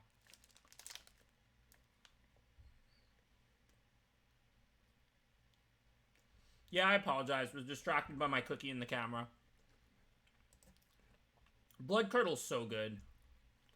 Easier to cast Murder for one more colorless, but it's like, instead of double black, you can always cast it. And you get a Menace counter. I don't see what's wrong with the camera now. It's not blocking anything, is it?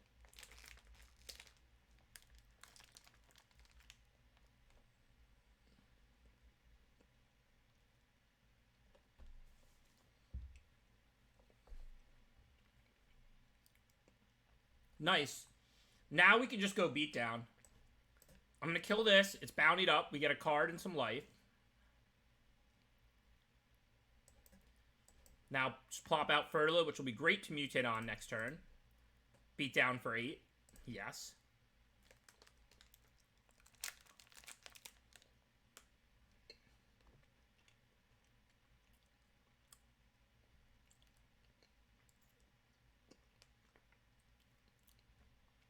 This is just a 4/4, 4/4 Menace. So again, I'm going to bounty up the 4/4 in case they want to trade it off for one of my stuff. Then we can Auspicious Starix this Fertilid. This is a good turn.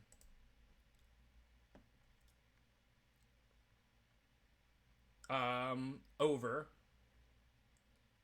Over is the one where we get the 8/8, right? So over.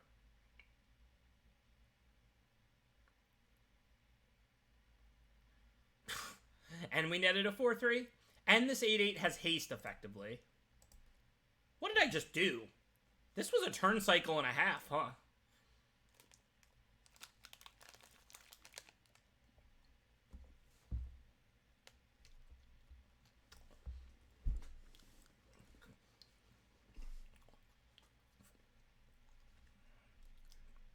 Now Shovel trades.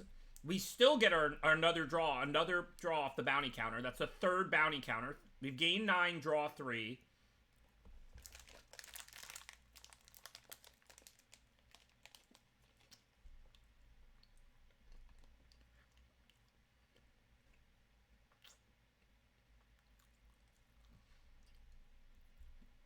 Good choice, combo. That was a ridiculous turn.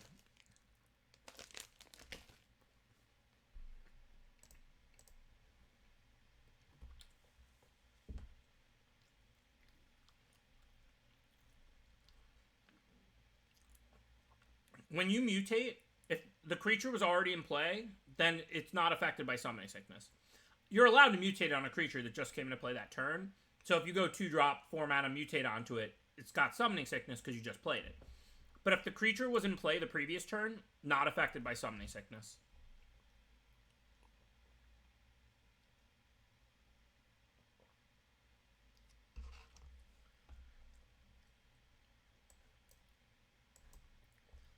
So we're obviously looking for lands or cheap cards. We already have this powerful X spell. 4 mana 4/4 with 3 lands. It's kind of hard to bottom, but I think we just want the lands.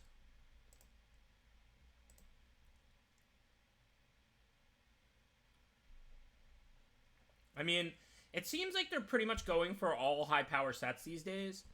And, you know, good removal and all of that. So you just get a firefight back and forth. I mean, clearly this set is high powered. But yeah, I mean, the removal seems good. Again, we just have to see how it plays.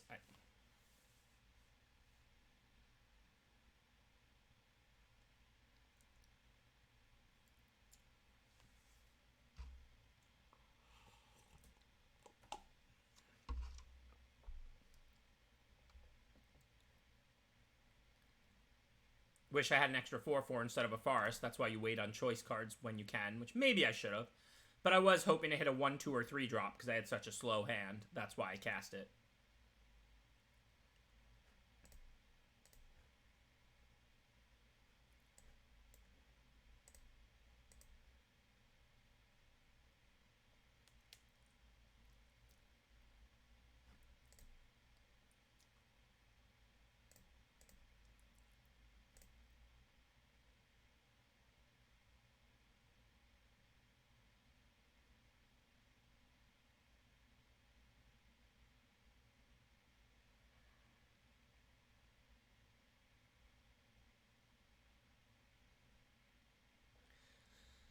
Three mana 2/2 flying. Creatures you control with flying have spells your opponents cast that target this creature. Cost 2 more to cast.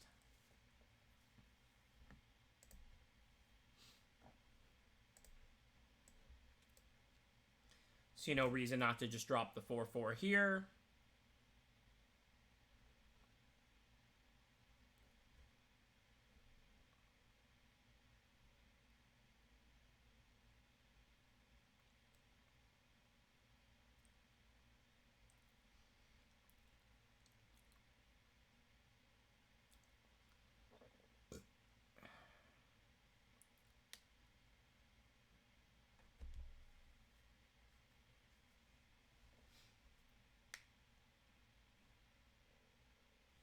I don't have a favorite dinosaur, Johnny. I really don't. I'm sorry.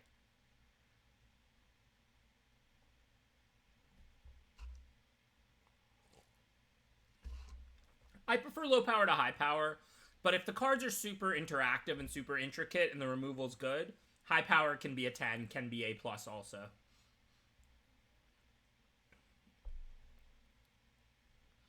Okay, for now, we have the bounce spell with flash if we need it. Otherwise, we just attack and drop our 4/3, I think. So first and foremost, attack with the 4/4, see if they have anything, if they're going to use a trick or do anything in combat. Well, we still have this open, potentially. Well, we can't do anything about that. If we mutate onto it, it still dies. I mean, doesn't accomplish anything good. Not a huge deal. I mean, obviously, I'm not, like, happy with that trade, but we weren't particularly concerned about that creature or anything either. Hopefully, we'll just keep playing things, and then we'll get to go, like, this card for a big flyer and instant speed, and this card, of course, as a 7/7 to win the game with.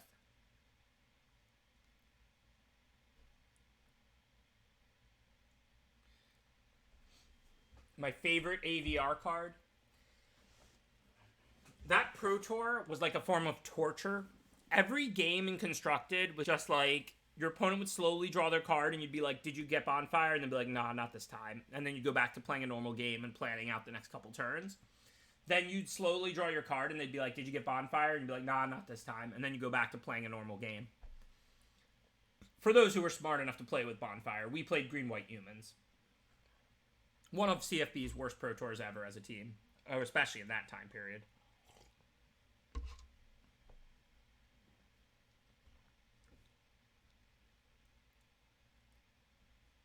I do like Island. So that's a 4/5 flyer. So we really don't want to play the Shark until we're making a 5/5. Well, Ivy Elemental is great to put Pouncing Shark on, so we can lay that this turn.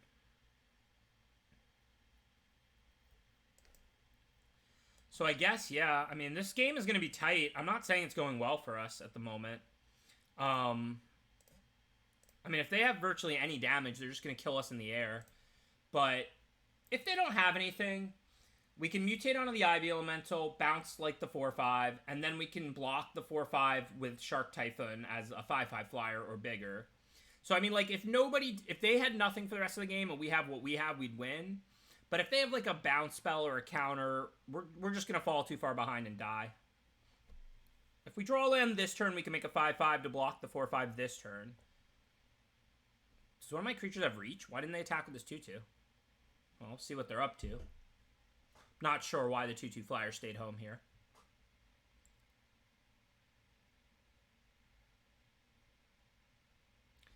Okay, so that's good. We drew the land. So now I can flash in a 5/5 flyer to block the 4/5. Can attack with the bigger of the 2, but I still need to hold back a ground creature to block the 3/2.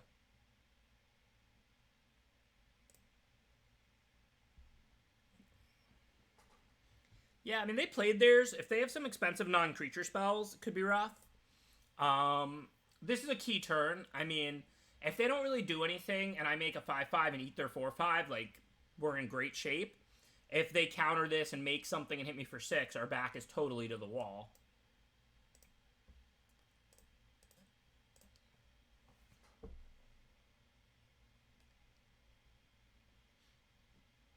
I mean, it's not like I have a counter. If they have Jeskai Ultimatum, good beats. It won't kill me. I'm going to 7, not 5. I'm not saying I'm going to win if they have it. Yeah, I can't counter cycling. Agreed. I mean, like I said, we're going to go for it. I mean, if they don't have anything, we're in great shape.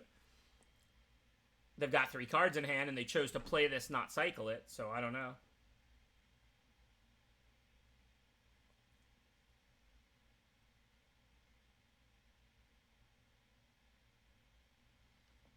Okay, so they can finish it off with their Cycler now with their Sabe Thundermane. Still no regrets. I mean, I had to eat their 4/5 with my 5/5.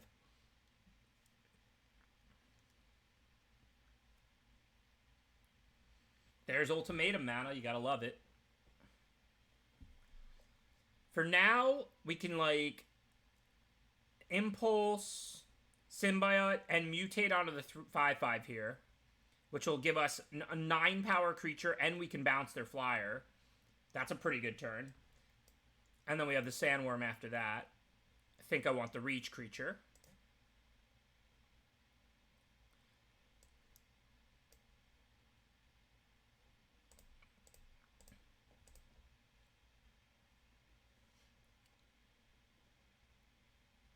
It is one Save Lion, but hopefully our 9/8 Ivy Elemental will get the job done.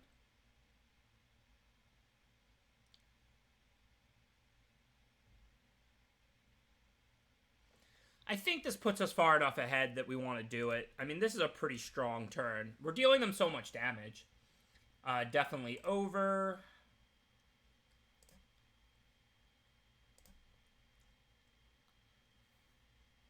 We'll bounce,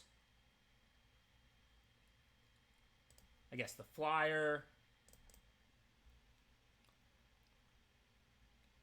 Like, now they have to kill this or they're dead. I mean, even if they tapped out for some big thing, they would die to the Will Bonder. And then they have to chump the 10-9. This is the Abyss now. It doesn't have trample. Like, I can't kill them with Proud Will Bonder and Shore Shark. But, like, they have to kill Will Bonder. They have to chump block Shore Shark. And then I can just also lay another big creature next turn.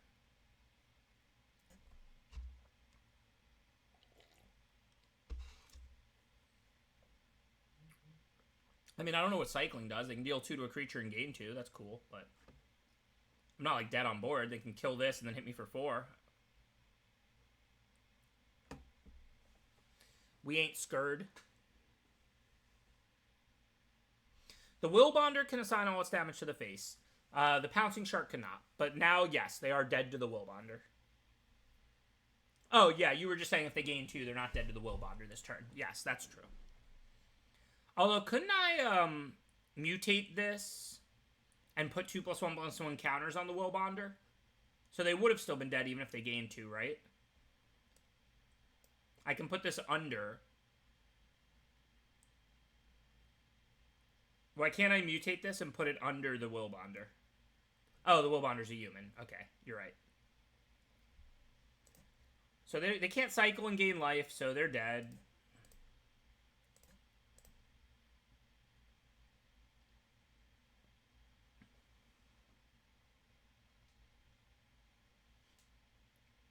Yeah, I mean, most of the time you have Typhoon, like the vast majority, you want to cycle this.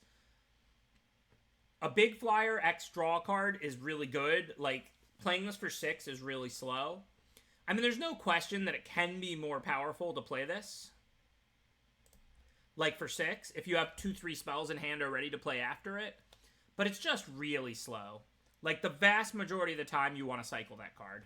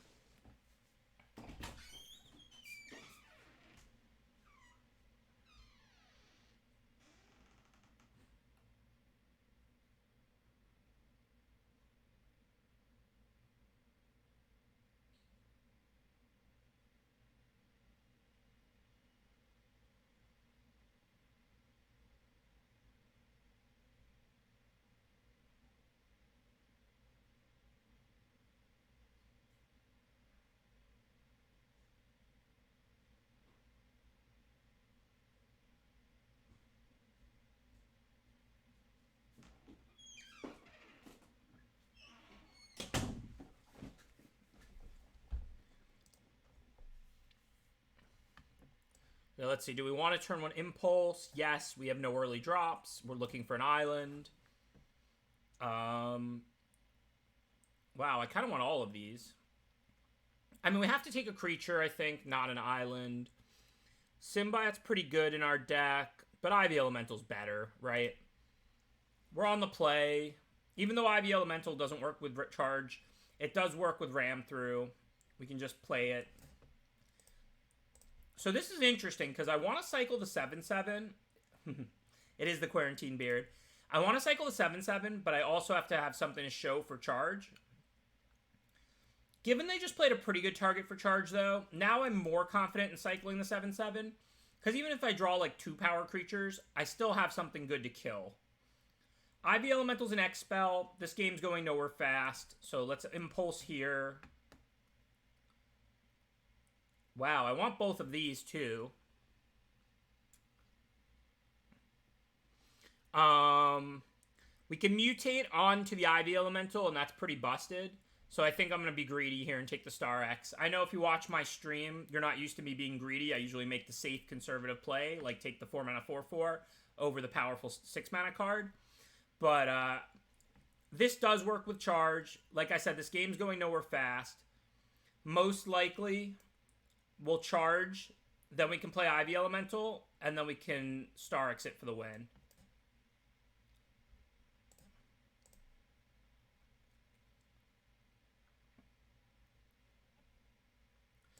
I don't really have the land fetcher to mutate. I'm not really sure what you're looking at.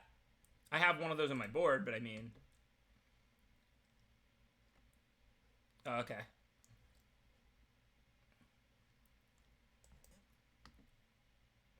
So now, actually, we don't have land 6, so what I'm going to do is play Fertilid, the land fetcher. This won't be nearly as big as if we put it on an Ivy Elemental, but we don't need it to be.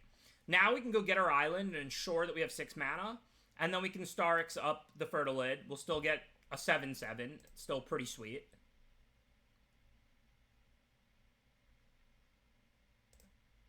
Hey, 26 lands. That's the right number for most control decks. Well played. If I didn't top deck Fertilid this turn, I would have played Ivy Elemental for 4, with the plan being Star X onto the Ivy Elemental if I top deck a land. But since I did draw Fertilid, I don't need to be greedy in this spot. I'll just go get my land. Now I have 6. Now we'll slam this busted mutate card, get a 7/7, and we'll get the top card if it's a permanent. This Star X is something, huh? Every time I play the Star X, I feel like I'm cheating.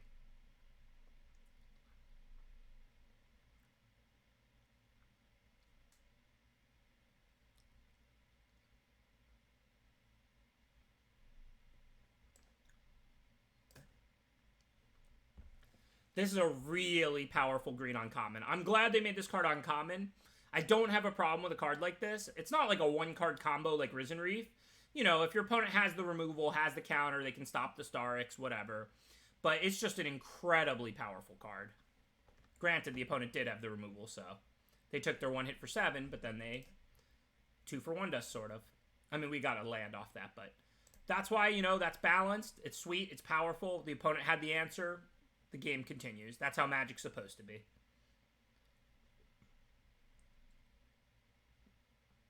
Okay, so I think I'm going to attack.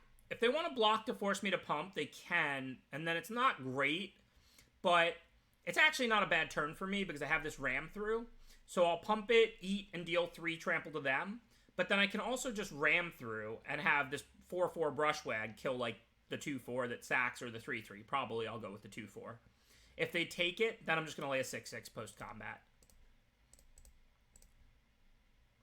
The Brushwag can be activated more than once in a turn, but it's 4 mana a pop, which I don't have right now. So they chose to take it, so now I'll just let them take the 1, drop my big creature.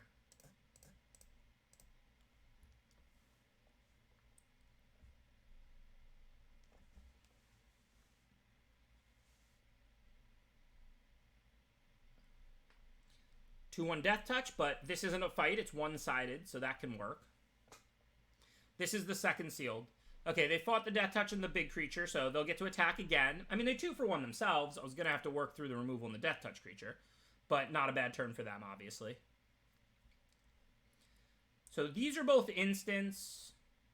So if I play a land, play the 4/4, and hit them for 1, I'm telegraphing I have something. Given the life total swing now, I think it's better to kind of just play the 4/4, not make it as obvious I have an effect. Because if I attack and don't pump, they know I have something. If I hold them both back and leave the 4 up, they don't know that that I have tricks. For all they know, I'm just planning to block and pump the Brushwag if they have removal for the 4/4. So, I guess, what do they have? There's +2/+1 to all their creatures.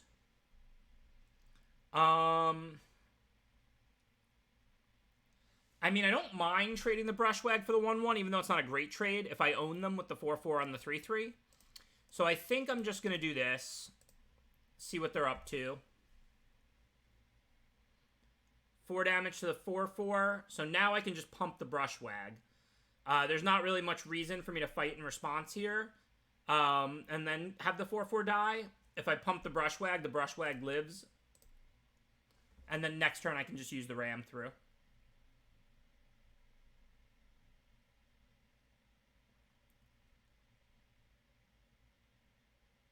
Back is to the wall. I don't know if this game is looking that bad, but back is to the wall. So we want to put out this Boneyard Lurker, I think. If we mutate, we can get back something busted. It gets back any permanent, right? I mean, we can't get back Starks because it's gone, but we can get back Raider Sandworm. And then we have to, like, kill the Ferocious Tiger, which we can do with Capture Sphere or with the Ram Through. We'll probably use the Sphere. The only bad thing, if I let them attack, I can block and eat the 3/3 and then ram through the 4/3, and then I get to eat an extra creature. So I think that play is better. I mean, I'm telling them I have something because I can just cast the Boneyard Lurker. I'm not beating a removal anyway, so I don't think I need to play around removal, though. Think I want to Boneyard Lurker with Mutate. We want the 4/4 on top. Go get that Sandworm. And just pass the turn. Even though I'm telling them that I have something here, I'm telegraphing it. We weren't going to beat a removal anyway. If they attack with all 3 creatures, it's good for me. I have ram through. What does this do? Enters the battlefield, put a lifelink counter on a creature. Okay, I can beat that. Lifelink counter doesn't scare me.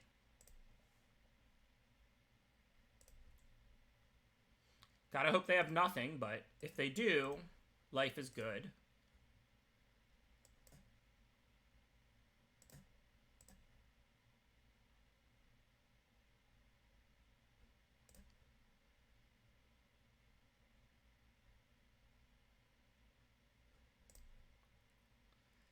So now I think we just want to play the 7/7. This doesn't fly or anything, right?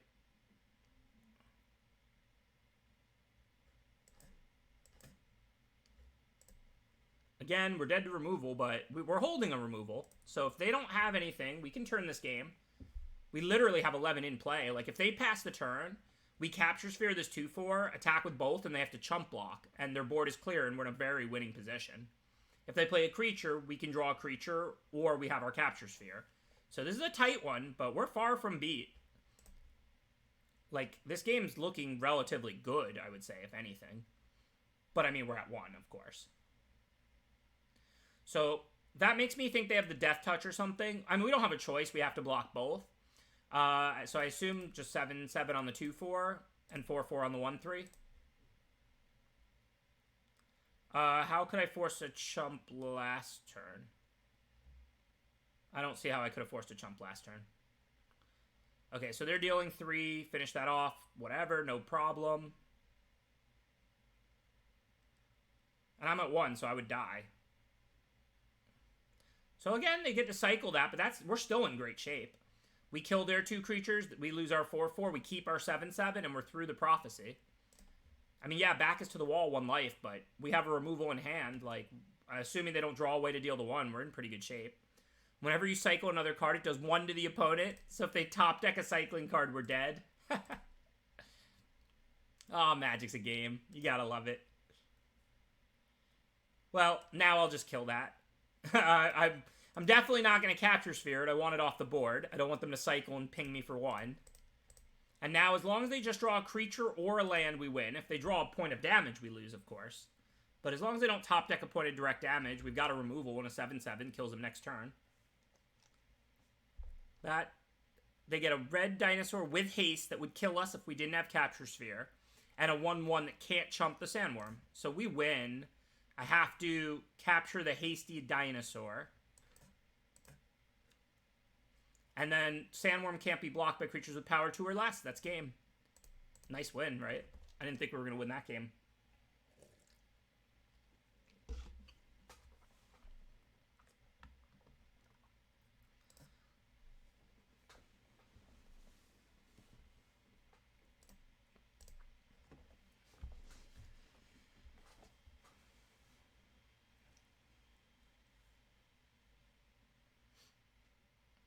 Oh, speaking of Pokeball Pog. Since we're on this, like, quarantine thing, Pokemon Go decided to give you way more spawns. So usually I get one in my apartment every 30 minutes, but now I get 4 in my apartment every 30 minutes. So every once in a while when I remember, it's pretty nice to go on and catch the 4 of them.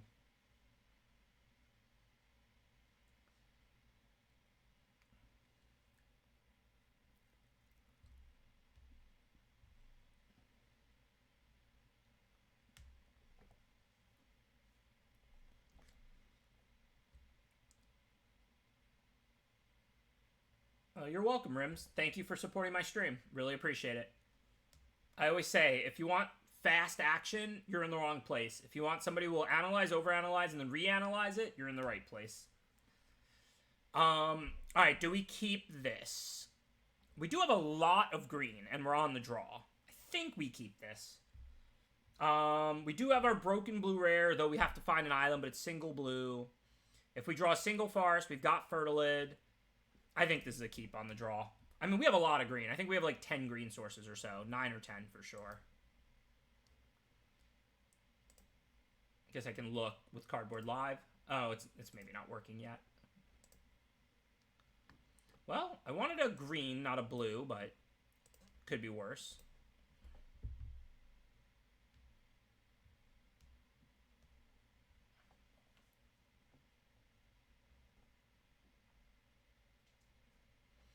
Oh, every non-land card in your deck shares a type, so they're an all-creature deck.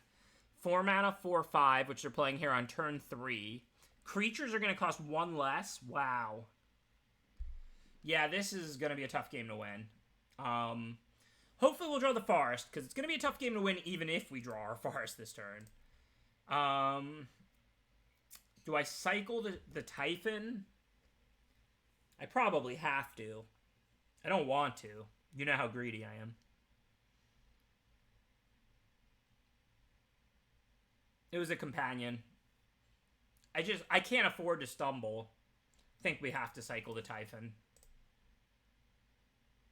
Not what you want to do with your broken rare here.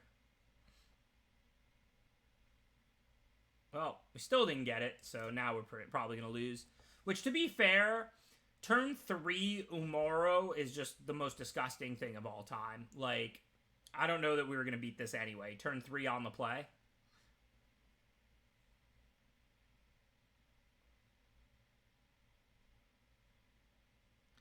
Well, thank you, Lance. Lost again. I mean, that's a really nice thing to say and a really huge compliment, so I really appreciate it.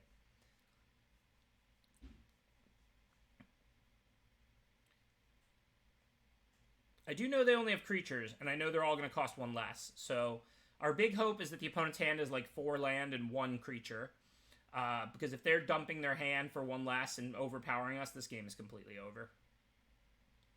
But if we can play our big creatures, maybe we can still win. Who knows?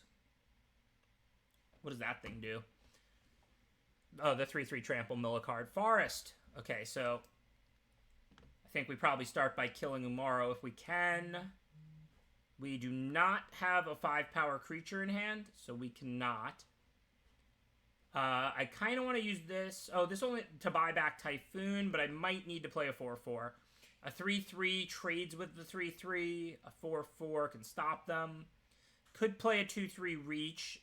Then I take 7, but it stops the 2/2 flyer. The Typhoon's a permanent. It's an enchantment.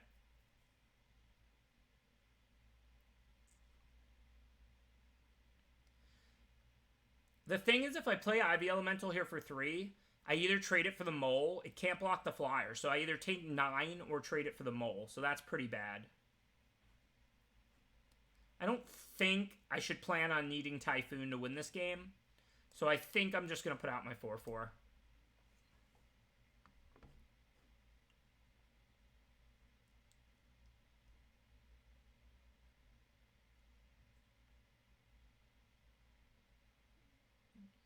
Yeah, I can turn this into a 6/6 reach.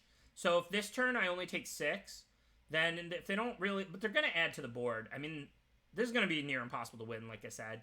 Maybe what'll happen is next turn I can mutate with Flash here and put out a 1-drop. And then bounce like the Flyer or the Umoro and block other things. It's going to be tough. It's going to be tough. Very true. We can mutate onto the Lurker with both the Recluse and the Shark anyway. And they didn't do anything else, so far we can take our 6 this turn and see what else they're going to add. It is nice to know they have no removal. I do agree with that. And if we draw a land, we do have the ability to play green 1-drop and play the Pouncing Shore Shark. So we can double spell. So we'll see what happens. Well, that's a good turn for us. All they did was buy back and play a 2-2. Alright, I gotta assume we'll find a land in 3 cards. I need to develop my mana. Let's say we impulse for a land and pass. Then we mutate the Shark on this. We bounce the 4-5. We eat a 3-3. We take 5. That's fine. So I'm going to go ahead and impulse. No need for double blue.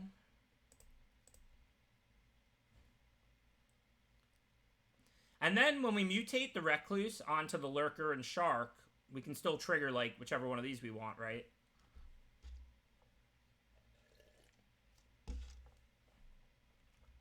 Oh yeah, we had to cycle Shark. I'm greedy, but not that greedy. Imagine if we were 1 further turn behind. This game would be over. Yeah, you get all the mutated stuff together. It's pretty sweet. Sorry if I misspoke, but yeah, that I didn't know. That's kind of what I meant. That's why I was bringing it up. I was like, we can mutate on and just kind of go nuts. But yeah, we'll see what happens. Again, our back is to the wall, but they're an all-creature deck, so if they don't have any removal or anything, we're not in that bad of a position. I mean, if they have, like, those cycling creatures that give Death Touch, like, if we lose Boneyard Lurker here, we lose, no question. But on board, this is a very winnable game, I think. So, of course, we'd rather have the 4-4.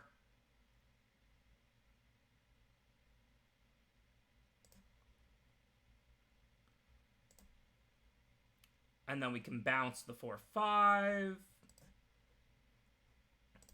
And then we can get back Typhoon.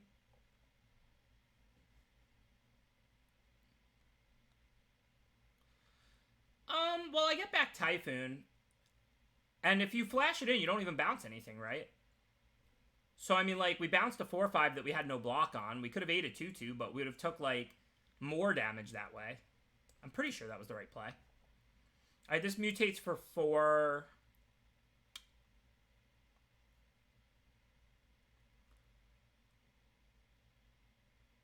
So I think this turn we probably want to just put out the 1-drop and do the same thing we did last turn.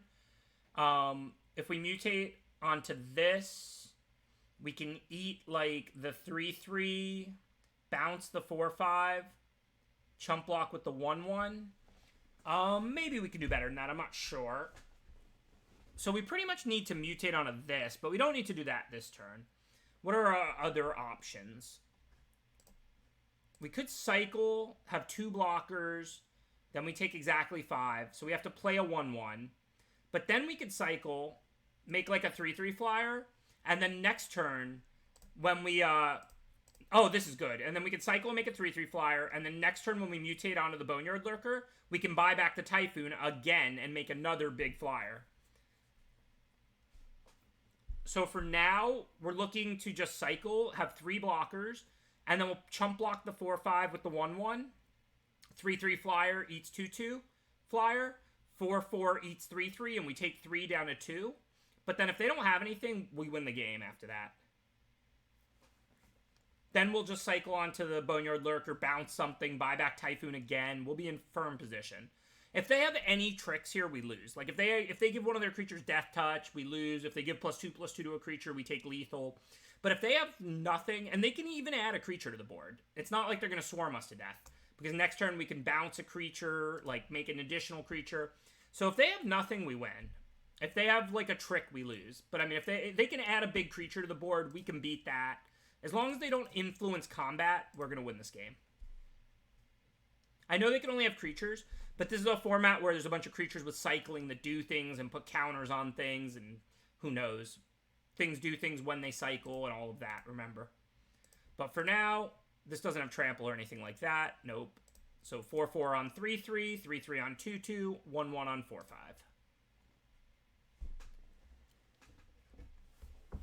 Don't do anything. My back was to the wall. You had a turn 3 Umori on the play. Come on. Come on. You've done enough. What are you doing?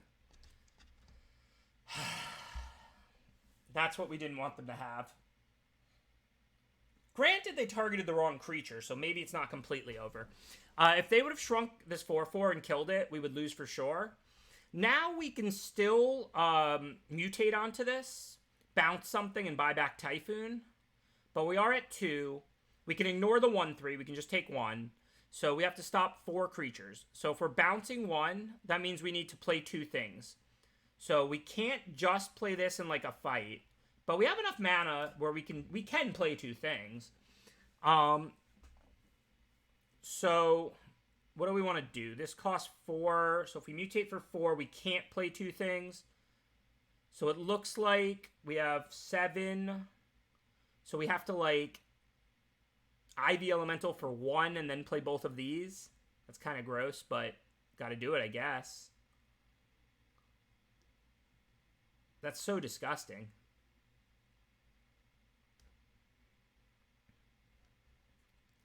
So, no real choices. Charge the 5/2. Show the only thing we can. And then we can play Ivy Elemental for 1, and we still have our 2 mana fight spell to not be dead on board. I mean, it's a rough turn. Again, you know, if we do manage to stabilize, now our back is really to the wall. We can still mutate on this, get something back, bounce something. So, like, it's not unthinkable that we can win. But that was a really bad turn sequence for us. If they didn't have that 5/2, we would have been cruising. Without this Blitz Leech, we're in great shape right now. But now it is going to be tough. I'm not going to lie to you.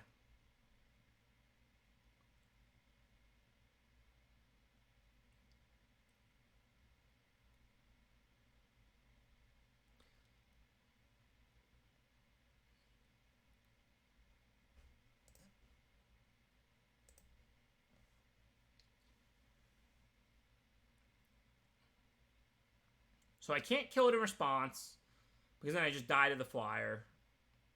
Yuck. More yuck.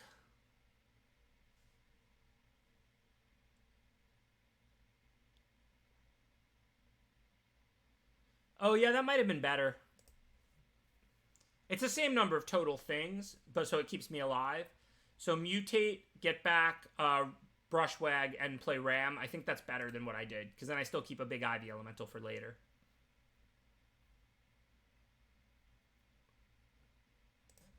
You're right. That would have been better.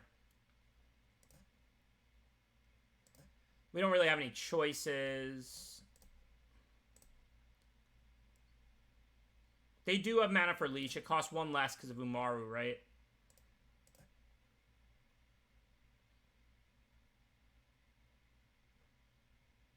They did miss lethal, but also we had mana up. They don't know what we have. We do successfully kill the flyer, but we're also going to lose our Boneyard Lurker. So again, this is rough. This is very rough. Now we have to stop 4 creatures. I don't even know if it's possible. Maybe we have something that gains life. Nah, we fought hard, but I don't think there's anything we could have done there.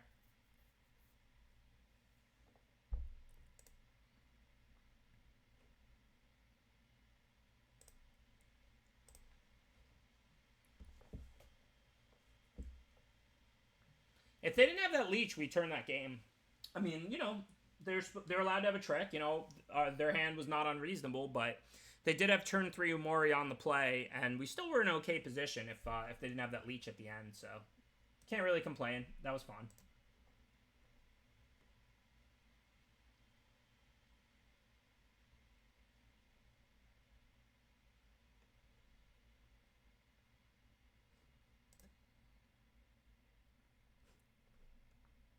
The shark is really sweet.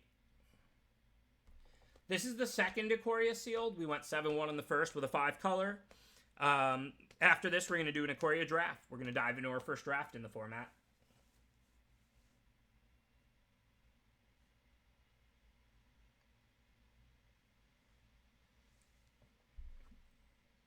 Looks fine. I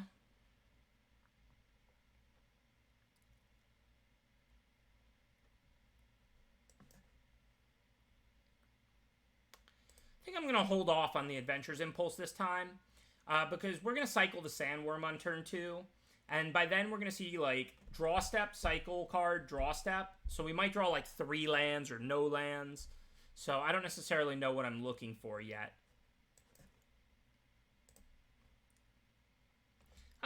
Not super late. I'm going to do, like, 2 drafts probably. Plan to stay on till, like, 11 or 12.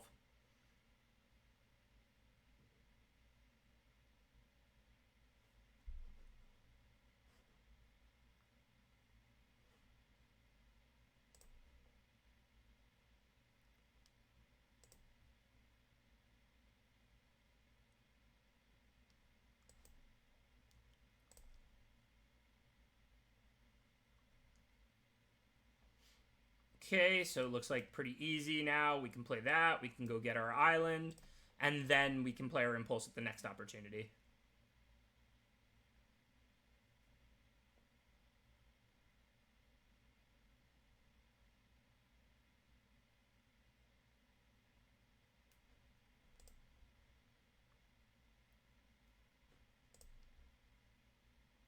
I think I'm cool with this trade.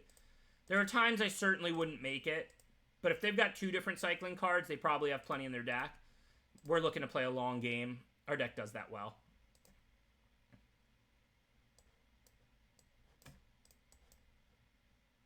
What is this thing? Has a different name. Not too big of a drawback for limited. Okay, but you can copy something, which is also not too exciting in limited because you gotta pay for it when you cast it.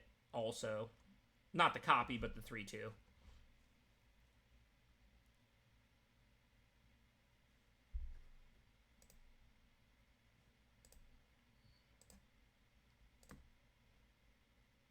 Yeah, Marmot seems like a pretty good common. I agree.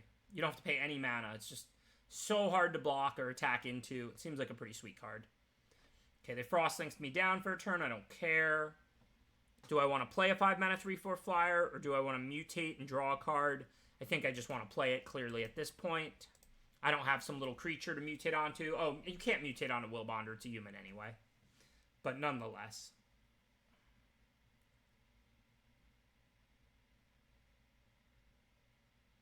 Yeah, I doubt Marmot's going to be better than Prophecy, but it does seem like quite a strong common.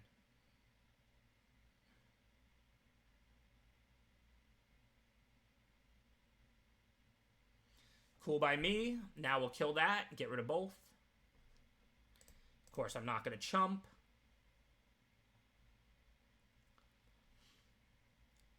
Okay, so let's see. We're going to play like a 4-mana removal spell, or we're going to play a 4-mana bounce spell. So we certainly have no reason to not impulse this turn, I think. Unfortunately, we wanted spells. We got lands, but what are you going to do? All of these cards are instant.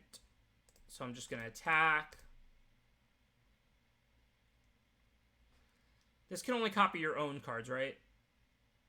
Yeah, you control. So I don't have to do my stuff now if I want to. Thank you, FP Geek. Appreciate that subscription.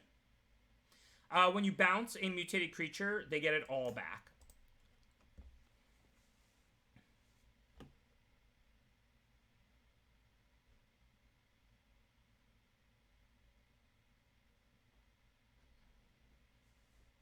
So I'm not particularly looking to bounce the Frostlinks. It's not a huge deal. If I have to, no biggie, but I'd rather not. So that's why I Capture Sphered this. And then we can always bounce whatever they play, and then bounce whatever they play, and then hit them for 8, and then we've got Blood Curdle for the following turn to try and close. Let's see what this monster is. Draw a card for each permanent you control from a mana cost or greater. Well, they got to draw a bunch more cards, but the plan still seems good. For now, mutate onto the flyer, grow its power. We want the 4/3 over. Make it bigger. Bounce this 5-4. I don't care if they replay it and draw 3 more cards because they'll be dead on board.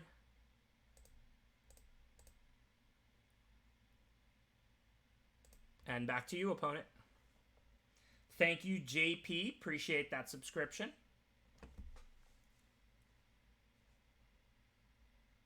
What are they playing here? Copy it.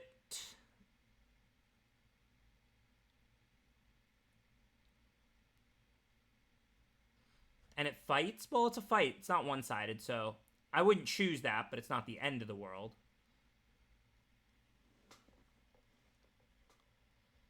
Why is this still tapped? Oh, because it made a copy of all of it, so this got Frostlinked?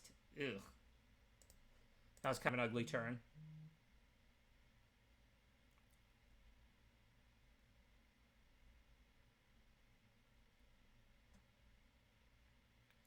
Alright, I see no reason to make any other choices this turn. We'll just slam our 5-5 that we can mutate onto if we want to. Make it a 9-9 and get back this 4-3, which can end the game, potentially.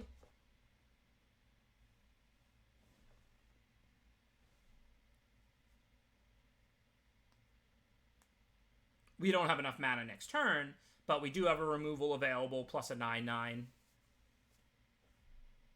Seems sweet so far.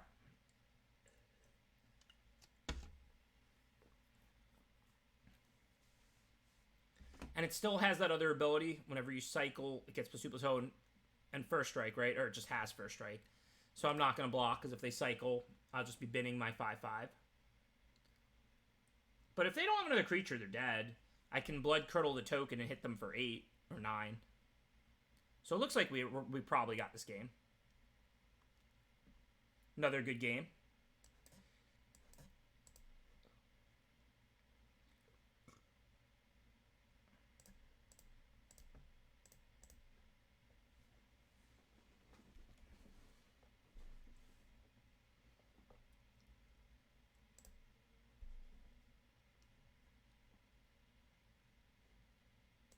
Bounce the token. Yeah. Yes, I could have mutated onto the shark creature and bounced it. That would have worked as well, yes. Yep. I don't know anything about this draft format yet. I've literally done 0.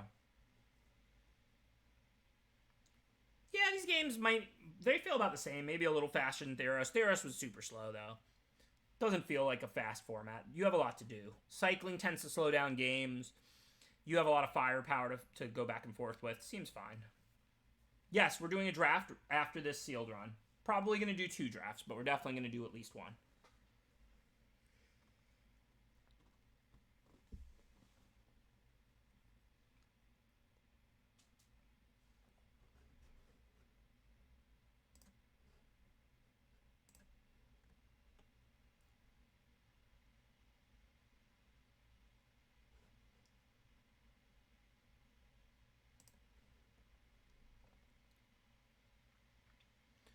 Alright, this hand's a little safer than it looks. We got that impulse. Hopefully we can find an island or swamp.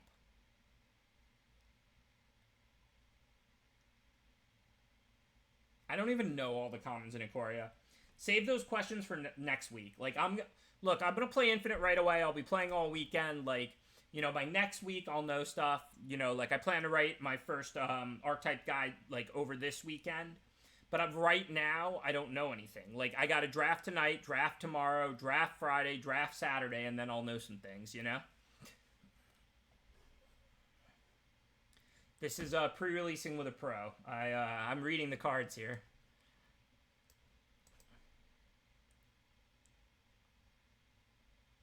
Hey, Dylan. Thanks for the shout-out. And yeah, I mean, I'm excited, too. Every time a new set comes out, it's like the most fun thing in the world to me. I always look forward to the debut of the new set. Usually I pre-release in person, but strange times, so we'll just be playing online all weekend, but could be worse. Today I'm going to do 2 drafts after this, so I should finish like 10-ish, 11, whatever. Tomorrow I'm going to come on at my usual time at 3, but I'll stay on if I'm having fun and really want to. I do want to make content and stuff more too, so I don't know. We'll evaluate tomorrow. Tonight, I'm going to do 2 drafts after this. Shouldn't have played the land first, and I'm immediately punished. Now I'm just going to grab the swamp. If I hadn't played the land first, I would have took the wilds. It's not really much of a difference, but play poorly, get punished. Story of my life. Thanks, Awaken. Appreciate that subscription. Thank you also for not only the support, but the compliment. I appreciate it.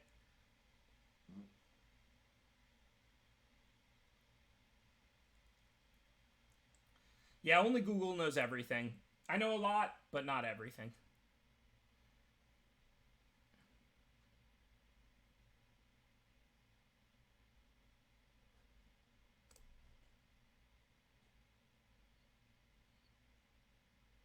The new stream schedule is Tuesday, Wednesday, and Thursday, 3 p.m. Eastern to, well, whenever I stop, but usually about a 5 or 6 hour stream. Most days it's about 3 to 8, 3 to 9 Eastern time.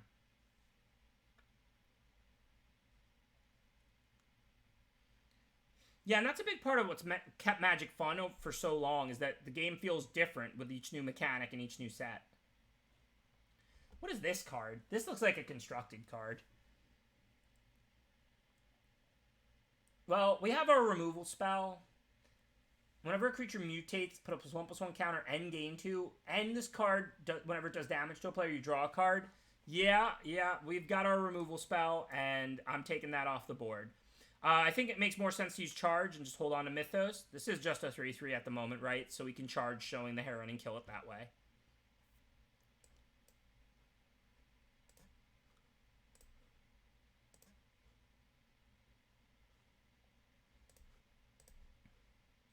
Life could be worse. Next turn, we can turn the Brushwag into a 3/4 flyer and draw a card. And of course, you keep this sick little ability. Because I played an island instead of a forest, because I'm a fish. I literally played the island and then cast Impulse, and then was like, well, I would have took Wilds. Oh yeah, and I can't play this other Impulse. Trained professional, folks. Don't try this at home. Alright, so obviously the Heron's on top. Thank you, Meat, for subscribing. Appreciate it. And this doesn't matter. You don't get blown out unless you really needed to mutate if they respond to mutate. If anything, all we did was just get a 4-mana 3/4 flyer. I'm not saying their play was wrong, because they couldn't prophecy this once they mutated, so they would have stranded their mana. And this would have this sweet Brushwag pump ability. But it's not a big deal. It's like, instead of the combination, we just get a 3/4 flyer. Yeah, Mutate looks fun to me. I don't know. I mean, it's obviously going to play really poorly with Hexproof, but I don't think we've encountered much Hexproof yet. And as far as like flying and First Strike and stuff, there's plenty of removal in this format. It seems fine. Seems fun. Okay, looks like it's time to play an Impulse. I wouldn't hate a land to get closer to Starix, but if we could find like a good 3-drop, I would take that over it. Like Boneyard Lurker, that's too good of a card to put back. I'll just leave 3 up for my removal instead of playing the other Impulse for 1. Because if we draw a land, we're not going to even really want to Impulse for lands. And I don't mind using this kind of frivolously, because we have Ram Through to kill something else later.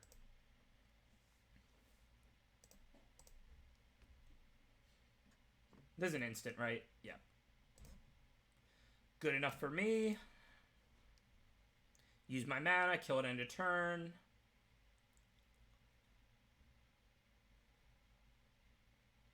So, I guess we drew a 7-drop, we didn't draw a land, so now we probably want to Impulse. Just take the land. Because now we're only 1 land away from casting the Starix, mutating it onto the Lurker, which will be totally broken. Go get back, like, the Heron, and then we can mutate the Heron on, get back something else, like the Brushwag. We are doing it. And, I mean, once in a while you're going to whiff, but this is limited. Most of your deck is permanents. Even if we just hit a land off the Starix, that's land 7 for Sandworm. So, life's pretty good. And even though we didn't draw a land and it's what we really wanted, if you're not drawing lands and you're drawing spells, then you're drawing other good stuff to do, so that's fine too. For now, I think I'm just going to sit back. I don't really want to get rid of the 7/7.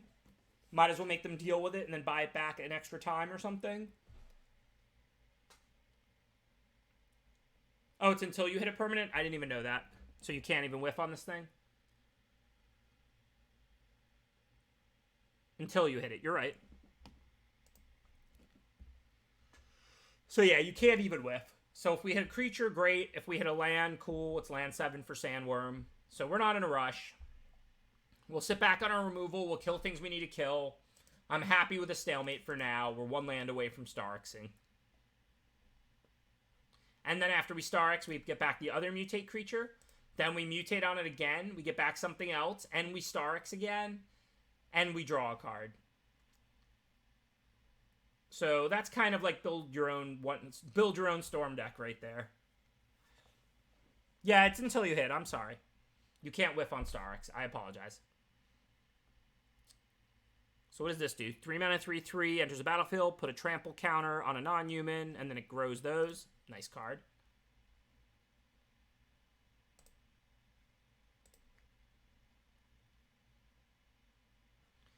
So now, end of turn. Definitely want to kill one of these two. Does this do anything in play? Maybe a little. Do we kill the 3/3 that grows tramplers or the 3/2? This doesn't have trample. Probably better off killing the 3/3. The idea that they could grow their tramplers is scarier. Of course, with that gone, they can't grow the 3/2. Hey, there's the land. Hello there.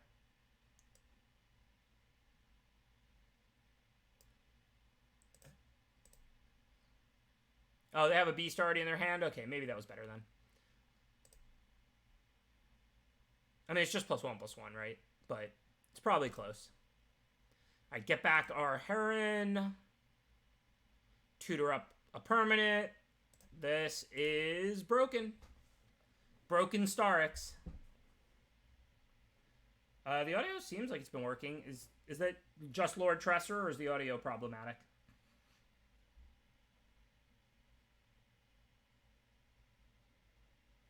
I mean, I haven't even seen all the uncommons, so I obviously don't know if it's the best uncommon or not. But it's definitely broken. Like, it's definitely filthy. Like, you know, it's probably not broken like S tier broken, but it's like A tier broken. Like, Starx is definitely disgusting. Obviously, I can't say best uncommon in the set when I've literally seen like a fifth of the uncommons in the set. But I can say that Starx has been busted like every single time I've played it. Like, this card is just filthy.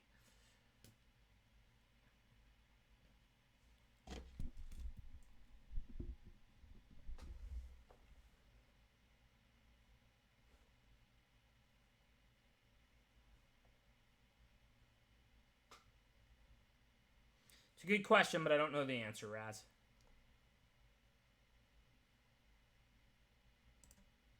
Still done 0 drafts at the moment.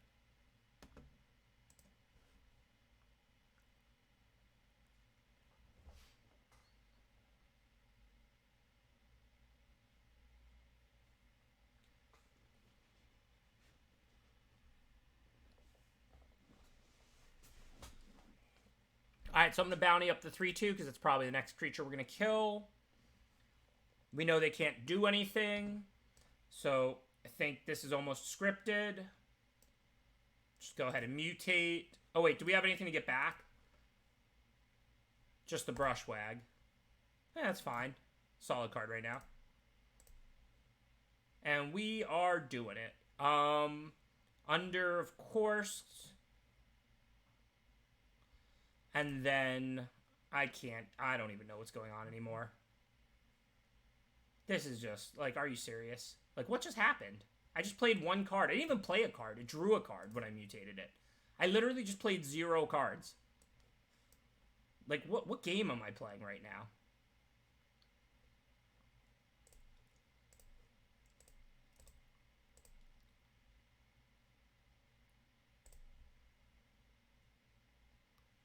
Oh yeah, I'm going to mutate it again next turn.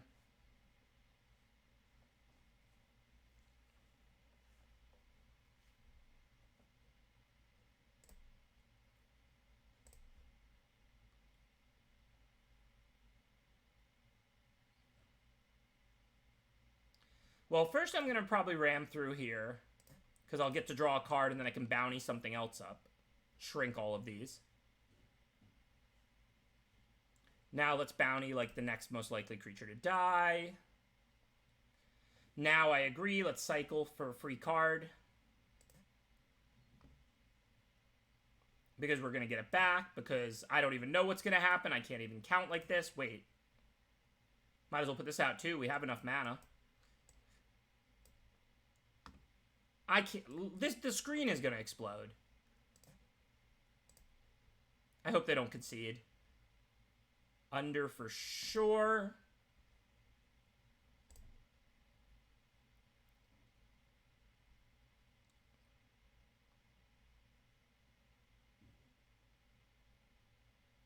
What kind of a combo deck is this?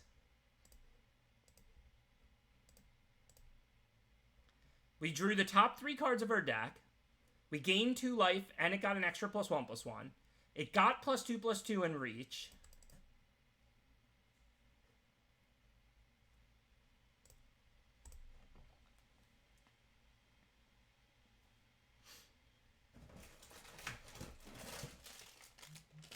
That game deserves a fruit snack.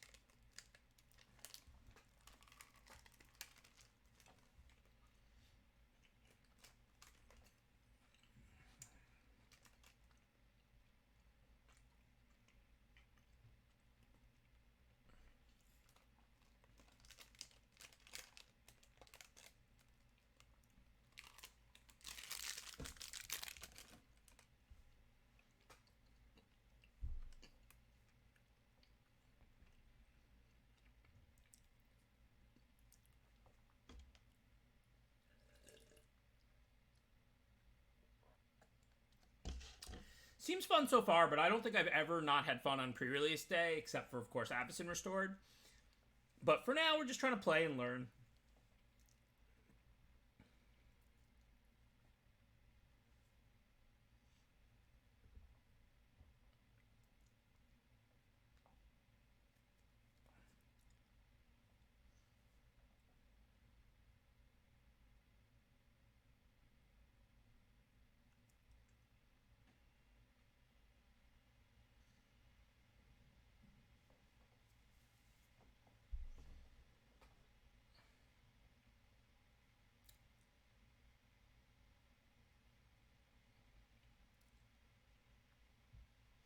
I just like to hate on it because it's the worst set I've played since my comeback in the 10 years. I mean, you know, correctly hate on it. The set is awful, but nothing new happened, just random beats. So they're another Kahira deck. I miss my companion. Last draft I had a sweet companion, now I'm so lonely.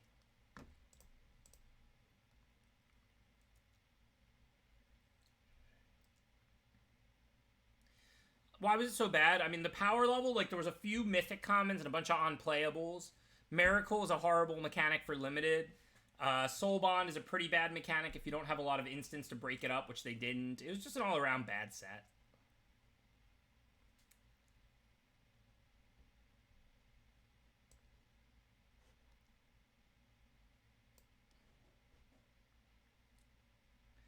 Yeah, it's going to be interesting playing competitive tournaments with this level of wackiness. I do agree. It is pretty interesting, though.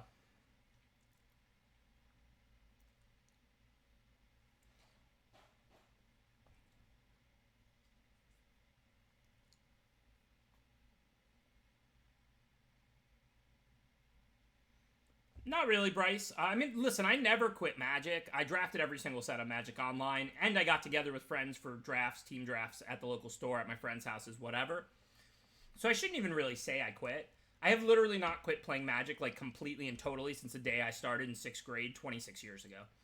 But what I did do was basically stop going to the Pro Tour. Like, in 2003-4, I had my best year on the Pro Tour up to that point.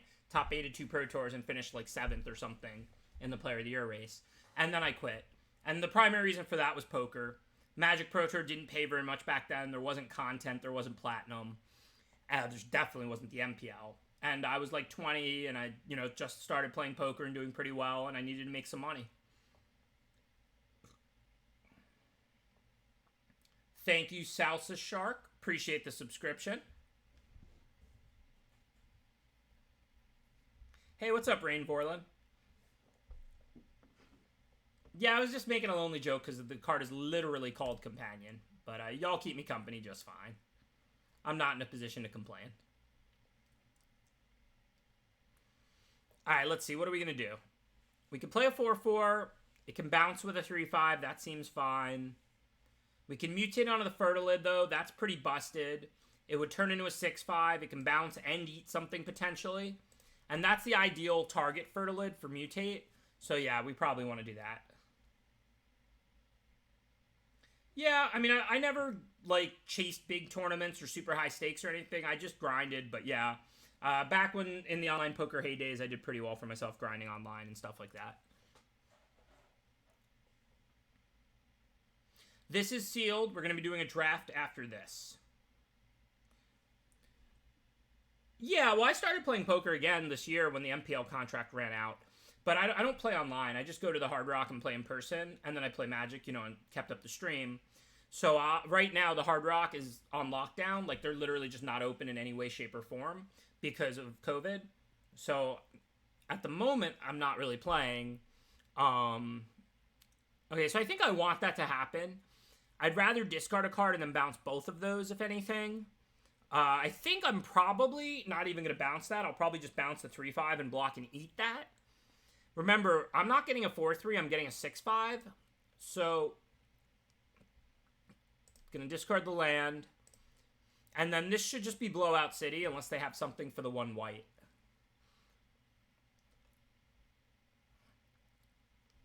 Menace? Menace. So I can't block and eat that. Looks like we're bouncing that and eating the other one. Good call, chat. You saved me as usual.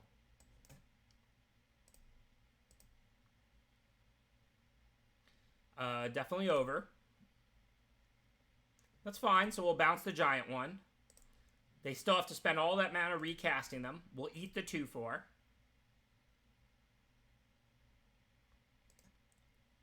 Oops.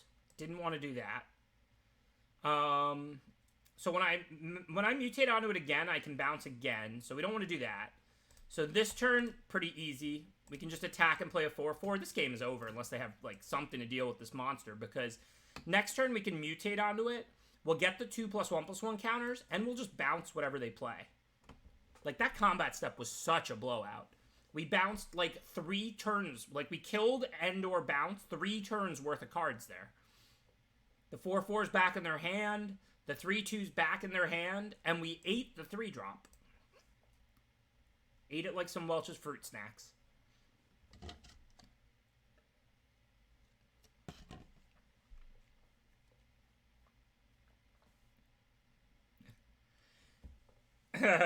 Yeah, Kanish is pretty much me.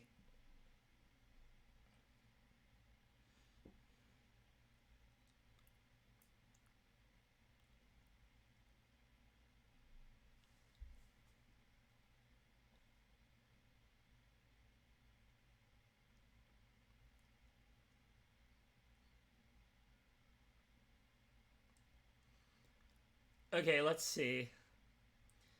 We can kill the pacifism? No, we can't. We need a white, right? We don't have the ability to make a white. How do we kill the pacifism? I don't think we can.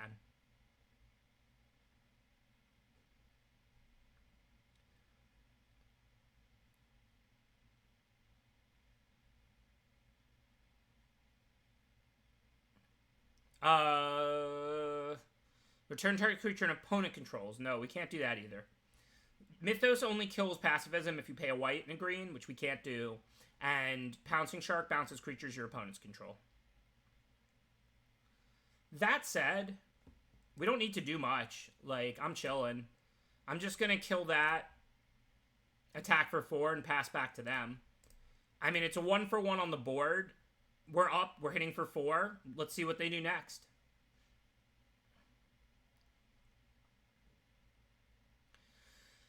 I mean, I wasn't going to Rampant Growth instead of using the Crash there, because this is the last creature in my hand, and I still have 3 more removal. So, I mean, I like killing a 2/2 flyer and attacking. I do not have a plans. This is a green deck with a little blue and black. It's like a soul tie centered around green, and that's it. There's no white in the deck.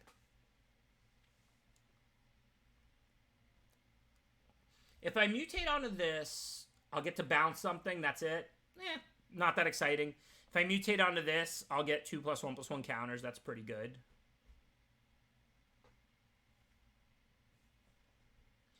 Because, I mean, I could use the removal. No, this one's a sorcery. I guess I could use removal end of their turn, but I don't really have anything else to do with my mana. I wasn't really dying to mutate here this turn. See what else they do. So now I don't really want to trade 4/4s. Squirrel is a mutate target. What squirrel?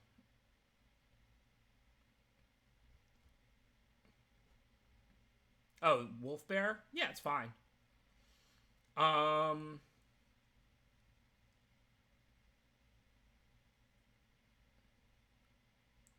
Everything kills it, or a whole hand is removal.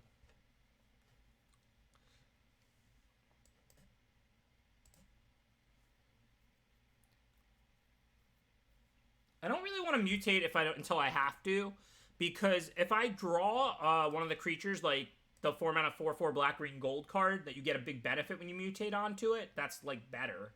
I understand I'll get the +2/+2, like, so I'm willing to do it.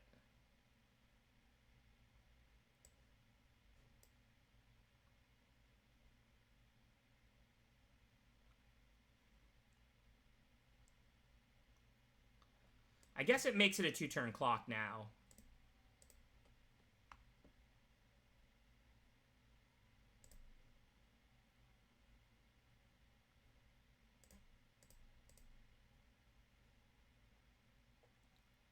If they mutate onto that, I'm going to have to discard. I can already play a land and double spell, so I'm going to hold the swamp.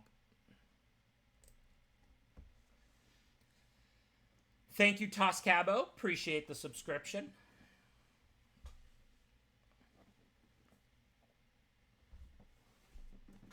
Well, you're welcome. Thank you for supporting my stream. Very much appreciated.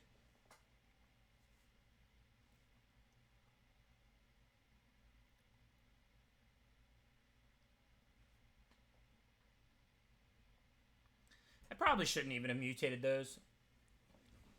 Just like, I could have just like attacked and then played. Well, I can't just attack because then they could block. But I could have capture speared the 4/4 and then attacked, and then I could probably have played the 2/3.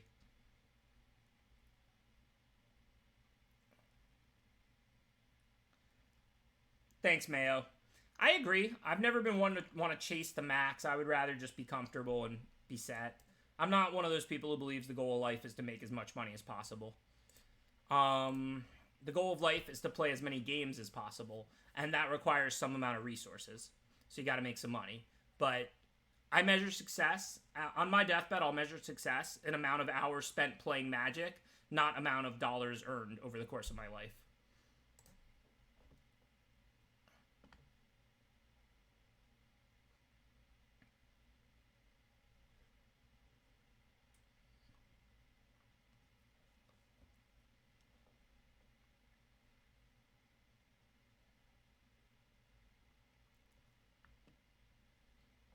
For real, Rain. Alright, so let's see. Mutate. When this creature mutates, return a creature card with convert mana cost 3 or less from your graveyard to the battlefield, which is pretty good. It's a 2/2 flyer or 2/4.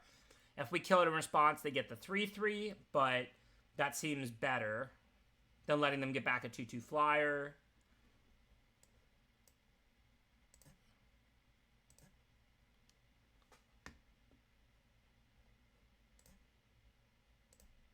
And then we do got to use this removal. We are falling pretty far behind.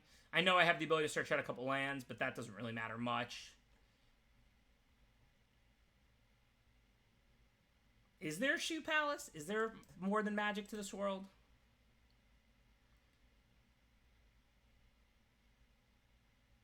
Okay, let's start by Adventurous Impulsing. Hopefully we find a creature because we don't have anything.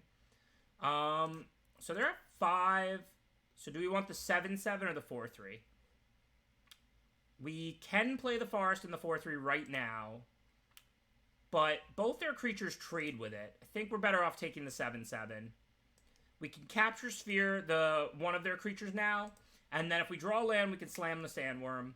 If we don't, we have the ability to search out land 7. This is a Fertilid.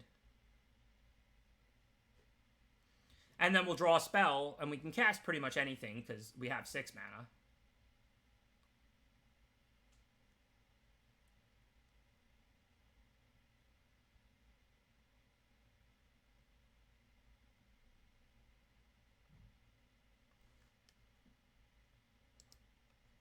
So we got a spear. This doesn't do anything besides the mutate, right? But still, I'd rather shut down a 3/3 than a 3/4, because if they mutate onto this later, they'll get to buy back creatures. So I would rather that be the one that's locked down, that if they mutate on, they lose whatever they're mutating, basically.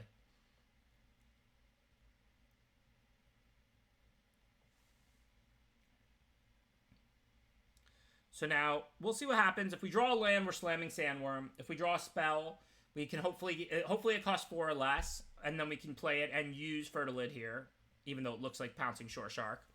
And even if that doesn't happen, if we draw a 5 or 6 drop, then it's probably a decent spell. So we're kind of in one of those great positions we talk about in Limited, where you're happy if you draw a land, happy if you draw a spell. So of course we draw a very small spell, but you look, to be fair, this can actually block a 3/4, and we can give it +3/+3. So it's really not that bad a draw. A 1/1 for 1 here would be like the worst draw conceivable, but a 4/4 stops 3/4s. So it's actually not that bad a draw. It just looks really funny.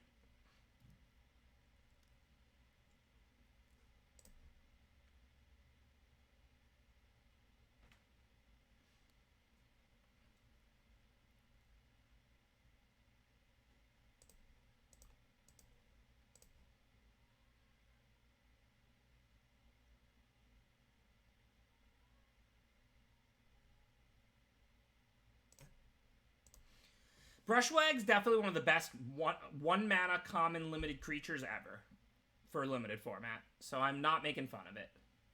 Maybe a little. Alright, hopefully we draw a land this turn, because if not, we actually fall too far behind to be able to win, right? Assuming they don't even add to the board. Yuck. But it's a decent card. So what do we want to do? If I mutate onto this, I can bounce something. That's not really helpful. And then the other ability is not anything. So we just have to cast this. A land would have been way better, but it's not the end of the world.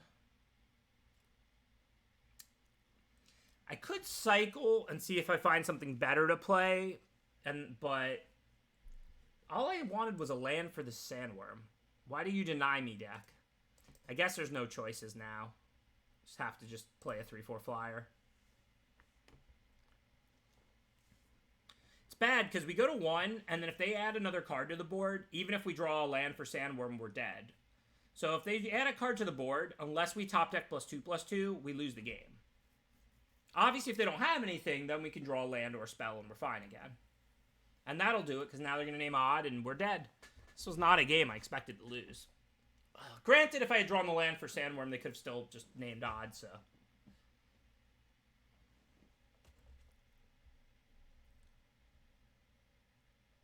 I said one of, not number 1. It's because there's so few good ones. I never had 2 mana available to search. I could have searched instead of doing something else. But I never just, had 2 mana and didn't search. I used all my mana every turn.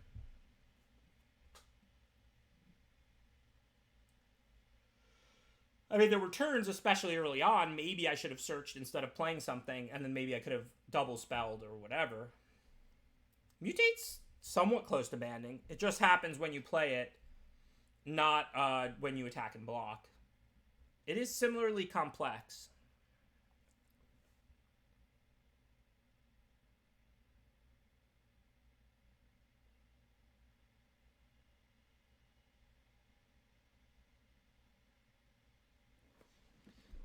Pretty good hand. Can't curve all the way out because we got to start with a tap land, but then we got our 2-drop, and we'll see what else. Yeah, it's closer to Bestow. It's very similar to Bestow.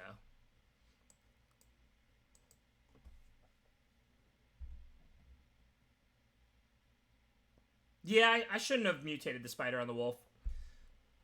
I'm not trying to blame chat, but I'm not sure if that's a play I would have made alone. Like, I didn't think that really made a ton of sense. I mean, on the very last turn, it changed the clocks, you know, from 3 to 2. But I think it would have been better. I had so much removal. It would have just been better to go wide and then use removal to kill their creatures. I think that, not in hindsight, even, like, I just think that was a mistake, like, honestly. All right, for now, let's use charge.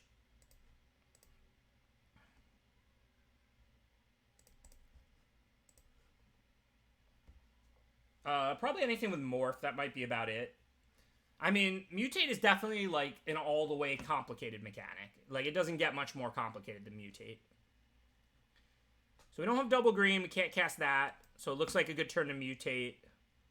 Mutate right onto the brush wag. Always good. Definitely over. We even get the +1/+1 counter. Thank you, Symbiote.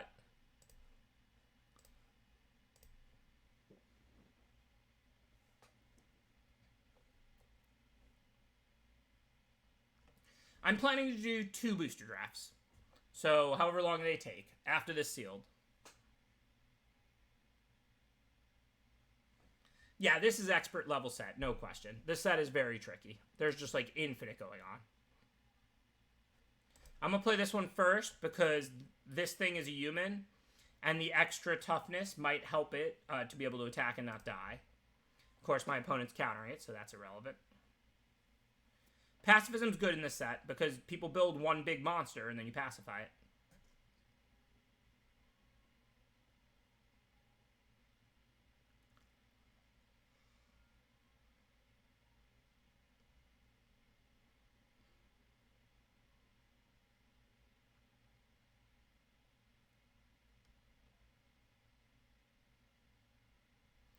Your opponents can't cast spells from anywhere other than their hands. Okay, this looks like it's to stop escape and do things in Modern. Probably not super relevant for me.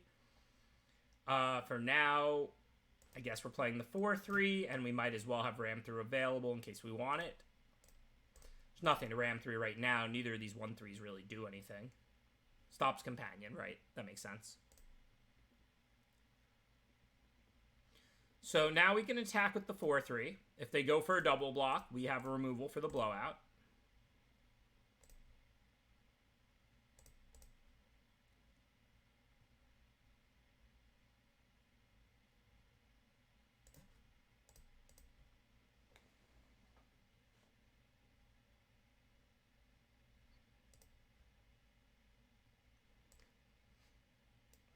Other than that, we can just chill for now. I mean, we're way ahead in life, so we're not really like under any pressure to do anything. See what they play.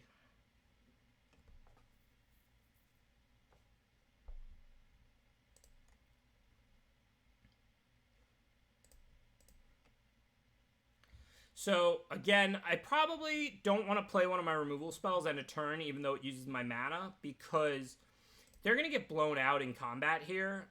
So I kind of want to let them double block. I guess if they have any non-creature spell, they can grow the Ceratops to big enough to block the Willbonder on its own. But it has Trample, so I can always play the removal then, and I won't even miss the 4 to them. So I'm going to attack, because if they have nothing, they need to double block, or just next turn, wait one more turn. What is this? 5 mana, 5/4 flash. When it enters the battlefield, counter and a creature. Wow, this card is sick. Well, I can't do anything about that.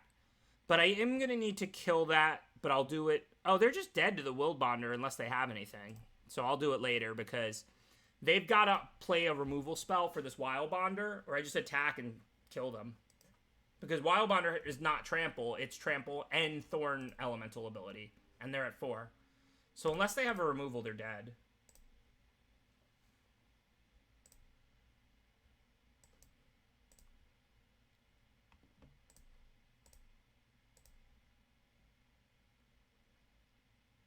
I don't even need to do anything. Just assign all 4 to them and they're dead.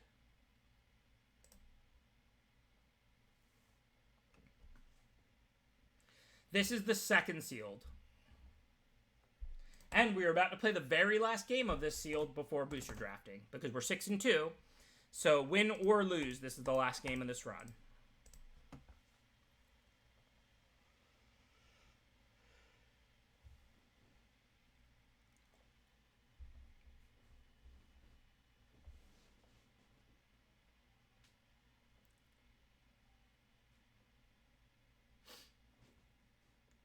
You can do it!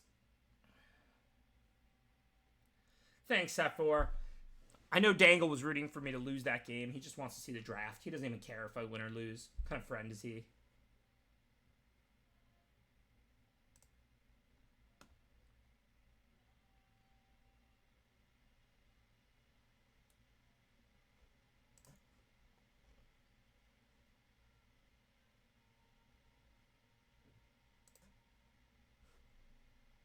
Appreciate that subscription, Daft and Filthy. Still love your name. Maybe not as much as I love your support, but I do love your name.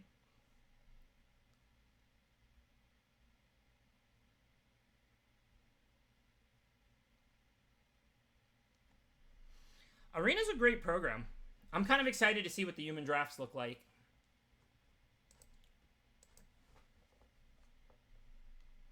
Hi, Magic with Zuby.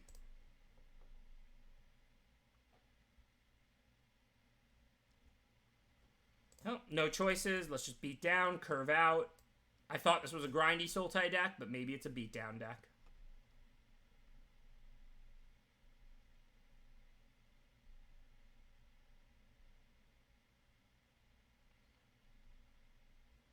I don't think they're gonna... I'm really gonna bluff them here. I'm gonna attack with the Symbiote. Can't really send the 1/1. I would love to have killed that, but Fertilid has 0 power in my hand, so charge doesn't work yet.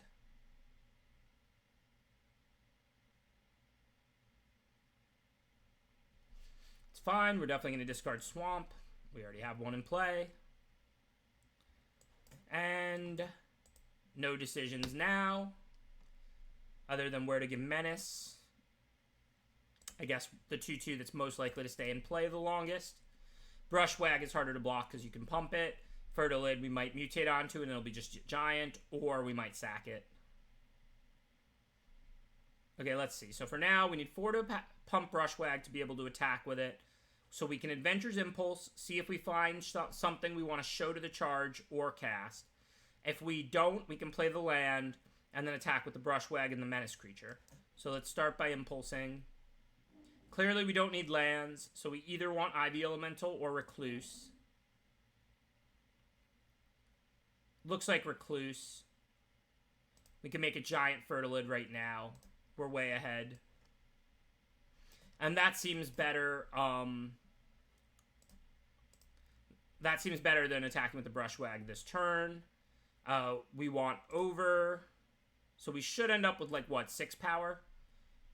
7 power. We get the 1 from the Symbiote, the 2 from Recluse's power and toughness, the +2/+2 from Recluse's ability, and the 2 counters from Fertilid. So we make a 7/8 that can attack this turn.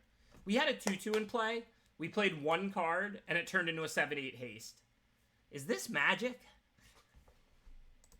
We just finished the sealed. We went 7-2. 7-1 in the first sealed, 7-2 in this sealed. Now let's see what these draft queues look like.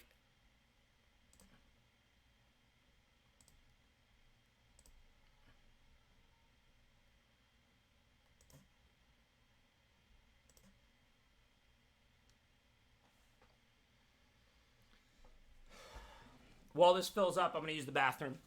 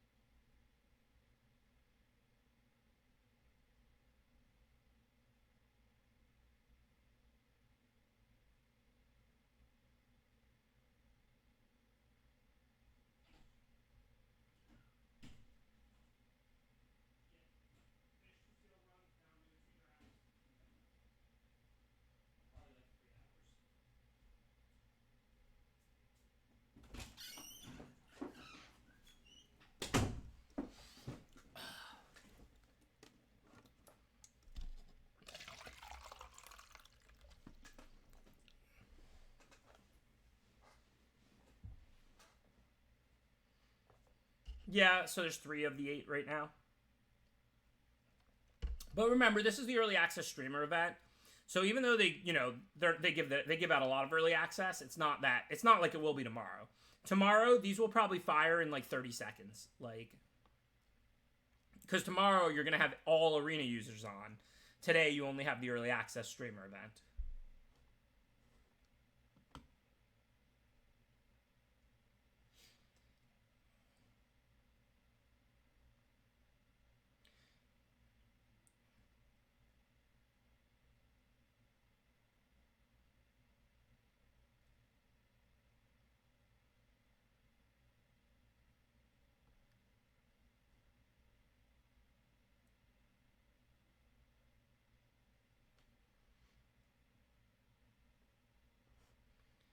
Sweet.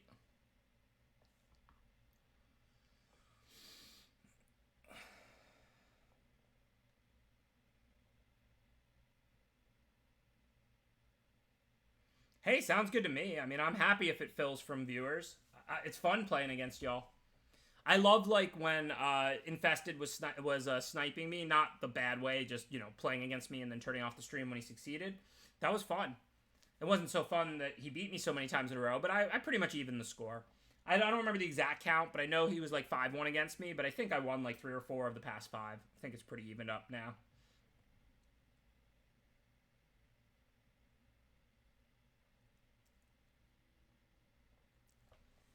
Infested quickly making himself my nemesis.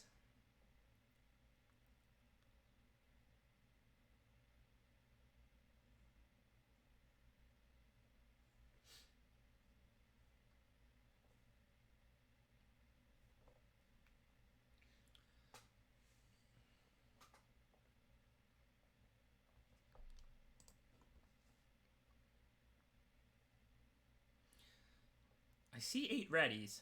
All right, let's go. So there's the timer. I mean, now I'm going to have to make a draft scene again for Arena. I don't have it yet. I will make it, but for right now, let me just move the cam a little bit. I guess anywhere over here is good. It's not going to block anything. All right, let's see. Labyrinth Raptor. What does this do? I am a big Raptor fan. I do often cite him as one of the best deck builders of all time, the best of the past 10 years or so. Whenever a creature you control of Menace becomes blocked, defending player sacks it. Seems fine. Not super exciting. Fine card for red-black aggro. This creature mutates. That's pretty good. Mutate onto this and kill things. I like the look of that. Doesn't seem great unless you get a ton of cycling. Empathy is a nice gold build around for blue-green, but it's still gold. I'm guessing we want to go with Zagoth Mamba. It's a 1-color card. Labyrinth and Primal Empathy are probably the next best cards. And if you start with it, you can prioritize Mutate the whole way through.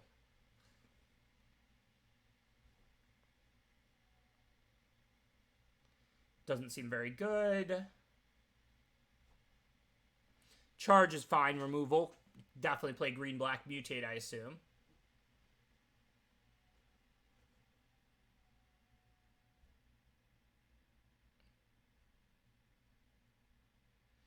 Nothing here seems close to charge to me. I don't think Unbreakable Bond is very good.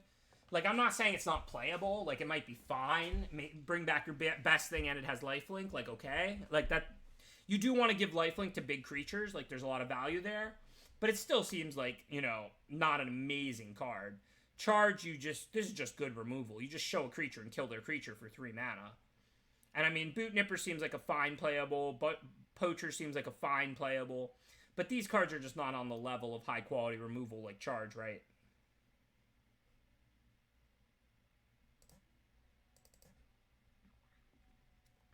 Well, we got a black uncommon and a green one. Let's see what the black, green, gold one does. Return a creature from a graveyard to the battlefield, and it fights a creature. Now, the end, it's an instant, so you can do it at flash speed, block, fight, eat. I mean, it is fight, so you're probably not going to 3-for-1 them, but you could. And you can definitely 2-for-1 them very easily. All right, that's what I'm talking about. In case nobody has ever read my article, I wrote the article. It's called Drafting the Easy Way. It's where you first pick a black uncommon, you second pick a green uncommon, and then you third pick the black, green, gold uncommon. Drafting the easy way. There's also the green and black common removal, so that's good. Maybe we're seeing these colors.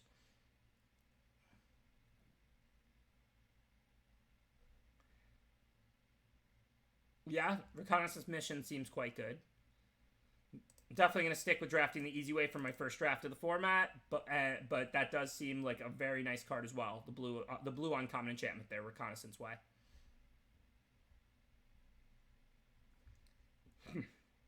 Yeah, no, the bots are broken. Okay, I guess we're just taking another charge. I think this 2-mana 1/3 will be pretty strong. It's a nice 2-drop to ramp, and it's a fine blocker. But our most expensive card right now is not a creature.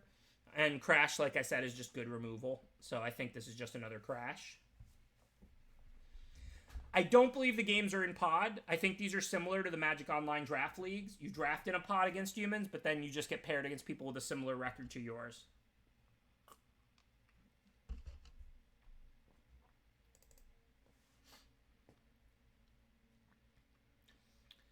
I'll keep coming back for more. I mean, I'll come back for more again and again, more and more. I don't mind. I'll come back and back and back for more and more and more.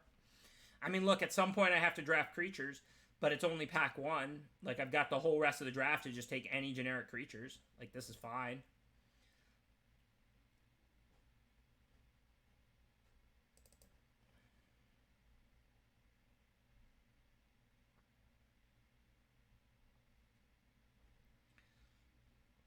So now let's see. We have to decide between what? Dark Bargain and Corpse Churn. Corpse Churn helps you dig big things into your yard for back for more, as well as find creatures. Dark Bargain kind of does the same thing better, I think, though. At some point, we're going to have to draft some creatures.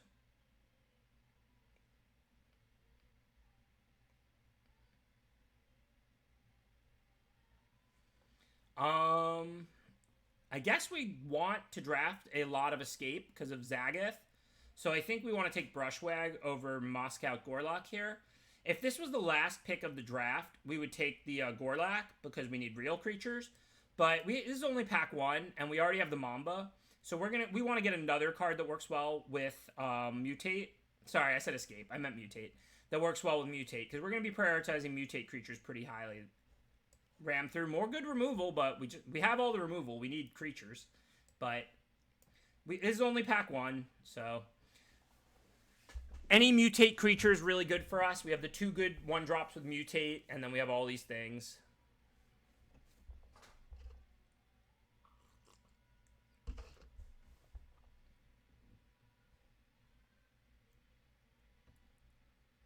I guess we're playing Reanimator. With two back for more, now I want Unbreakable Bond because I'm going to draft all the big cyclers I can. So, again, I mean, our deck is well positioned. I mean, if the draft ended right now, we'd have no deck. But, I mean, I'm not unhappy about having two back for mores and 2 charged. We just need to end up just drafting big random common creatures at this point. We're reanimating nothing. The plan is to draft all reanimation spells and no creatures.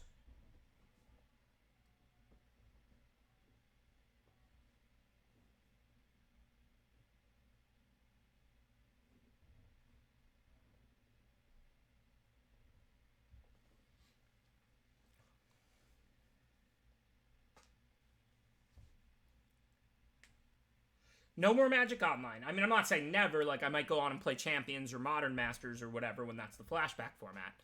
But my regular Ikoria drafting will be on Arena in these draft leagues. They will be the human best of 3 draft leagues. That will be my regular Ikoria content to start. When my stream starts, like, moving forward.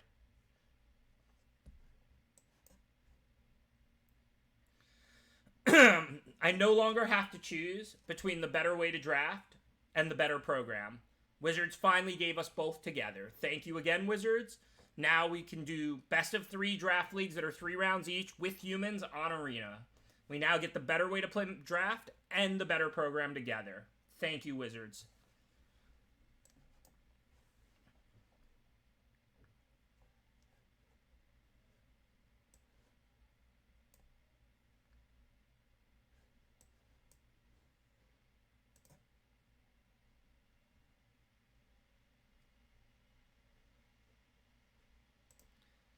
What is this card? I just drafted a blue-green duel. 5 mana, 6/6 trample, mutate. And you can mutate it from the graveyard? Hello! That seems to fit perfectly in our deck. We've got the 1-drop mutates. We're a green-black deck. We already got a Thornwood Falls.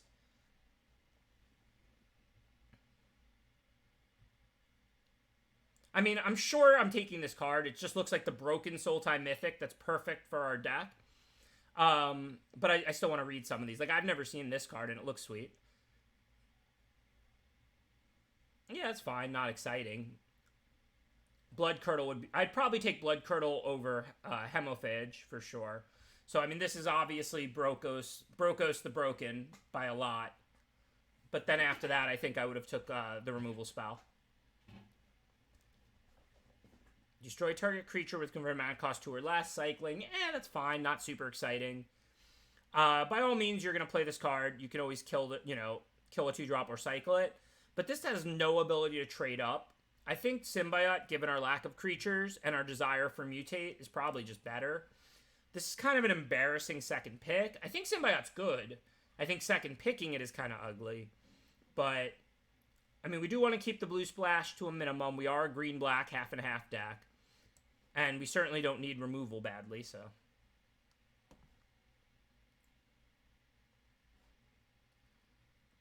Let's see. This is a Nightmare. So this qualifies. Nightmare.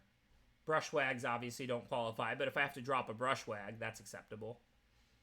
Do I have any other creatures? What is this? A Beast. Beast qualify. Kahira looks good. We'll just drop the Brushwag, and we'll have Kahira out of the companion slot in draft. Yeah, it's an okay 3-drop, but it's not just that. I mean, I'll companion it if all I have to do is drop a Brushwag. Brokos is a Nightmare. Like, everything else qualifies.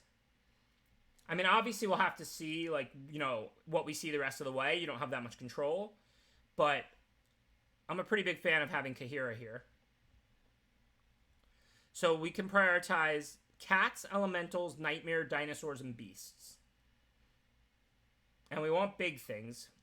I think this pick we're probably going to spend on Evolving Wilds. Brokos is super broken. 1 Thornwood Falls is not enough to have good mana, but if we lock up this Evolving Wilds, then we're just good. This is a tri-land. It goes and gets our 1 island, or our swamp, or our forest. Plus we have the Thornwood Falls. So it seems like a no-brainer. I mean, oh yeah, Greathorn can go get the island, and it's a beast, so we can play it, and we can use it with our mutate stuff. That's true. I think I would rather take Wilds in general, but I think it is Greathorn right now, just because we have no creatures. We have to prioritize creatures where we can. I think normally I would take the Evolving Wilds there, but I think that was the right pick. Hey, the Sultai Tri-Land, but I don't even think I can take it.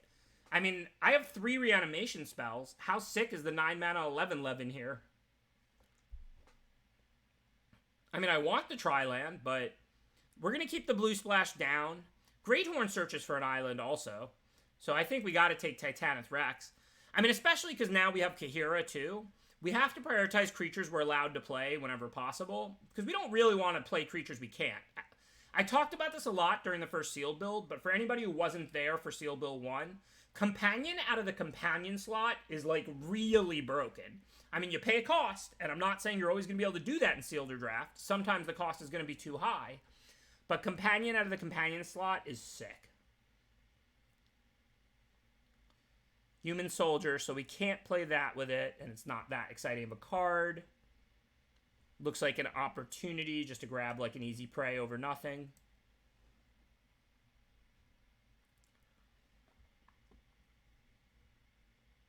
I don't think we really care about this. We can take the cycling -1/-1.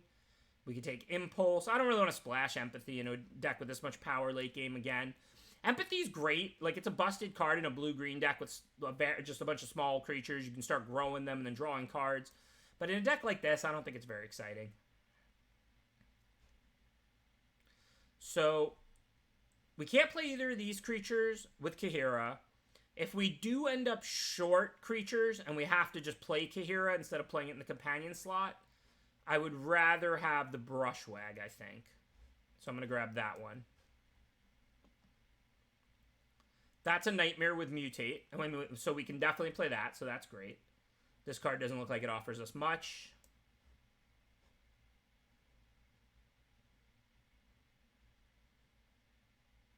Nothing really here off the splash. Just grab a sideboard card. Whatever, we're not going to play these. That's fine, it's a beast. It's not a beast because it's good, it's a beast because it's literally a beast, which means we can play it in our main and have Kahira in the companion slot. So, I mean, this is looking really nice.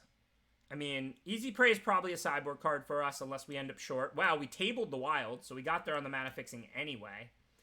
So all we really need to do this pack is lock up more big creatures and just lock up creatures that we can play with Kahira in the companion slot. And this already looks like a great start. It's a Nightmare Beast. Works well with everything we do. This card is good, but... like, it would be good in our deck, but I don't think we can play with Kahira. No, it's a human.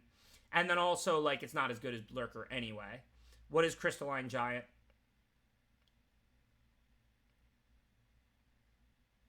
This card is good. Crystalline Giant is very good, but it's worth taking Lurker to keep the companion slot. I mean, we're a Menace deck, and we're a Kahira deck, and we're already black and green. Pick one, pack one, I might take Crystalline Giant over Boneyard Lurker. Crystalline Giant seems better than Boneyard Lurker to me, but I mean, Boneyard Lurker is just exactly what our deck does, exactly what we're looking for. Mole. It's not one of the approved creature types. So, I mean, nothing exciting here. Cat, Elemental, Nightmare, Dinosaur, Beast. So, nothing we can play here.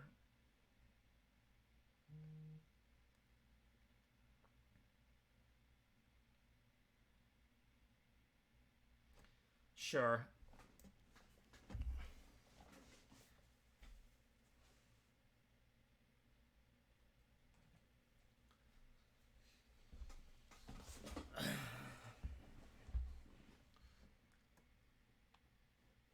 Yeah.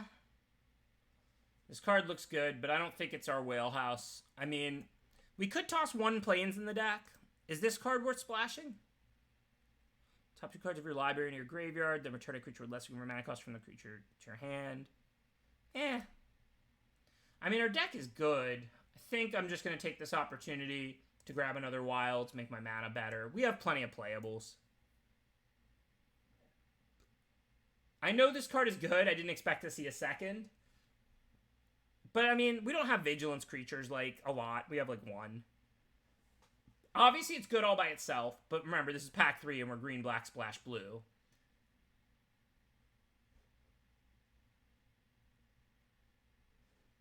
Kahira gives Vigilance? Kahira has Vigilance. It doesn't, like, give Vigilance. Oh, it does give Vigilance to all your cards. Oh, wow. I might have messed up there. Because it's a companion, so we'll have it every game. I should have took the other one of these. I might have messed up. I knew Kahira had Vigilance. I didn't know it gave everything Vigilance. I'm going to grab Deadweight here.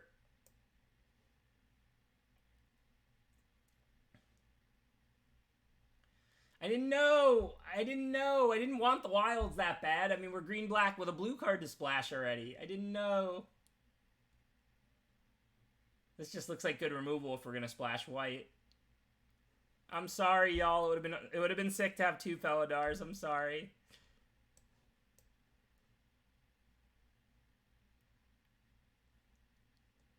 This is day 1 of the set. Work with me. I guess this is fine. It cycles for a colorless. It's a dinosaur, so we can play it. We do still want those big bodies where we can get them. I know, I screwed up. But if I draw Brokos, I do need a blue, right, to cast it. Oh, no, you can mutate it without a blue, even if you draw it. Wow, I should be black, green, splash, white. I messed up, y'all. I apologize. I can't play insects, right? Well, whatever, but... Sort of beast, no. I apologize. I messed up bad. I messed up bad, y'all. Seriously, I messed up bad.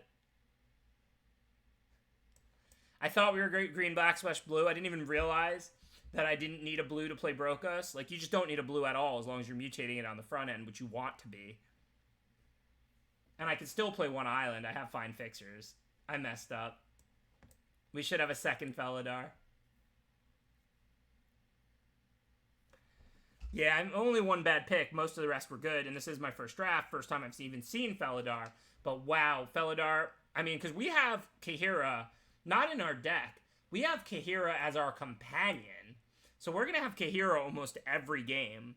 So Felidar is, like, totally busted in our deck.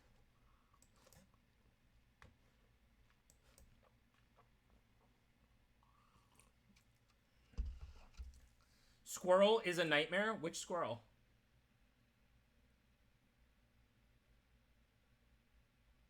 I don't know which squirrel you're talking about.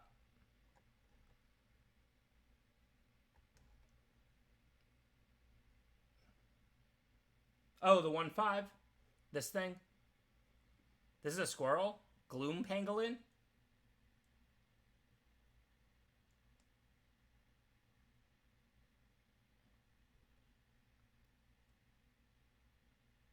Alright, let's see. So we gotta cut some cards.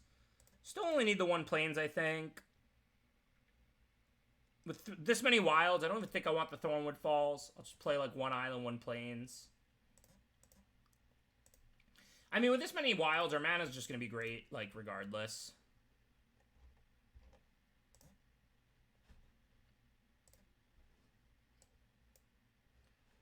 Right, 3-mana Lord doesn't count. I don't know how to add that into the companion slot yet, but we do need to figure that out. There's the companion slot.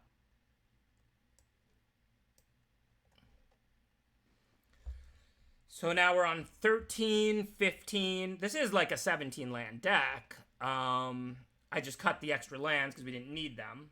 I think we're pretty even between green and black. So let's go ahead and put in 1 more forest, 1 more swamp. I don't know why I'm going to the lands. Like, you can't just hit the little plus and that's a million times better. But yeah, that's 17. So we just have 1 more card. Let's make sure we want everything in here. We probably do.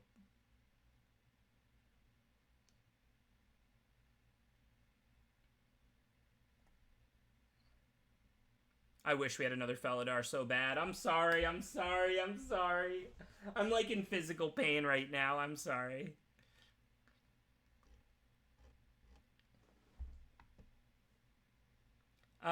Is there a good reason to have an island? Maybe not.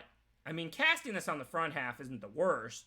If you don't have something you want to mutate on and we're a little creature short. We probably don't need the island, but our mana is also pretty good. Is Oasis good, though? I mean... we don't have a ton of creatures. Like, we have enough, and we'll have Kahira every game. Non-token creature you control dies, but the top 2 cards in your graveyard. Yeah, I think I might like a Corpse Churn for this deck. What's the Glider? Oh, Helica? I mean, I don't know if I want to splash that. Even with 3 wilds, it's still not endless white. Pangolin is an early blocker for this deck. Yeah, maybe. It's pretty good with Vigilance and +1/+1. Because remember, this is our companion. We have this every game.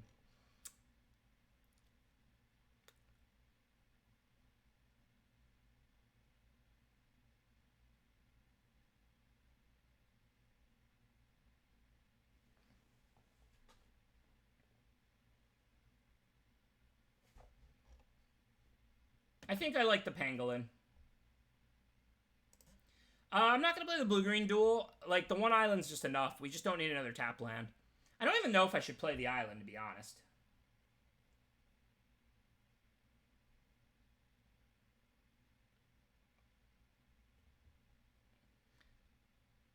I think, maybe we cut the island for the blue-green duel.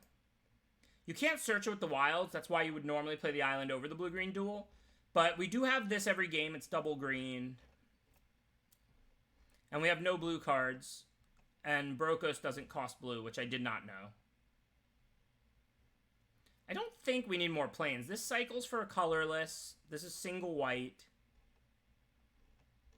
We have 3 wilds. I mean, I guess I could play 1 more planes.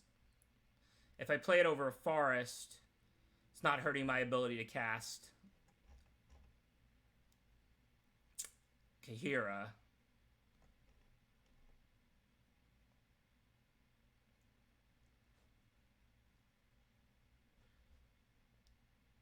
I could cut 1 forest. I don't really have green fixing in particular, like a very small amount. But with this many wilds, we should be good on mana pretty much no matter what. So I could do that. This gives me 6, 9 black, 6, 9 green, 5 white. 5 to mutate. This card is incredible.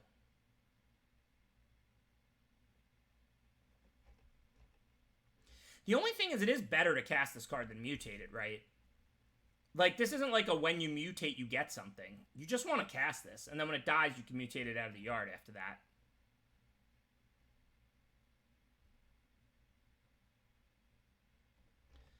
I think I had it right before. You do want to cast Brokos, if you can. I think I was right on this one. Because one planes is plenty for this amount of spells. And, like, you do want to cast Brokos.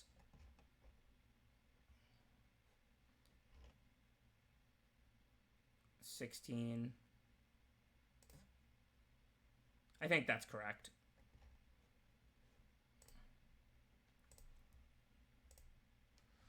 If you mutate it as haste, but you're also basically killing whatever creature you're mutating onto, like, I mean, it's fine. You're turning a smaller creature into a bigger one.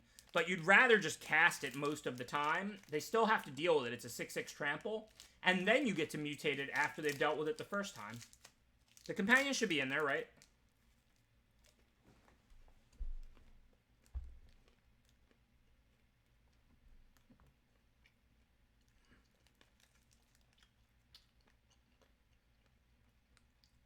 I think I set the companion.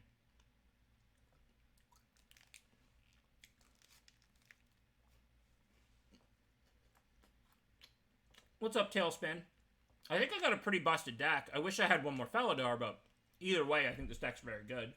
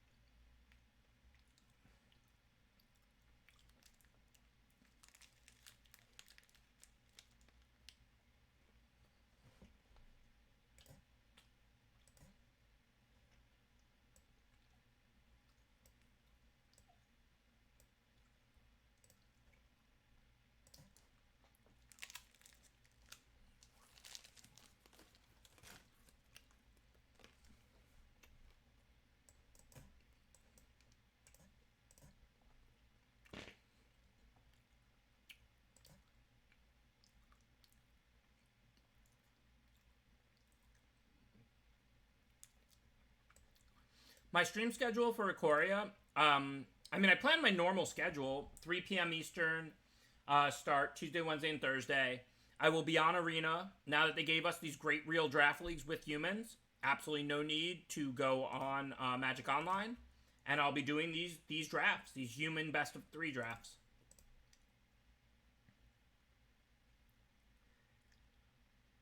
Do I have double black or double green, or should I just get the blue? I don't know my whole deck well enough yet. I don't have any double black or double green, right?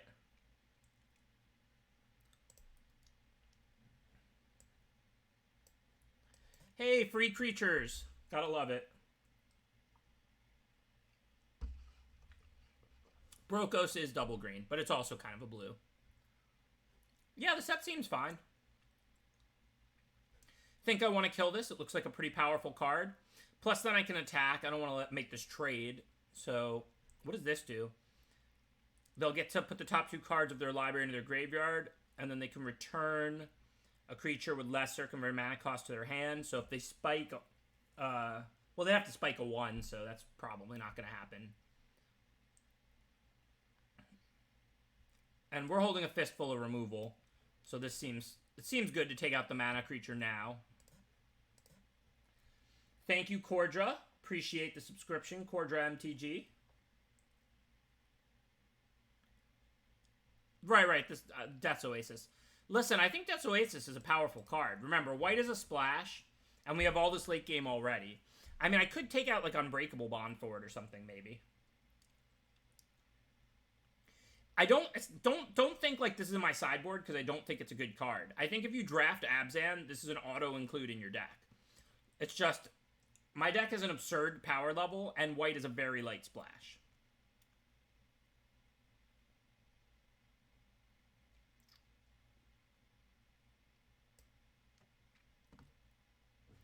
So again, I think I want to mostly kill small creatures because that means they're not getting anything back.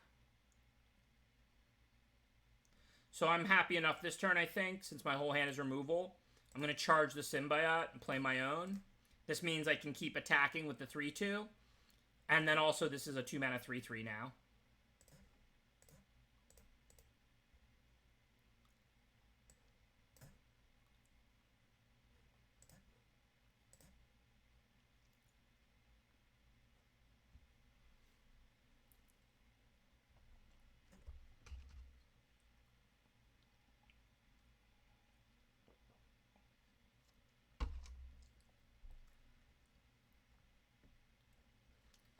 Whisper Squad looks pretty good. I mean, it just gives you a solid body to mutate on.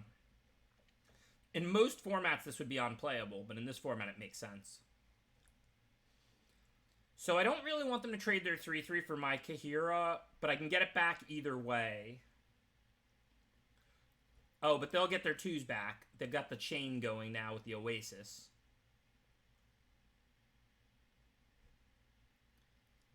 It's a human. You cannot, in fact, mutate onto it. That's very weird that they made the 1-mana 1/1 chain creature a human. That makes no sense. I don't mind them chumping and getting back a 3-1. I just don't want to give them a trade.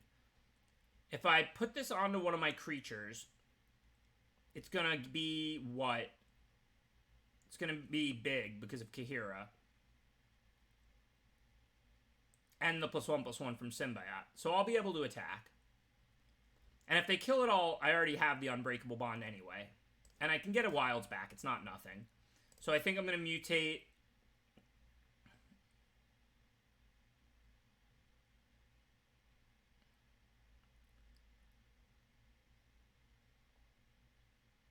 I'm just going to make Kahira a giant, I think. And then, of course, over because it's bigger.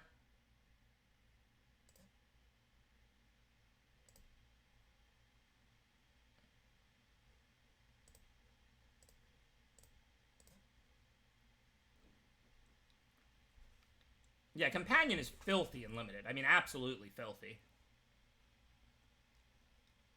Kahira doesn't buff itself, so I miss 1 point of damage. But at the end of the day, this thing I might grow other ways with more mutate and stuff. I don't know. I'm not sure if and the Kahira wasn't going to attack or block. I could just trade the Symbiote off for another 3-3. Whereas I would have never wanted to attack or block with Kahira. That's the reason I did it on Kahira, to be honest. Because if Kahira dies, then I lose the pump to my whole team. I'm playing a Kahira companion deck. Literally every creature in my deck is Kahira. Like, is pumped by Kahira. So that's why I did it on the Kahira, because I wanted to be able to attack and block with it. Whereas otherwise it would just sit there. Okay, so now they can get back a 1 if they trade off their 2 with my Symbiote. I don't really care about that. That doesn't necessarily mean I want it to happen anyway. I could back for more and then bring the Symbiote right back and fight the other squad. Doesn't seem very exciting. I think what makes sense now is just a Dark Bargain. Most likely attack for 5, but let me see what I get. Probably should have Wilds first. Nah, because I might hit a land and a 3-mana card. It was actually right to bargain first, I think. But now I'm not going to assume I'm going to impulse up a 1-drop I care about. So now what I'll do is attack with the 5/5. They have no meaningful block. They can chump and get a 1/1 if they want, or take 5. And then I'm going to post-combat Evolving Wilds, and then I'll impulse after that.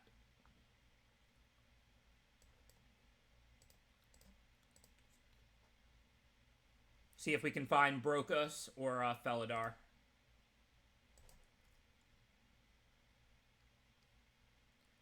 No, but can't complain.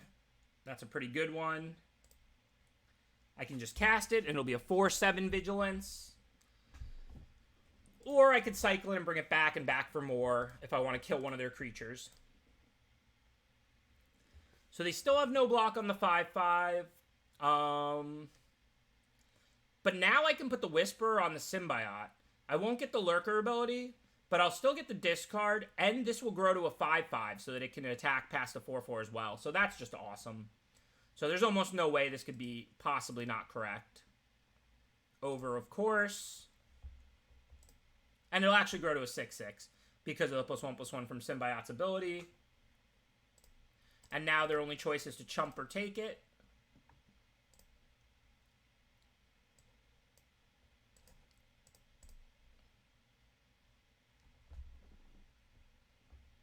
Thanks everybody who tuned in. Really appreciate the support. I know it's pretty cool that Ikoria just came out. Trust me, however excited you are about releases, I'm more excited. Pre-releases excite me more than Pro Tours. Like, I'm a sick individual. I don't know. I just love every time there's a new limited set and we get to start playing with new cards in draft. You may look at the top card of your library anytime. You may cast creature spells from the top of your library. This card is awesome. This is like a Windmill Slam S-tier bomb card. Plus, create a 3/3 with various abilities. Thank you, Durastin. Appreciate the subscription. Also, thank you, Ramonian. Appreciate the subscription. Thank you, everybody, supporting my stream. Really do appreciate it.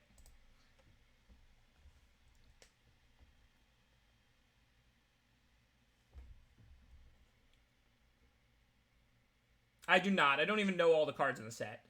Save all those questions for, like, Tuesday next week. Like, you can definitely ask me on Tuesday anything you want to ask me as far as best common, best archetype. I believe in not giving misinformation, so stuff I don't have opinions on, I won't answer. But I'm planning to draft Infinite today, tomorrow, Saturday, Friday, off stream, on stream. Learn the format as quickly and as best as I can. But this is my pre-release. I don't even read the previews. I literally can't answer cards like questions like archetypes and commons. I don't even know them all. And tomorrow, I'm not going to know them either. We're going to draft on stream tomorrow, but I'm going to be learning. But by Tuesday next week's stream, feel free to ask me any of those type of questions. But I'm not really going to be able to answer them before then. Like, we're literally reading and seeing commons and uncommons for the first time.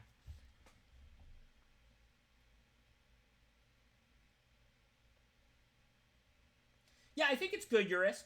I don't think my deck is like a super shining home for it because my late game power level is really good and white is a splash. But I think that enchantment is like an auto included in most Abzan decks. I'm not against it. This companion in limited, if you can meet the companion requirement reasonably, it is a busted limited mechanic. Again, I'm not going down a card. I'm playing a 3-mana 3/2 that pumps all my creatures, but I'm getting that every game, 100% of games, and I'm getting it, for free. I'm not going down a card to get it. That's ridiculous. Don't get me wrong. A lot of times the requirements are not going to be easy to meet in limited, right? But I'm just saying, if they are, it is ridiculous. All my creatures are +1/+1 in Vigilance. And Vigilance matters a lot when your creatures are bigger than your opponents. They can't race. I attack and block with every creature now. Definitely substantially less R-wide. Because you're going to make your 3 every time. So there's not much upside to 3 drops.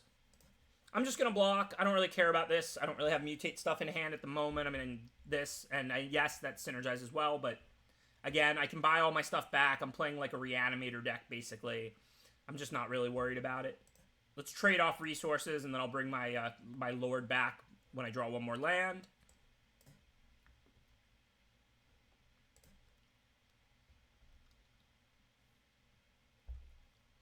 What is this thing? Whenever one or more creatures you control trample, deal combat damage to a player, create an XX Dino. Wow, well that's a scary card. And it includes itself. Well, we have a game. I don't have any 6 powers to show.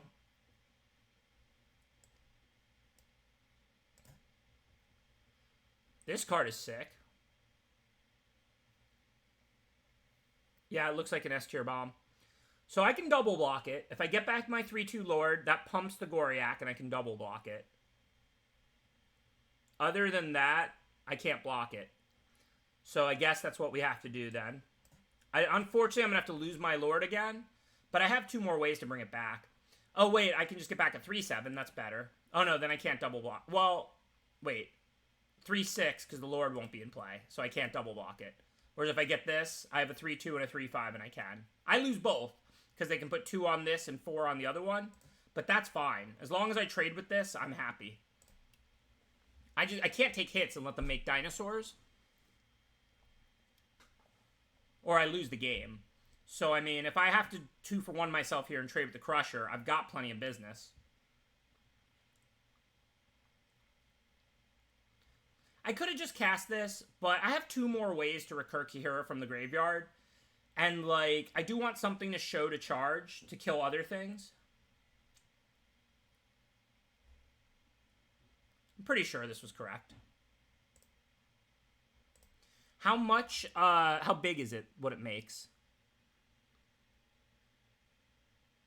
Oh, whatever trampled over? Wow. So if they pump this, they're going to get a 4/4? Yeah, that's fine. I can play bigger and better stuff than that.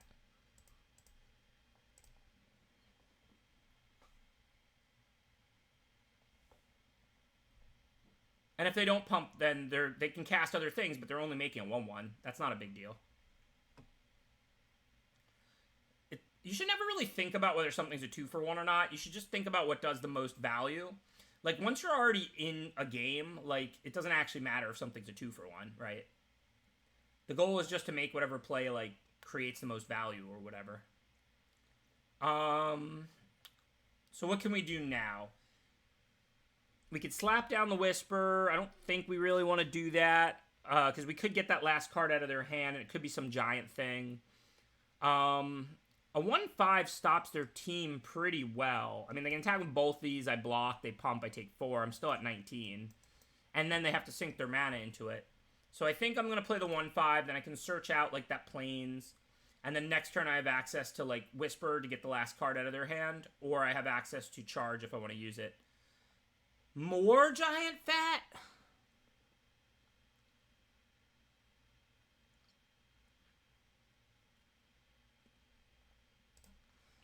Well, this is rough. I mean, I think I'm going to have to kill that. So, I have to get a Swamp, not a Plains. And then I can Deadweight plus Charge showing Doom Whisper.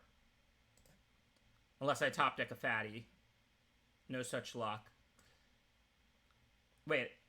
This is green, not black. I could have still gotten the Plains. I'm bad. But anyways.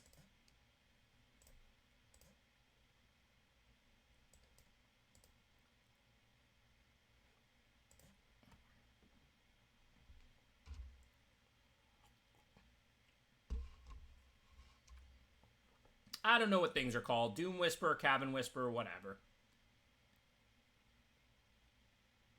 Alright, we're dead. I mean, I thought I was, like, possibly going to work through the broken 6/6 trample. When they played Harambe, too. That was obviously too much.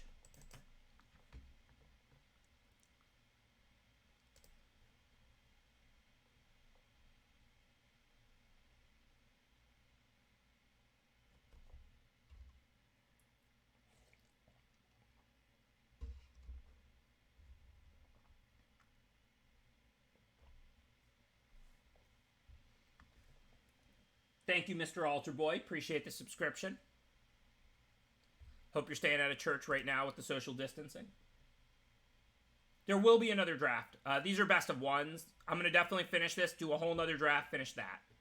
The plan is 2 drafts tonight, for sure. Yeah, the pangolin hasn't been great so far. I figured it was a body to block and then mutate onto, and we were little short creatures. I will acknowledge it's been pretty bad so far.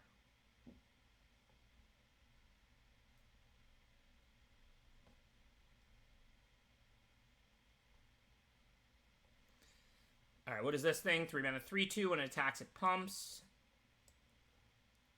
I mean, it's a fine target for deadweight, but I'd still rather just use all my mana, I think.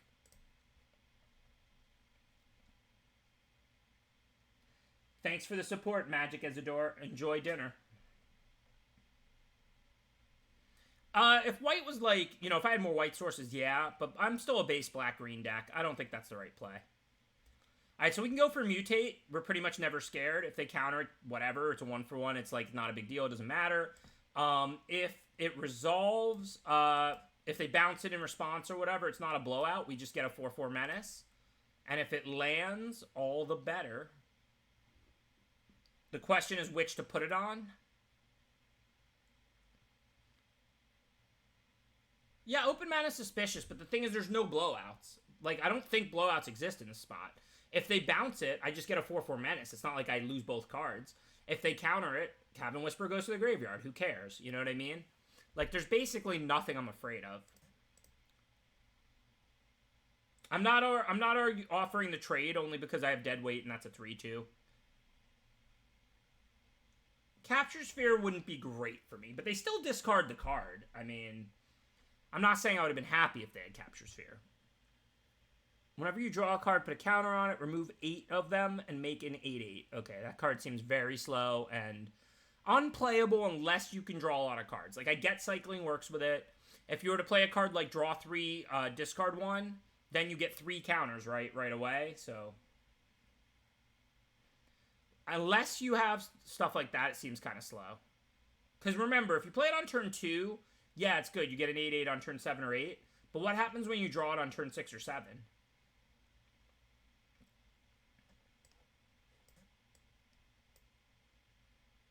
I guess Convolute is in the set, so I'm going to go ahead and deadweight. Oh, it has cycling? Okay. Okay, sure. Yeah, no, you should always play that card then. I'm wrong.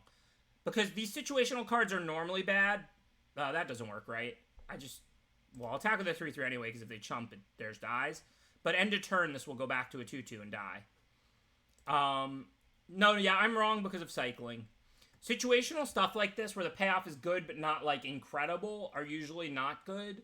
Because, like, again, an 8/8's good, but it still just might get bounced or killed or whatever. And then you have the downside of anytime you draw it, like, turn 5 on, it's a dead card. But in this case, you can just cycle it. So it's pretty good. You're right. I apologize. The cycling really changes a card like that. Because this is a card that before, the downside wouldn't have been worth the upside. But with cycling, there's very little downside.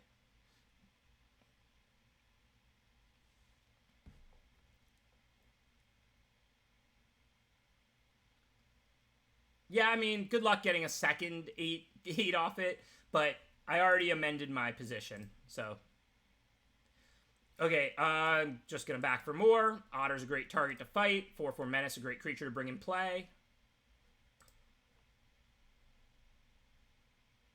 And then we'll get our beatdown on. Yeah, the multiple is not the good point. But the first point the chat made was the good point. Because, like I said, an 8/8, it's a nice payoff. But it's not that exciting to get him an L8/8. Like, it's good, it can win a game. But also, they might just bounce it or kill it or whatever. So normally, if that card didn't have cycling, I would not want to put it in my deck. Because if you draw it on turn 2, you get an 8/8 on turn 7, or 8, or whatever. If you draw it any time after that, it's a bad card. That's not a card you want to put in your deck. But when you give cycling to that card, now the whole drawback is heavily mitigated. Now, when you play it on turn 2, it's a great card, and any other time, you just cycle it. So it goes from something that you don't want to play to something good. I'm still guessing you're overrating it, but I agree it's something you should be taking relatively early, and it's an auto play because it's a great turn 2 play, and if you draw it any time after that, you just cycle it, basically. Hey, I'm playing my friend and old roommate Max, I think. I mean, I don't know if this is him or not. It could, somebody else could be named Maximum Damage, but I know he goes by that on Twitch.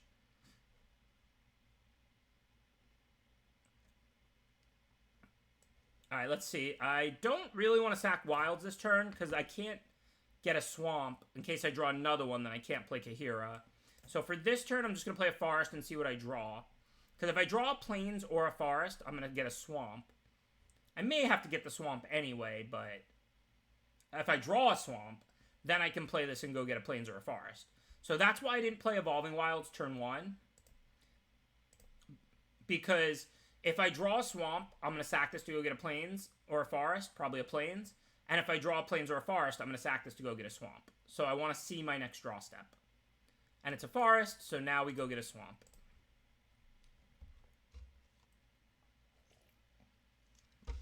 Good afternoon, Man Leggings.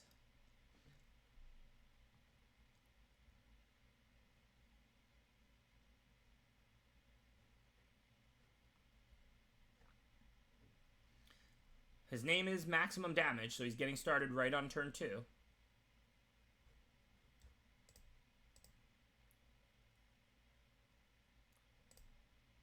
Yeah, but why would that be better? To play Wilds and not crack it? Just to tease him a little? Alright, so what are we going to do here? Kahira, we'd probably rather put out like something like Gloom Pangolin, because then we can play Kahira and start attacking with a 2/6 Vigilance, and we have it to attack and block. So I think it makes more sense to play Doom Pangolin here. Yeah, this isn't Legacy. Like, don't worry about hiding your colors. Not Maximum Damage. He missed the 1 point of haste. Very funny lever number. Maximum -1.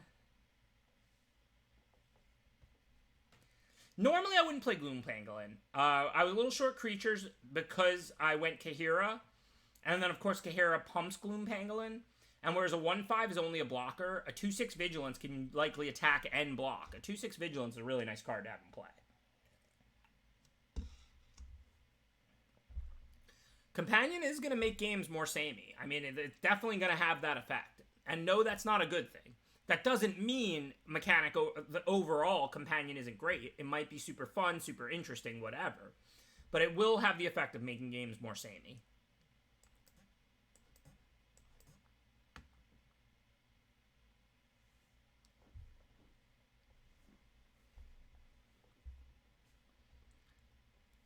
Two-6 White Dinosaur. I think that thing's a 1/6, the one you're talking about from Ixalan. I could be wrong. Thank you, Lolsey West. Appreciate that subscription. East Coast for life over here, but you know. I actually can't even say that with a straight face. Like, I've lived my whole life in Florida, born in New York, and I lived 2 years in DC, so I am East Coast. But the West Coast is kind of just awesome. Oh yeah, it's a 1/7, you're right. It's not even a 1/6. It's kind of hard to argue against California just being the best in the United States. Pick the Charge over the Ram. This is draft. Thank you, Nits Guy. Appreciate the subscription. I did 2 sealeds. We went 7-1 and 7-2, and now we're in our first draft. I don't know what the Charge or the Ram are. Oh, Charge the removal spell and Ram the removal spell in my hand. Yeah, I mean, I would think that the Charge is better. It's a little less situational. Like, you can't really get 2 for 1. Wow, we just got a Numot raid. Thank you, Numot the Nummy. Appreciate the giant raid. How are you doing on this Ikoria release day? I summoned him by saying West Coast is the best coast.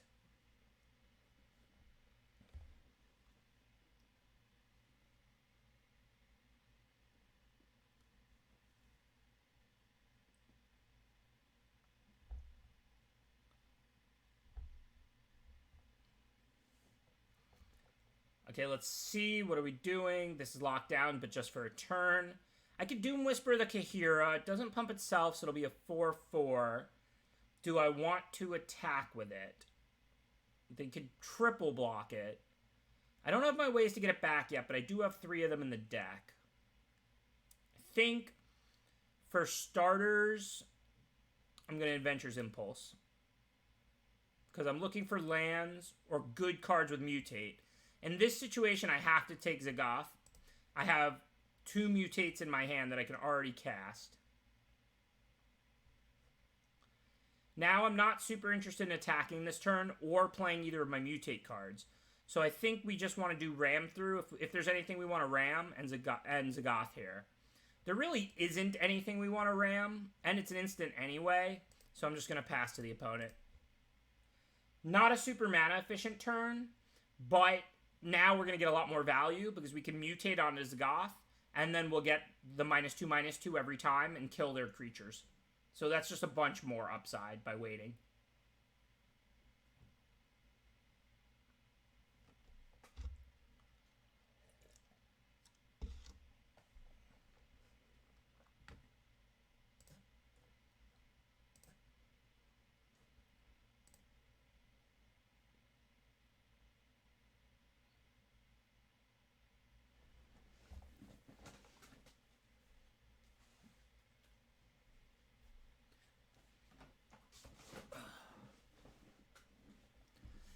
So let's see. If they attack, we have to take the 2 from Frostlinks. But if they attack with all the 1/1s or any of the 1/1s, we can block those.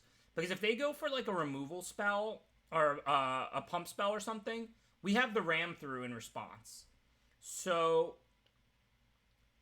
I don't think that there's like a reason not to block here. Mutate does work similarly to Bestow, yeah. I mean, not exactly the same. It's certainly a different ability, but it is similar.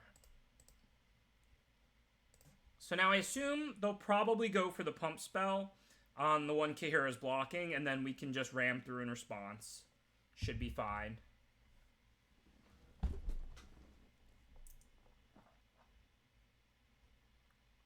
Well, they're just prophesying it, which means it's going to die, so I don't want this Mamba to turn into a 1/1. So what I'm going to do then is ram through with the creature that's dying and the 1/1, so that doesn't deal its damage to the Mamba. Well, I wasn't worried about losing it, because no matter what they did, I could just respond with ram through. Thank you, Flex Retro. Appreciate the subscription. Thank you for the support. Thank you to everybody who subscribed today. I know there's been a bunch. Really appreciate it. Best time in Magic, of course, when a new set comes out. Not best time to subscribe. That's all the time, but, you know.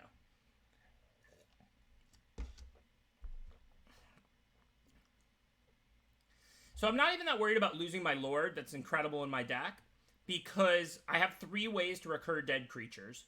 We've got 2 copies of the black green uncommon, and 1 copy of the black on card for 5 that brings back with lifelink. Oh yeah, we also have Brokos. Brokos the Broken. Thank you, Mike Man. Appreciate that subscription. Alright, so we want lands. I'm not worried about making them discard or not right now. So this turn, I think we pretty clearly want to do this. Mutate onto the Mamba, of course. Over, of course, because you still keep the ability and it's much bigger. -2/-2 to the 2/2. Go search out a land. Do we want an island or a plains?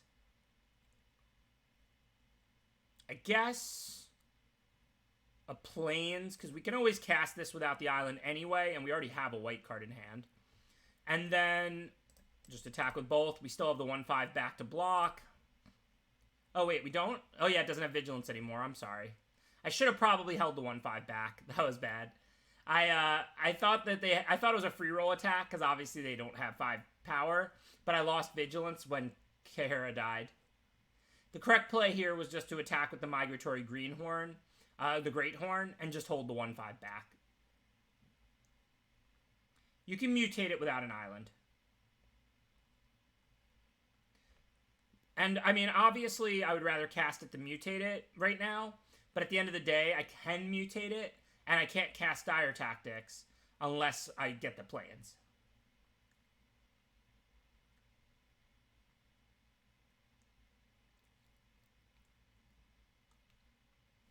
So Dire Tactics is good for killing small creatures, especially, since I don't have any humans in my whole deck, because I'm a Kahira companion deck. This turn, I probably just want to mash this and hit them for 6. But I kind of don't want to mutate until after I symbiote. So maybe I should like charge or tactics. Probably tactics, because charge can kill a big creature with Brokos.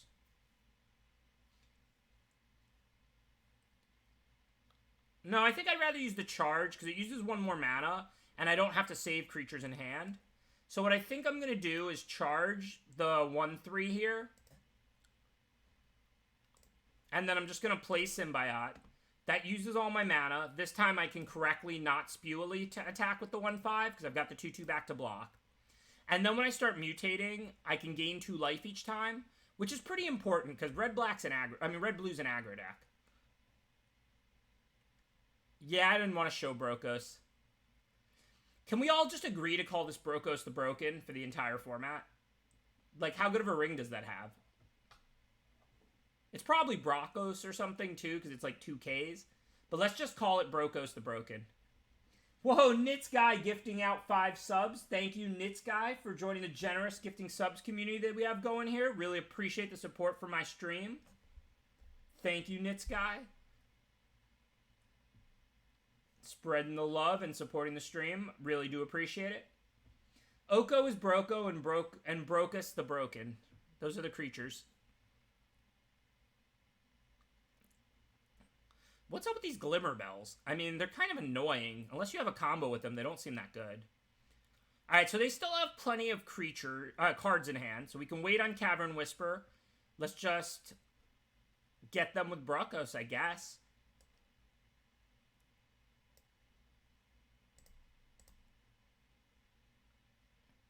Under? That would be pretty funny. We'll go over.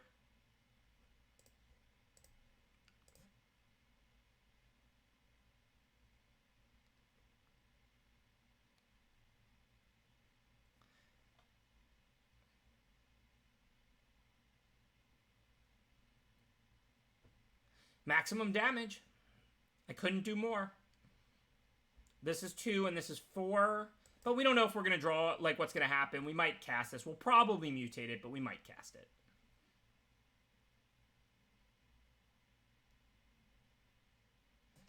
No, we can't unban Oko.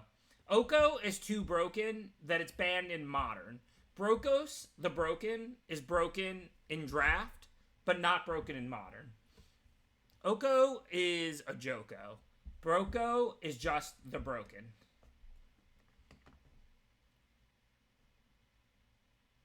Yeah, I'll show the deck quickly before the next round since Newmont generously rated us. Thank you again, Newmont. So there's like 1,000 new viewers. I'll pop the deck on the screen really quickly before the next game. For now, we're only looking to attack with the 7/7. They can't really stop that. Oh wait, but if we Doom Whisper, then we can attack with this thing too. Seems fine. We have plenty of life. The Symbiote's still under there, so this is going to turn into a 5/5, and we'll gain 2 life. Over for sure.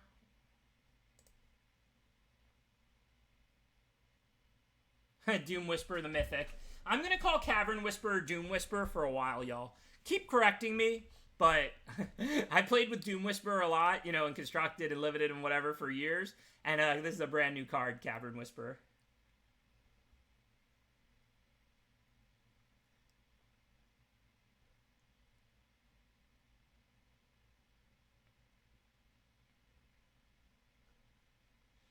Thank you, Klaus. Appreciate the subscription. Is this lethal? Why? This isn't trample. I don't think that was lethal.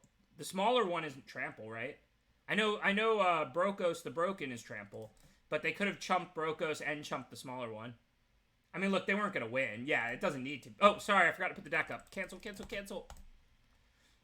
Yeah, it doesn't need to be, of course. They were going to chump and go to, like, 2. So they were going to literally have to double chump, because they had to block both of them, because the 7/7 was trample, and they were at 7. So they can't take the 5/5. So they were going to have to double chump and go to 1 or 2. So yeah, it was effectively over, but it wasn't actually over. So here's the deck, just for, we're going to get right to the next game, but just for, you know, the Newmont raid. We're playing black-green, but we're light splashing white and blue. Really, we're not splashing blue, we just have Brokos, but I got 3 Evolving Wilds, so I put in 1 island. And then from white, we have Felidar, which is just unbelievable with Kahira. And then I'm playing a Dire Tactics, and this Ventosaur because it's just a nice creature to cycle away. We've got Unbreakable Bond and 2 back for Moors. We really also just didn't have a lot of choices because I drafted Kahira to start pack 2, and then I had to, like, prioritize every creature being a cat, elemental, nightmare, dino, and beast. For anybody who didn't hear me talk about this during the first seal build, look, if you play Kahira in your main, it's a totally reasonable card. It's a good card. But if you play it off companion, that's broken. That's, you get an additional resource every game. You make your 3-drop every game, like, just for free, for not even spending a card. Thank you, Sir Windler. Appreciate that subscription. I think it's really important to understand, like, this is a hard mechanic companion to value properly, but I cannot stress how much getting an extra meaningful spell per game is in Limited. It's like as if you would have subbed out one of your opponent's cards for a land, like, for paying nothing, because you just get to have one free, meaningful extra resource every game. Alright, this hand's ugly, but we're going to keep. We've got the Impulse. Gotta hope we'll find a land. If we find one land, we have plenty to do. We can kill a creature with charge. We can play Kahira. So I'm certainly not going to mull this. You don't need to prioritize other 3-drops if you have Kahira, no. That doesn't mean you don't want any. Like, you can always play a 3-drop on a different turn.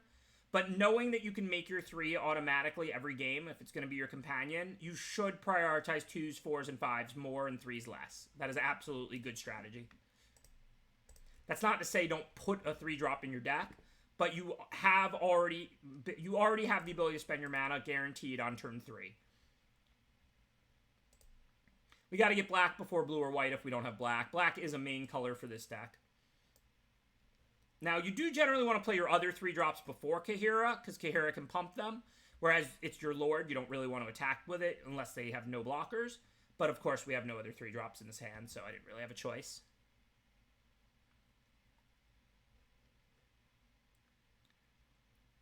So we can mutate and get back wilds, but we don't really need to do that. I think this turn, if we mutate this, go get a land and dead weight the... Oh, it's a 3/3. We can't dead weight it. What am I saying? Don't ever get old, y'all. So I guess our choice is to charge that and strand 1 mana. This doesn't put the land to play on tap, does it? No. So there's no way for us to use all 4 mana, aside from just casting this or mutating it and getting back an Evolving Wilds. This is kind of a scary card. They can mutate anything onto it and net extra 3/3s. I do want to kill that. I think I'm going to attack, because if they block, I can always mutate this and get back Kahira. So then I'll just cast like a 4-mana 3/4 or something. So I'm going to attack first. If they take it post-combat, I'm going to charge this Trumpeting Gnar, because it's a really scary card. But even though this trade doesn't look good for me, I think it actually is. I don't really need to search lands in particular, and when you mutate onto this, you get to anyway.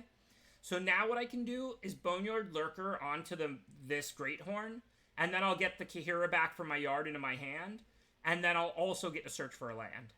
Alright, what do? You may play an additional land on each of your turns. When you cast a spell, draw 2 cards. At the beginning of your end step, discard your hand. Alright, that's powerful. I'm not, like, super scared. We don't have any way to kill that. So, looks like we're sticking with the plan. Mutate, get back Kahira, get lands, of course over. You just always put the bigger one over, right?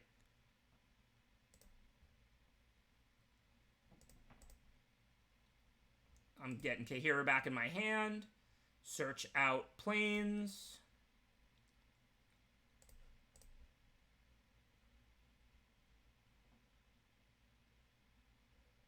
No, I wouldn't main deck Wilt for these situations. I mean, this card is situational. It's powerful. I don't really know how I feel about it, but I'm just not that worried. We might just deck them. Like, every time they play a card, they're going to have to draw 2. That's not optional. And then they have to discard them at the end of turn, so they're going to mill a lot of their resources. I think there's a decent chance they're just going to get decked. For now, though, we have Kahira. We have Unbreakable Bond, so we could, like, cycle this and then bring it back. I guess, though, if we leave 2 open, we can play Ram Through on their turn, since it's an instant. So I don't think we really want to be fancy. I'm just going to put down Kahira to turn this into a 5/5. And then that gives us a very big creature to ram whatever they play this turn. Nah, I'm still going to play to win. I do think there's a good chance that would deck them, but I'll discover on my own the type of decks that want to play that card, and I'll talk to you about it later in the format. But for right now, I'm just going to play the game to win. I don't want to sit around and deck them over the next 100 turns. It would just make the game take way longer.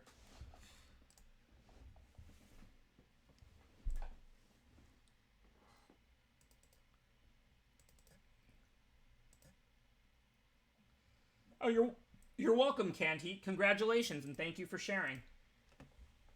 Always appreciate the positive feedback. You know, like, obviously you watch my content, you know I'm very focused on analyzing everything, not like highlights or whatever. Like, I always say, if you want to learn, if you want to analyze, if you want a slow stream, you know, where we analyze and overanalyze, you're in the right place. If you want an action-packed stream where we speed run through things, you're in the wrong place.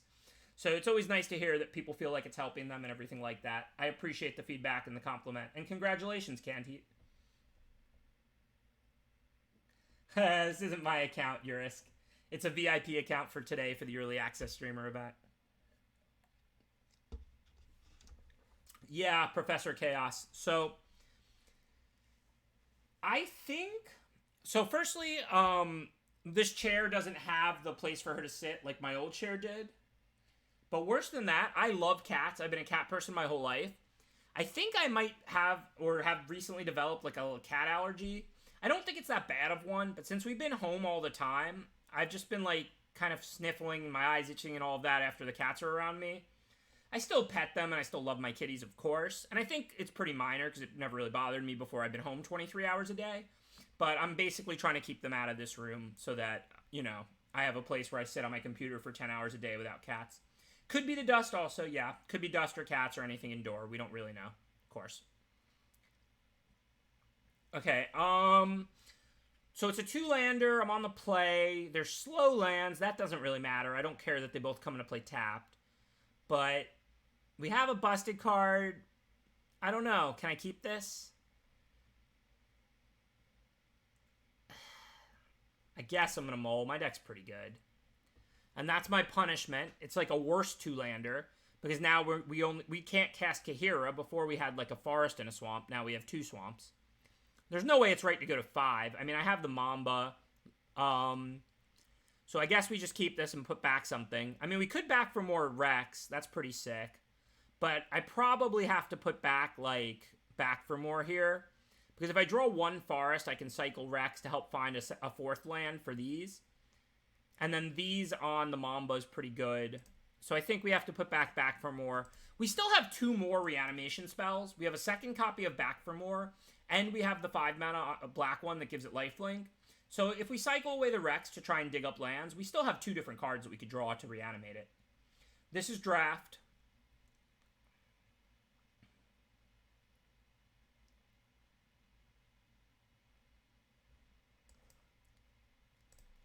Oops, let's put out our Mamba.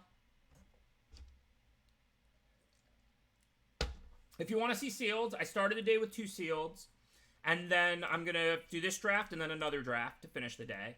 The VODs will all be up on YouTube. My YouTube is Benes_MTG, same exact name as my Twitch, so it's super easy to find. And all the drafts, all the seals, all the drafts, everything we do goes up there.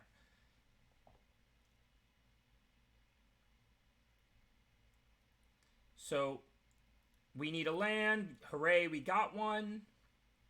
Now there's nothing to give -2/-2 to yet. So we are kind of losing that ability if we go for Cavern Whisperer. What's our other option? Cycle Rex? I mean, that's fine. We do want to cycle it. Oh, we could just cast Kahira. We have a green and a white. We don't need 2 green. So that's a clear choice. If they counter it, they counter it. I'd rather be mutating. Yeah, I forgot about the companion. I would rather be mutating, you know, when there's a creature, give -2/-2 to on the Mamba. I forgot we had the companion off to the side to play. Sorry. Wolverine has double strike as long as there are 3 or more instant or sorceries in your graveyard. They're currently on 1. I think I want to get back the Mamba. So we and Kahira, it's really good to mutate on Kahira because Kahira has a 3/2. You don't want to trade it off, right? But if you mutate it into something that can attack or block, then it becomes way more functional. So I want to get back the Mamba as soon as I can. There's even a good target for it now with a 3/2 right in play. So I'm going to mutate onto Kahira over, of course, make it bigger. Now I can get back the Mamba. If I draw a land next turn, I can play Mamba and mutate Cavern Whisper onto it. Give -2/-2 to the 3/2. This mutate stuff is pretty fun. Oh, we got the bond, so we can bring back an 11/11 trample too. I mean, again, and lifelink. Against blue-red, they could have a bounce or something, but we'll probably pull that off pretty soon.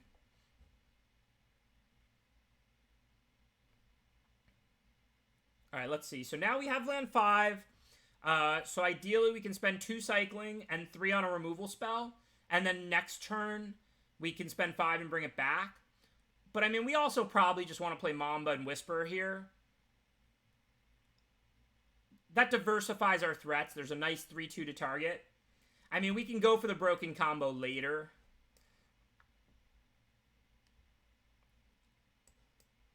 I know y'all want to see me pull it off, but I always play the same way I would if it was a Pro Tour. And this is what I would do if it was a Pro Tour. Like, I don't want to let their board get too out of control. Like, we're already winning. We're taking a card out of their hand. We now have a 5/5 and a 4/4. And then, of course, if they can work through all our mid-size game here, we still have the broken combo. Yeah, they're all broken combos. Well said. No, mutate doesn't suck. Mutate is sweet.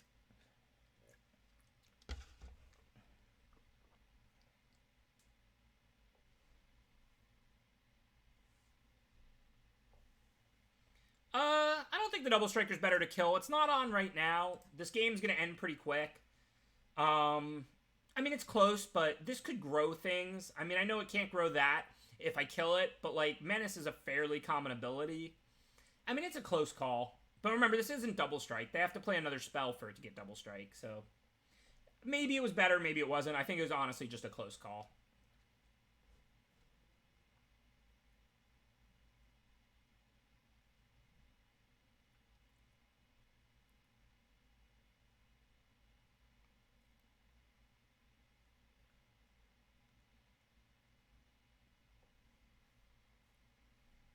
Yeah, next turn the plan is to charge anything and then cycle the Rex. We'll cycle the Rex end of their turn, and then the turn after that we get to bring our 13/13 lifelinker in. So we're definitely not blocking. Double Strike's scary, but even a pump spell wouldn't put us anywhere near dead. And now if they just play one creature, they're dead. So they have to have something. Okay. Cool.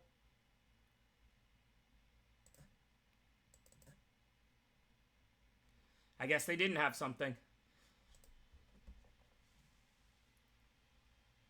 Soulbound wasn't great, but Soulbound could have been better. Honestly, if that set has a lot of instants and sorceries, like a lot of instants especially, a lot of ways to break up Soulbound, and Canopy Crawler is just not Canopy Crawler, because that was just a joke. Whatever that 3-mana 2/2 Soulbound that gave +1/+1 to it and something else. Soulbound could have been okay. Soulbound is the kind of set you need extra removal and extra instants, so that there's all this cat and mouse and sandbagging and playing around stuff. And instead, Avacyn Restored just didn't even have, like, much in the way of instant removal or instants in the set. It was like, it almost felt like we were being trolled with Avacyn Restored. But they got it right this time. I mean, there's lots and lots of great removal. There's bounce, there's interaction, there's graveyard recursion. Like, this seems like the kind of format, this seems like where they did that right this time, where, like, you're going to fire things back and forth. You're not going to just build one thing and dominate the board.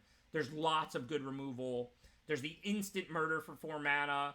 Great black removal spell at common. There's Prophecy for a red and 1. Great red removal spell at common.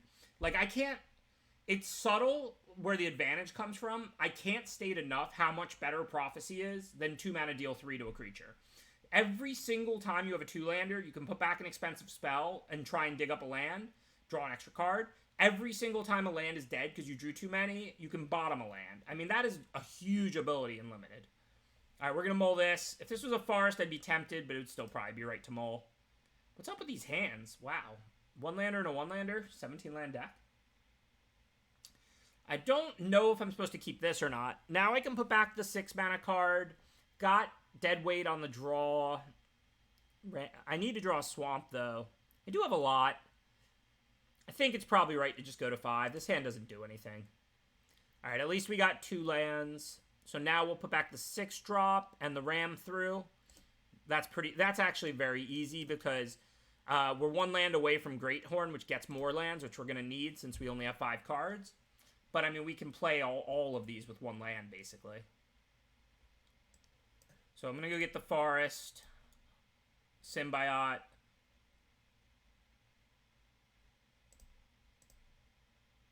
It's a good 5. I mean, we're still on 5, remember. I wouldn't call it nuts. I would love to have 2 more cards in my hand. But it is a good 5. Yeah, Kahira does make them a little less punishing. We know we have more resources. Definitely agree with that. Okay, so this turn we're going to play Symbiote. Next turn we'll see what we draw. If we draw a Swamp, I'll probably play Mamba and like just cycle this end of turn.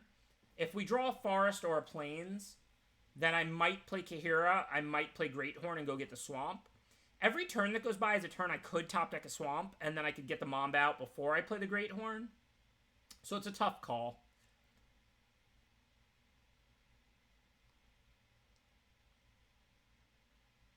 Okay, so no Swamp and no land. So now we clearly want to start by cycling.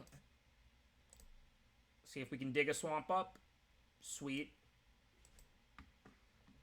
Big turn up coming. If they just tap out for a 4-drop creature, we get to put Greathorn on the Mamba, get another land to work with, and kill their Growing Flyer. On the other hand, if they kill our Mamba and grow this to a 3/3, I mean, our back is to the wall.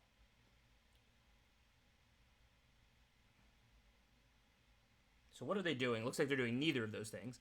Return an instant or sorcery. Oh, and then they could play it again. Ouch. This is bad.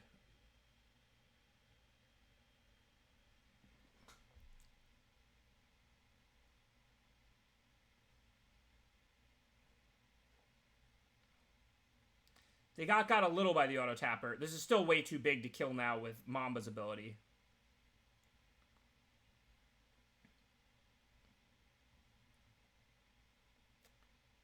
So we don't really need to land that bad now. I mean, it wouldn't hurt. And this would be out of prophecy range, so we still may want to do it. Yeah, we probably still just want a Greathorn here. It's unfortunate that the -2/-2 is a whiff. But it gets it out of prophecy range, and we just need the lands. If we draw a land next turn, we can double spell.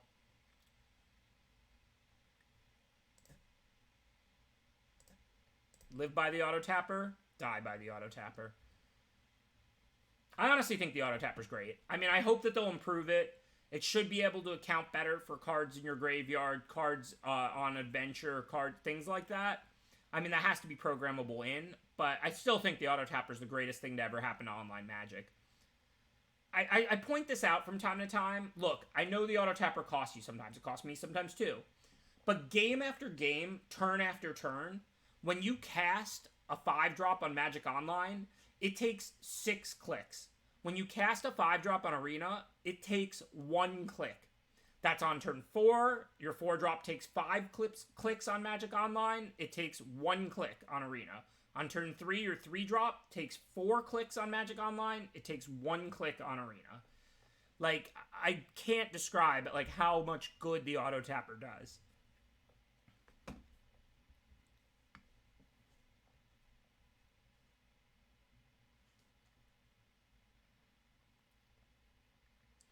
Okay.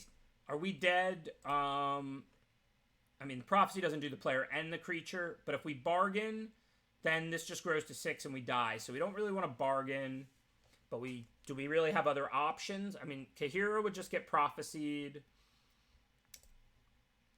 None of these block flyers anyway.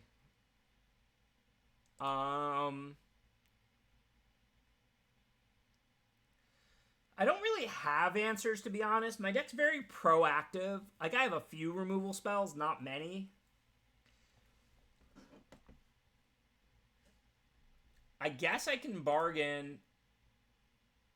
Oh, they can prophecy their own creature. Maybe if I just leave my mana up and they have nothing else, maybe they'll just hit me for 5 because they're probably not going to prophecy their own creature here. And then, end of their turn, I can try and bargain. I mean, I can't beat anything, but I can beat nothing, maybe.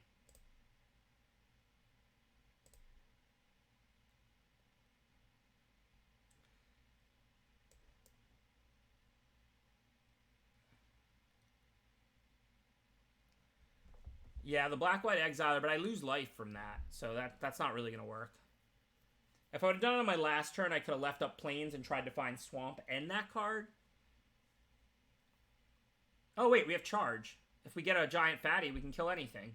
I don't think we have one in hand at the moment, but... So I can take charge and impulse. And then if we can impulse into, like, at least one of a couple cards, there might be a chance. Like, I know we have the one, like, 11/11 Trampler or whatever. And then we also have, like, Brokos, but they'll just fire prophecy their own creature in response. Sadly, this doesn't work now. It's affected by Summoning Sickness. So maybe if we impulse into the 13/13, I mean, we do look at 3 cards, not 1. Obviously, it's looking bad.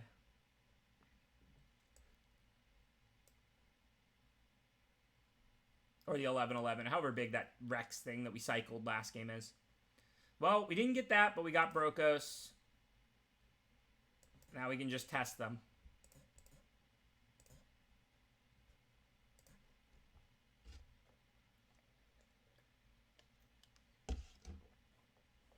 They can prophecy their own creature and win, but there's always a chance they don't see it. Looks like they're about to tap some mana, though. Oh, yeah, they can't shoot their own 3/3. My bad. It doesn't fizzle the spell, because this does damage, not destroys a creature. Yeah, they can't do it in response. Don't mind me. Set just came out. So that was an out. You're right. We're at 1, but we'll see what happens. They could have grown it by prophesying it, but it does damage. Can we turn this at 1? Not going to be easy. 1 doesn't equal 0, because they can't be holding much, because any creatures they had would be in play. So, I mean, definitely a winnable game. I'm not saying it's looking good. If we get this Felidar out, that can stop future flyers. And then Kahira Felidar is a busted combo. It gives every creature... I mean, the game is just over if that sticks. Granted, they have Prophecy for Kahira, but we also have Back for More.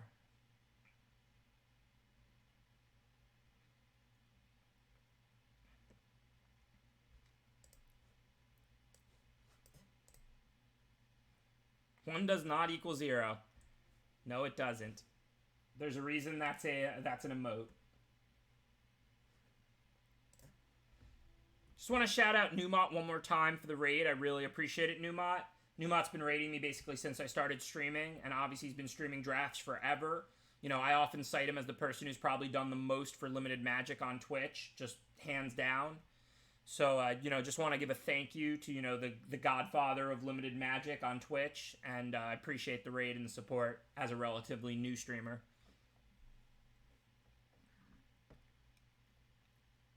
So from here, I assume I just cast Brokos. I don't really see any reason not to. And then, of course, play the Wilds and get a land.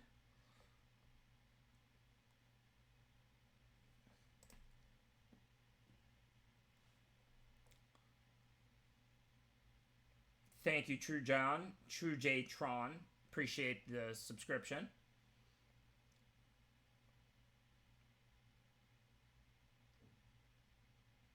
Also, Panda. Thank you, Panda30Y. I hope that means you're 30 years old. I'm 36. It's painful. Appreciate the subscription.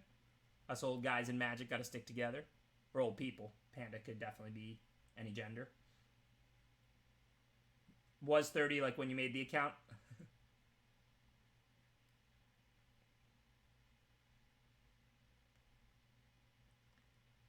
What's up, Looster Booster? Thanks, Watt H for. Appreciate the subscription. Don't ask me why I included an H, just Wadfer.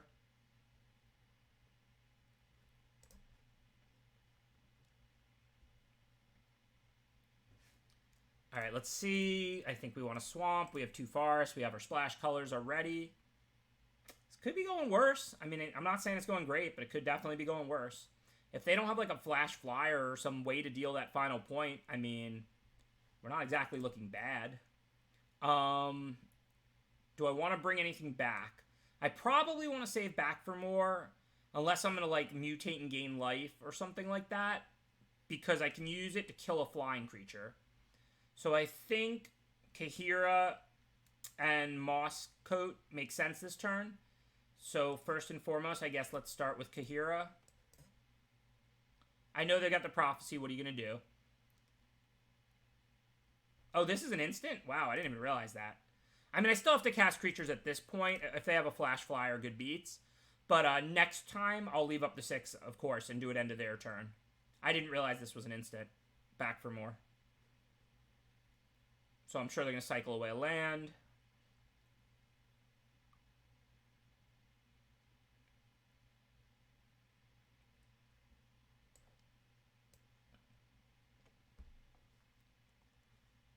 Don't do anything. I'm at 1. 1 does not equal 0. Don't do anything. No direct damage, no flash flyers, no little pingers, especially not ones with haste. Take it easy, Mr. Metronome. Thanks for that subscription, Rhaegar. What is this thing? I don't know what it is, but it can't be good. If a source you control with an odd converted mana cost does damage, it deals double. Actually, that's not that bad. So if I fight it, it will deal double.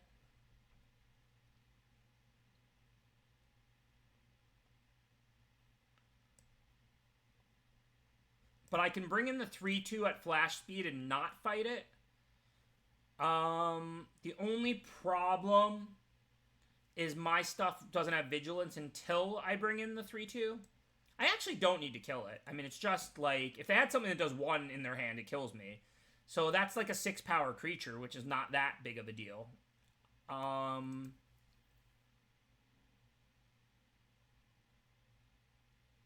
We could dead weight and cycle the Rex, but then we're still not bringing the Rex back for another turn anyway. Not sure what to do.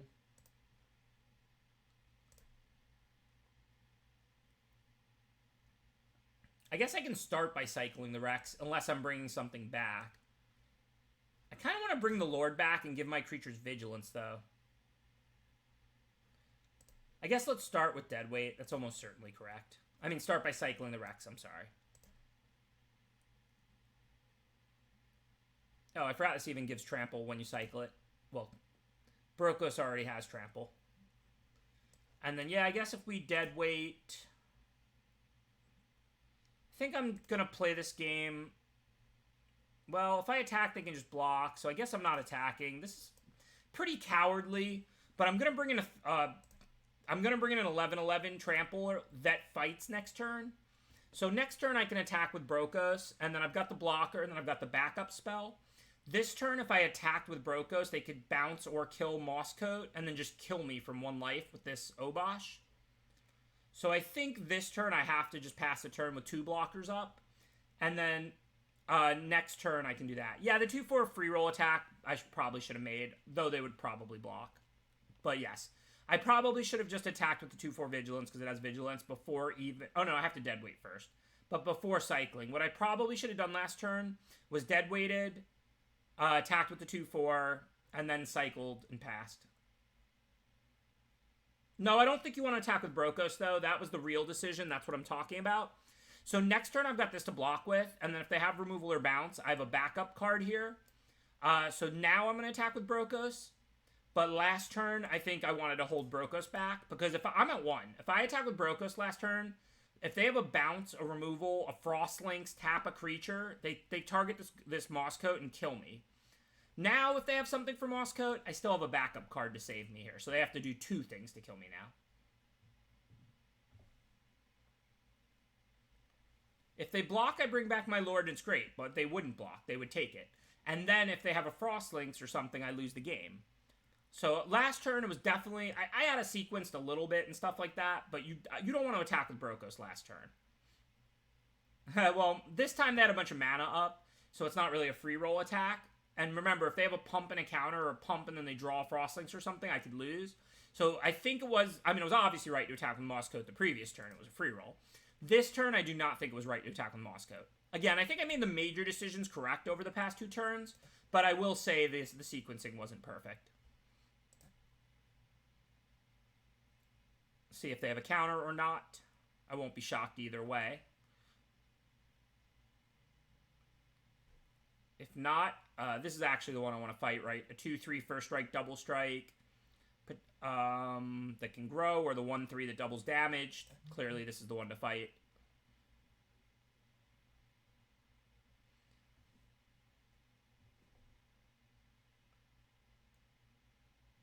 And see, there's a removal spell.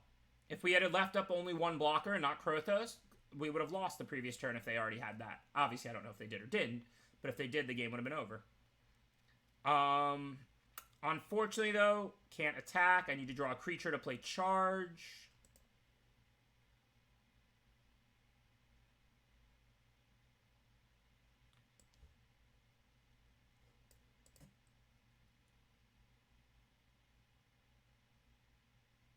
Can't do anything, right? I can't attack. Just a top deck battle. I mean, I've got charge, so if I draw a creature, that means I have removal and a creature. So it could be worse.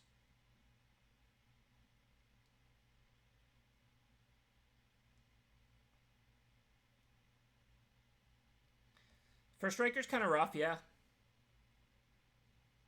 I mean, they have to have a Cycler, too.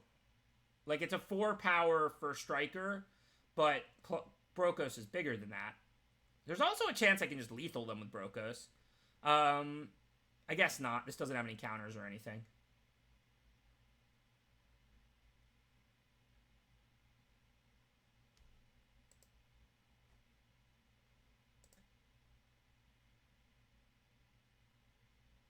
Well, it only deals 8 if they cycle. This deals 4 right now. I mean, they have to have a cycler to have it deal 8. Yeah, the board's fine. Aesthetics don't really matter to me either way. What is this thing? Well, if they draw a cycler, it's pretty scary.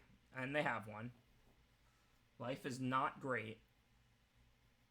I've seen better lives. Am I dead? I'm dead.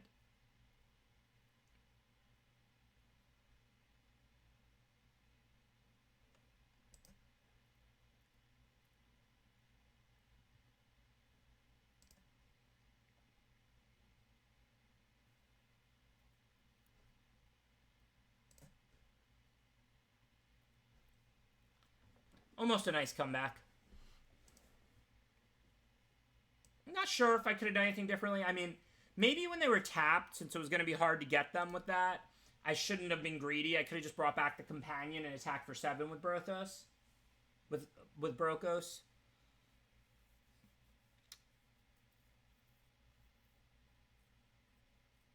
I didn't have 7. I drew the 7th land off the cycle, so I couldn't play Deadweight and the 6-mana card. So if I bring back Companion, I'm not fighting. I hit them for 7. I've got 2 blockers. That's not great. Yeah, I think I played that right. Just didn't get there.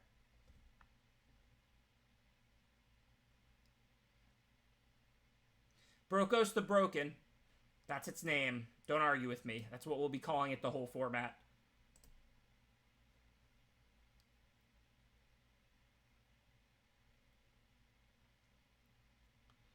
I don't think you can see the deck yet because Cardboard Live just isn't working yet because it's day 1. I think Cardboard Live's usually really good about this. I think they'll get it up pretty soon. But it's, you know, it's the early access event.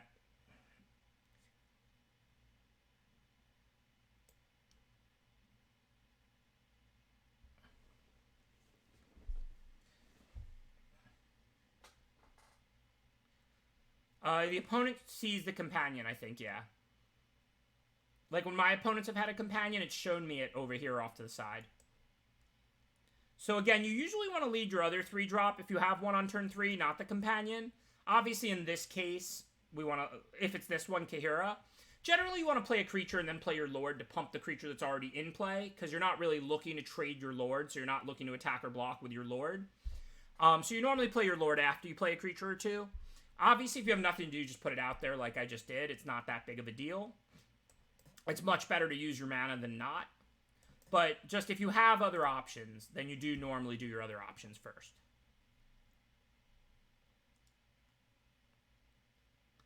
In this case, I'm just going to bring back the Lord with the Unbreakable Bond.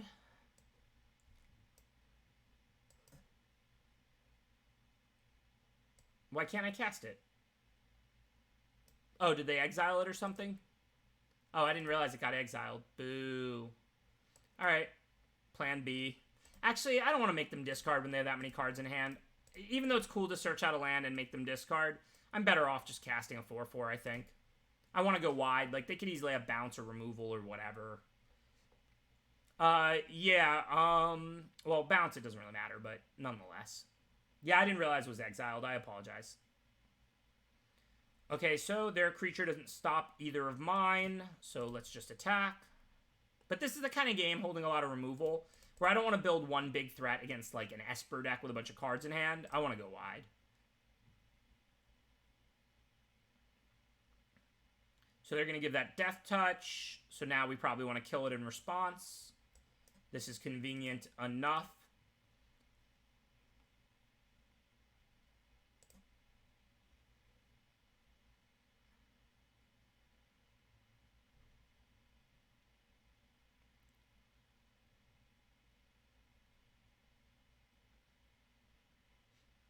Yeah, it's whatever. It's not that big of a deal, but I support their decision to change the name because there are going to be some Magic players who lose family members to the coronavirus, and when they're trying to play Magic, they don't need to be reminded of that. I think it was a good choice by Wizards to change the name, and I don't even support a lot of the oversensitive type like stuff, but in this case, like I said, people are going to lose loved ones to this awful virus, and, you know, it'll be nice if they're not reminded of it by the name of the Magic card. So I support that decision. Alright, let's see. Go grab our planes and another creature. 2/1 Death Touch. I don't really want that to trade with my stuff, but I have Unbreakable Bond. And I don't really have anything else to do this turn besides a 3-drop anyway. So I think I'm just going to attack, let them trade, and then bond back whatever they block.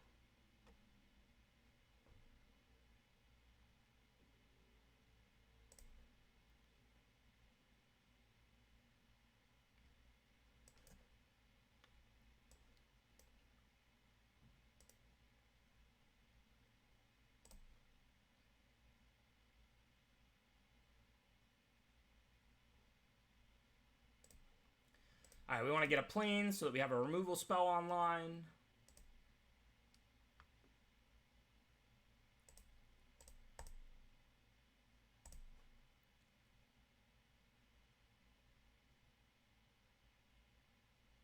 Oh, I'm glad to hear they made it through, Rodri. Yeah, right now everyone's hearing about it anyway constantly, of course, and should be. But my point is, like, you know, a year and a half from now, somebody might be playing Standard with the set, and again, there's just no need to remind them, you know, of something horrible like that. That's why I think it was a good choice by Wizards. It's not because we're not going to say the word Corona ever again. It's because they don't need to be randomly reminded of it. Okay, let's see. Mythos of Snapdax. I haven't seen this yet. Each player chooses an artifact, creature, enchantment, and planeswalker from among the non-land permanents they control and sacks the rest. If red-black was spent, which it wasn't, you choose the permanents. Wow. Okay, so right now this just kills one of our creatures. So you choose one and you sack the rest. So we choose the one we want to keep. So we keep the 4/4.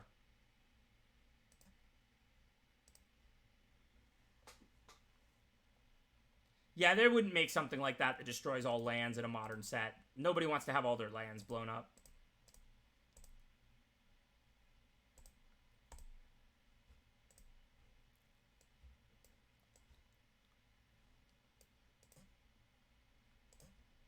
Okay, I'm going to bring in a second lethal threat, even though there's nothing to fight.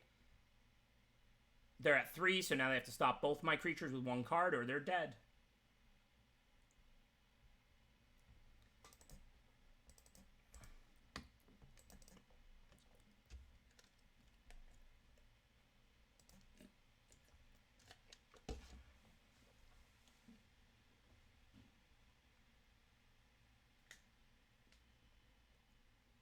Almost out of bronze. Maybe by the end of the day, right?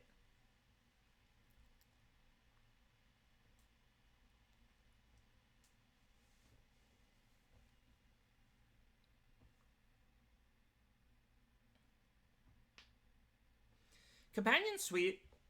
I mean, it's definitely a really powerful limited mechanic, but you do have to pay pretty high cost to play some of these cards.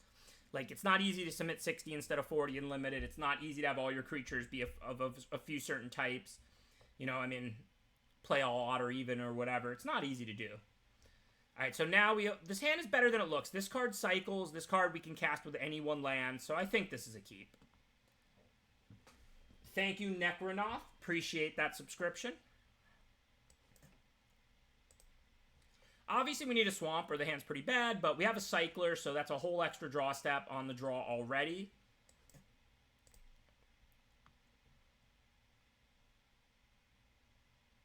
And there's our swamp. Comes into play tap swamp, but I can't complain. I could, but nobody would feel bad for me anyway.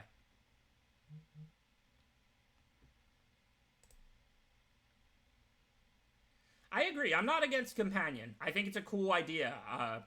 Again, playing with fire, but if they got it right, I think it's a cool idea. I'm not against Companion for Constructed. I'm just nervous about Companion for Constructed.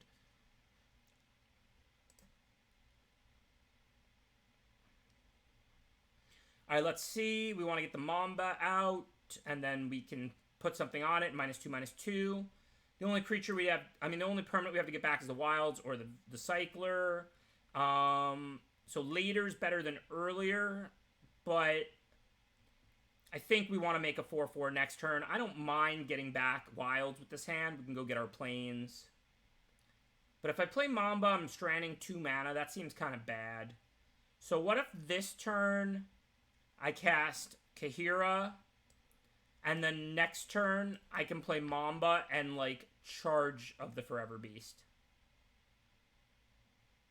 Because I don't want to charge either of these creatures. This dies to -2/-2, and this is just like a 1/4 Vig, like basically no abilities. So I don't want to charge either of the current creatures in play, because if Mamba lives, I already have a creature to mutate onto it, and then I get a basically free kill on the checkpoint officer.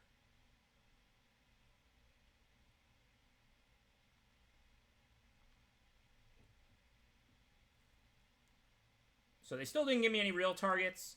So I guess now I am going to use the charge because I don't want to strand that much mana. I have a lot to do in my hand.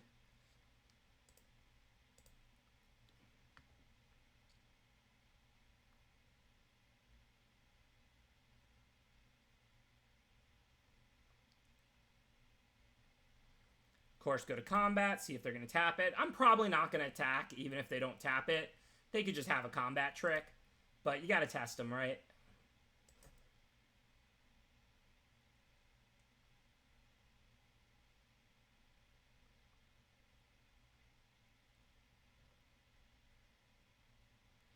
So that plays pretty well. It's another 2 toughness target.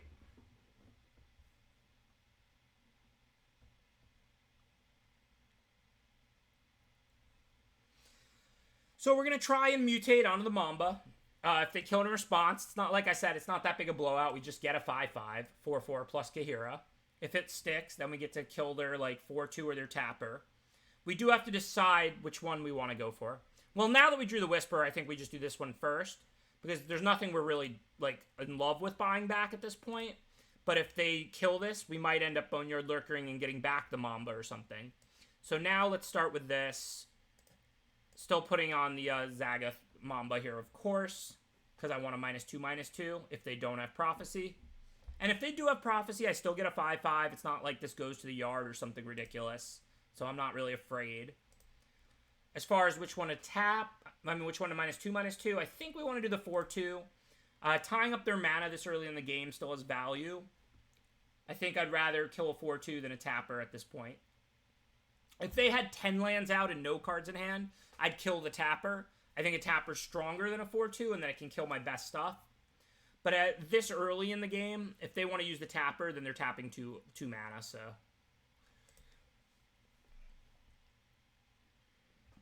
I'm not dead weighting. It wasn't a punt. You can't hit the punt counter for that. I had zero intention to dead weight. They weren't going to flash a creature in response that I wanted to dead weight.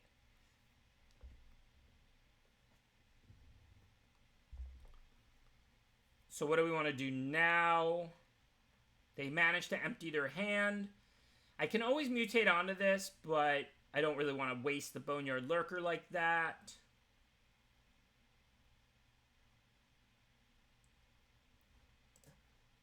I can trade and get this back, but I have to have something to mutate onto. So I guess now I just take it.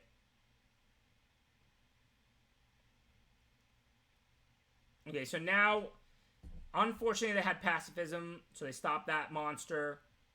So now I will deadweight because I'm not really planning to mutate onto this. And then I can put Boneyard Lurker onto Kahira and then get back the deadweight. That's pretty sweet.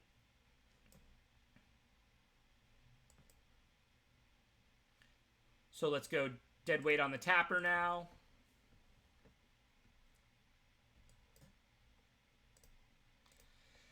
Turn Kahira into a 4/4 Vigilance. It still doesn't pump itself, but it does give it, or sorry, yeah, it does give, it has Vigilance, so it'll have Vigilance. And now it's big enough to attack without trading. If I put it on the Whisper, they discard one, they have no cards in hand, so, like, it's not really that exciting. Like, I get the -2/-2, but then my 4/4 is locked down over there. I don't think that makes sense. Now I can deadweight, and now I can keep attacking with the 4/4. I'm not really afraid. Sure, they can block by it, backcast it again, but that ties up a few mana. And we can just get further ahead.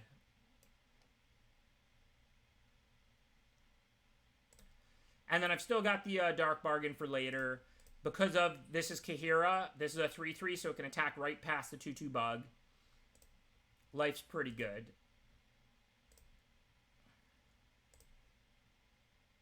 No need to kill a creature that's smaller than all of mine.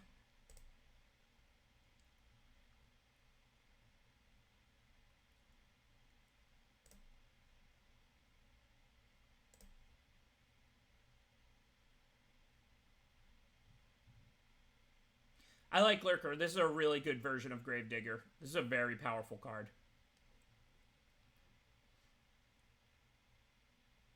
Okay, I don't need to kill that with -2/-2. So I'm going to use 4 mana, not 2. And bargain. And then we'll just see what else we draw.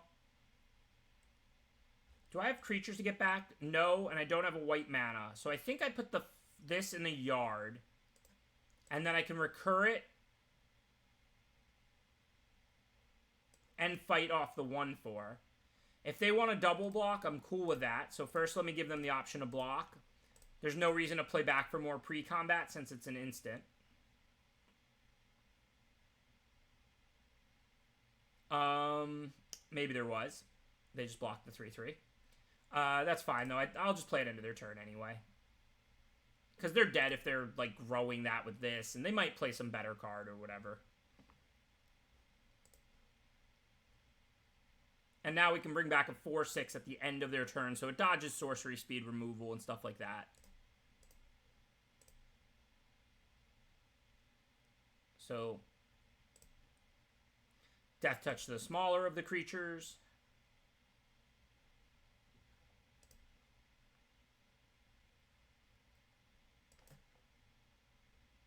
Please come back for more.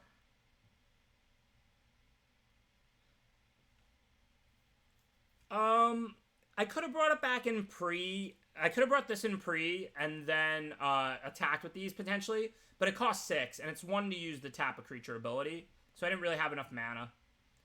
I could fight, but again, I'd rather just bring it in end of their turn in case they have a sweeper or sorcery speed removal, because I mean this game's over now, you know.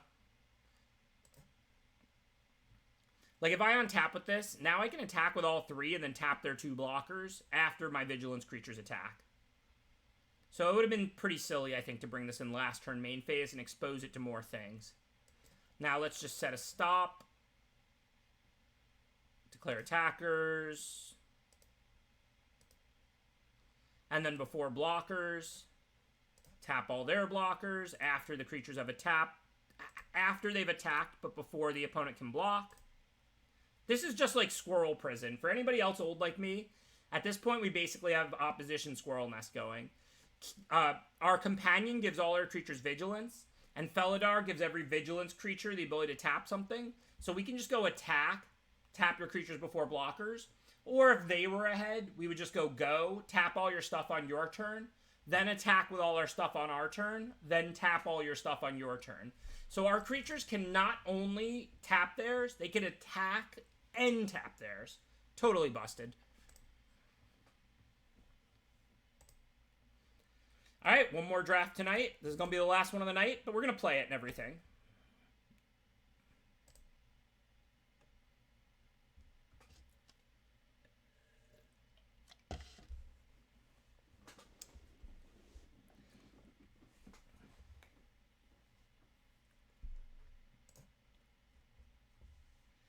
You live and you learn. Hastile, you live and you learn.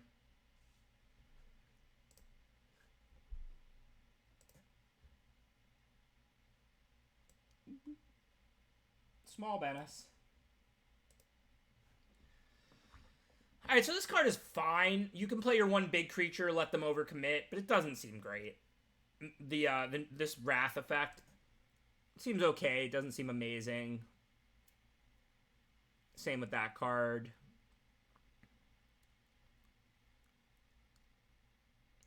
If you get enough cyclers, Zenith Flare is pretty good, but kind of tough to, I guess, count on that. There seems to be a good amount of cycling in the format.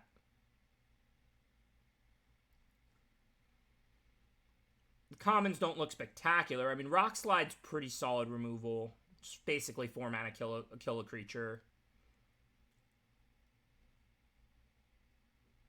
This pack looks pretty bad. I think it's the Wrath or Rock Slide. I'm not really sure. Scatter, I don't know. I think it's Rock Slide. That pack was just overall very poor. The cards I was considering were the Wrath. I don't think that card's unplayable. I just don't think it's great.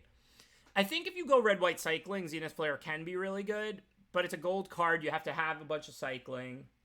Lead is probably okay. I don't think it's great.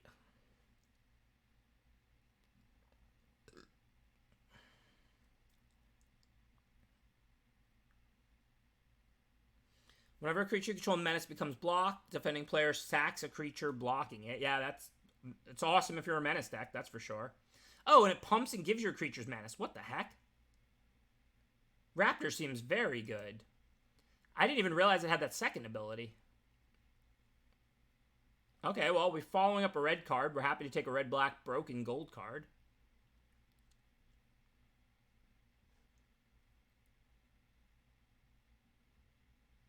Oh, it doesn't give menace. It pumps menace creatures. Okay, my fault. That's more reasonable. It's not broken, but it is good. But we have to actually prioritize menace creatures heavily. I mean, this is a good card, but, I mean, we're following up a red card. I think that makes sense. Well, if we're going to draft red-black menace, I mean, look, drafting the hard way, the whole strategy, you learn how to draft all the different archetypes so that you have all these weapons in your arsenal. This is day one. I don't even know what the archetypes are. So, I mean, I don't mind drafting the easy way. If they want to give me red-black menace rare into red-black menace uncommon, I don't mind if I do. Farfinder? Why is everybody saying Farfinder? I'm drafting red-black menace. Why do you want me to take Farfinder? Saval is good, yeah. If we had drafted red-white cycling, that would be great too. I don't know if we'd get enough cyclers or not.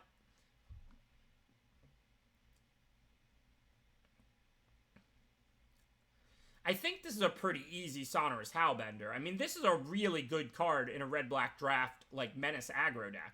When I dissed this card earlier for Sealed, that was because I had, like, a rampy, late-game-oriented 5-color Sealed.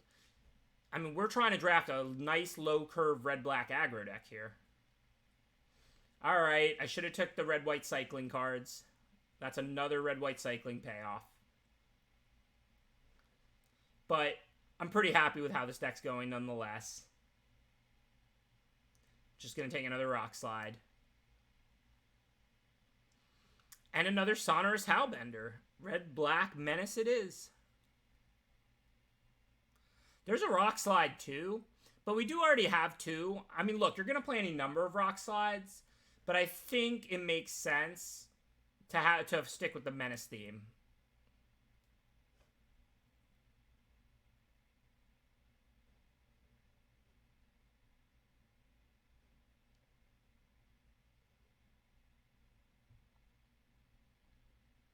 Seems decent. If we're going to have a deck full of small creatures, we're going to be happy to mutate on and rummage away lands. Fight's not going to be good in this deck if it's going to be mostly small creatures. Destruction should be fine. This card's pretty good. Non-human, which... Oh, those are humans too. I think I just want the 2-mana 2/1. Even though it's not Menace, I want 2 drops. Death Touch and Lifelink ensures it'll be a useful card like every single game. I think Boot Nipper is going to be pretty good unless there's a lot that punishes 1 toughness, which I haven't seen much of yet. This doesn't really seem great. I don't really want any of these. Maybe Scatter. Nah, we're committed to this deck, right? So, like, Windscard in case we splash makes more sense.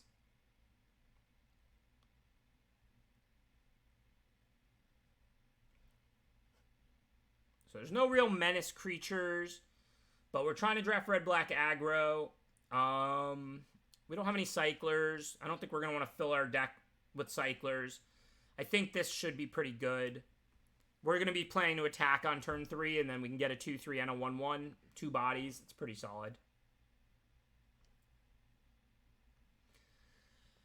Okay, well...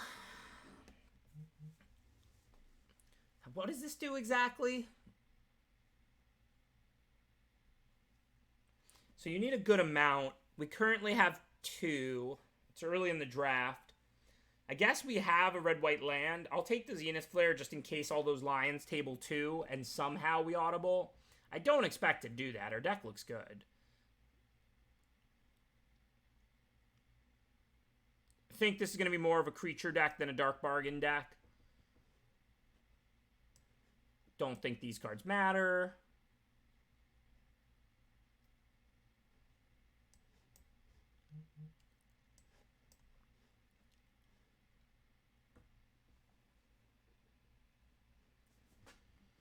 No, the token, yeah, the tokens are valuable. Like, you get a 1/1. Oh, no, it's a human. You can't even mute it. You can't even mutate on it. Okay, we're not going to play Cathartic Union, but it's nice to have a red-black duel and a red-white one. If we want to splash white, we're now positioned to do that. All right, what does this companion do?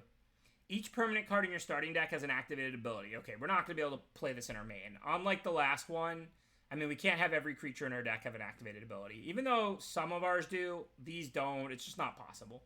But we can still draft it and put it in our deck, which is nowhere near as broken, but it's still solid. So let's see what this does. Red, 1. Abilities you activate that aren't mana abilities cost 2 less, so it reduces cycling cost as well as activated on creatures. Doesn't affect the colored mana, so it doesn't affect that. It's not really affecting much. It doesn't affect anything we have right now. But it does make creatures unable to block, and it's a 3-mana 3/3. What else is in the pack? Deadweight, a 4/3 Menace. So it's basically Deadweight or Zerta. I think it's pretty close. I think Deadweight is the right pick.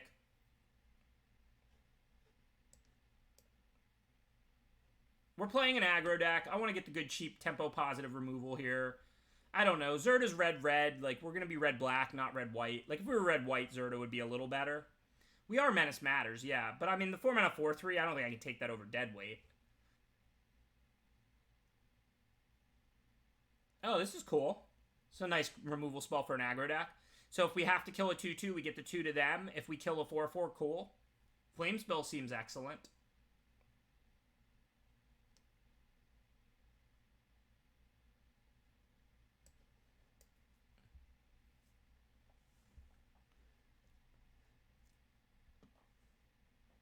Okay, Clash of the Titans just seems pretty much broken.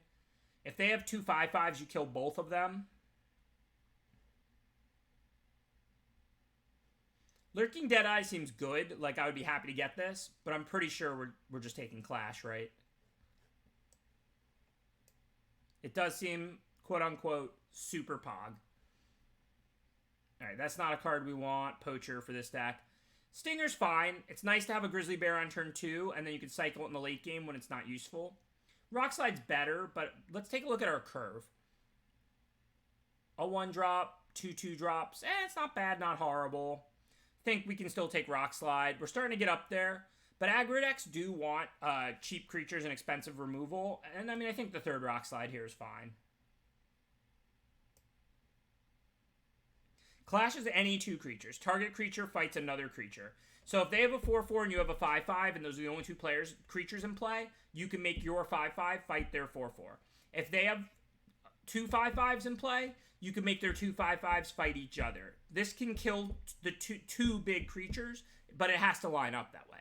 But it's an instant. So, like, let's say your opponent has a 5/5 and a 4/4, and you have, like, a 2/2 out. You can chump block their 5/5 with your 2/2, and then end of their turn, fight their two creatures and kill them both. Oh, this is just busted for us, right? Grim Dancer looks like exactly what we want.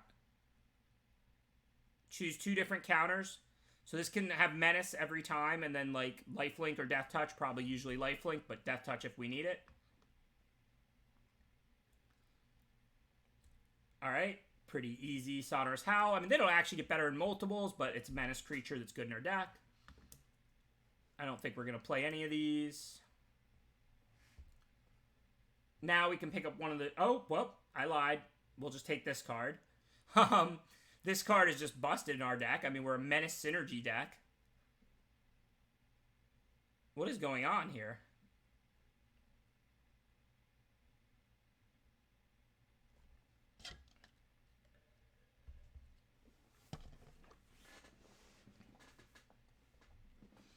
I pay them all. You know how it is. I gotta look good. I'm the draft guy, so I pay all potential people to join the queue with me and tank it and pass me busted decks.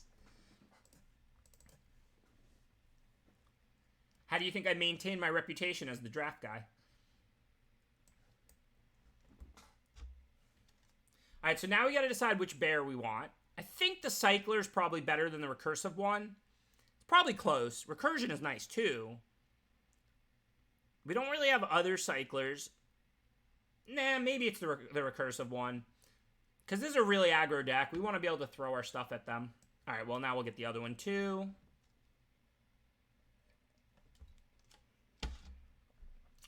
We're not playing these cards. These cards don't matter. Yeah, we're not going to do tons of mutating in this draft. Like, I would gladly take, like, one big mutate creature. But we also have, like, all this expensive removal and all these cheap drops, which is great. But I'm saying, like, any, we're probably not going to play this card. Any, whatchamacallit, any mutate cards are competing, like, with all these expensive, powerful removal spells. Like, Tigerella is really good. It has Menace. We're a Menace deck. And then we already have 3 Rock Slides in a Clash. I hope we can get at least one of that good black common. The one that kills a creature and gives Menace.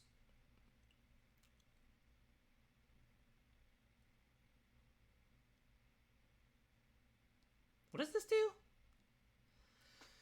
So when a creature dies, if it had counters, they go on this. And then you can move it, so you can move, like, your Menace counters around. I don't think we're interested in that. That looks more fancy than good. This card seems good, but not great. Clash is busted. We kept our curve down nicely. I think we just take a second Clash here.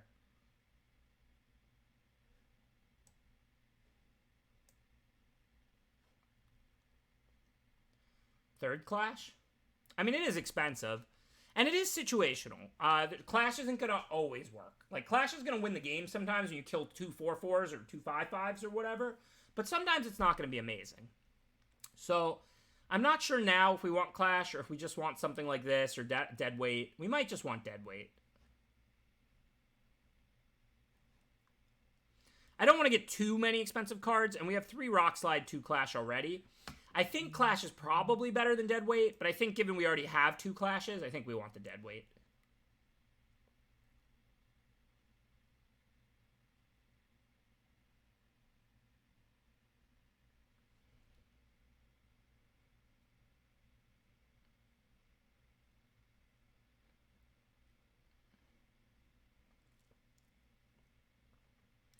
We don't really do anything with the random bodies, so we don't really want the Scorpion.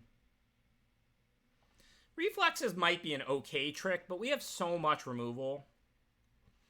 I might just take this land. Like, even though it's only 1 color on, it's still a cycling land. Like, Oh, yeah, we do have a decent amount of Death Touch. All right, I'll try the First Strike trick. I mean, I doubt it's going to make our deck, but if we have a weak pack, maybe it will.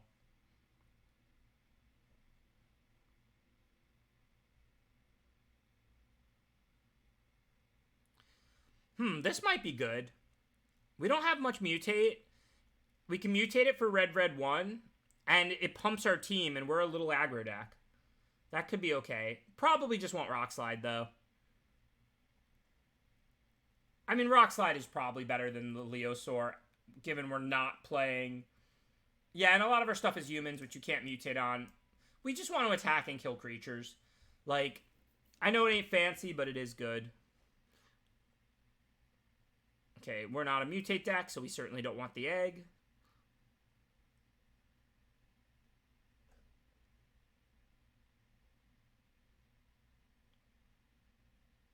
I don't mind trying this, I think. We're a pretty aggressive deck. 3 mana 1/1 sucks, but every time a creature dies, each opponent loses 1 and we gain 1. That might be tough for them to beat. I'm down to try it for science. I mean, I'll tell you this much. I don't know how good or bad this Bastion is, but this is the exact deck that wants Bastion. We're a very small aggro deck with good removal that's looking to race. We're not looking to control the board. We're not looking to play long games. So, like, Bastion is about as good as it could be in our deck. All right, Tigerilla here for another menace creature.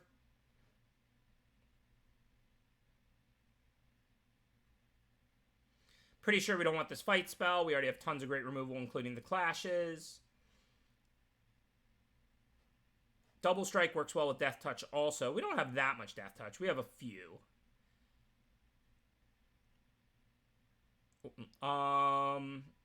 We have plenty of playables. I think I'd rather get a good sideboard card. This does not look good. I don't want to spend a land giving creatures haste every turn. That's just not good. Commando, on the other hand, I think is pretty solid.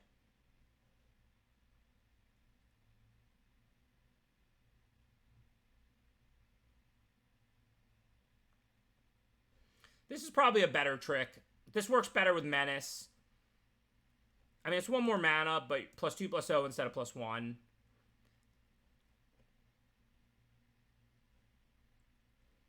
I think we would like 1 copy of this 4 mana 4/2 in our deck. That looks like a good card to have 1 of. These cards are not making our deck. These cards are not making our deck. These cards don't matter.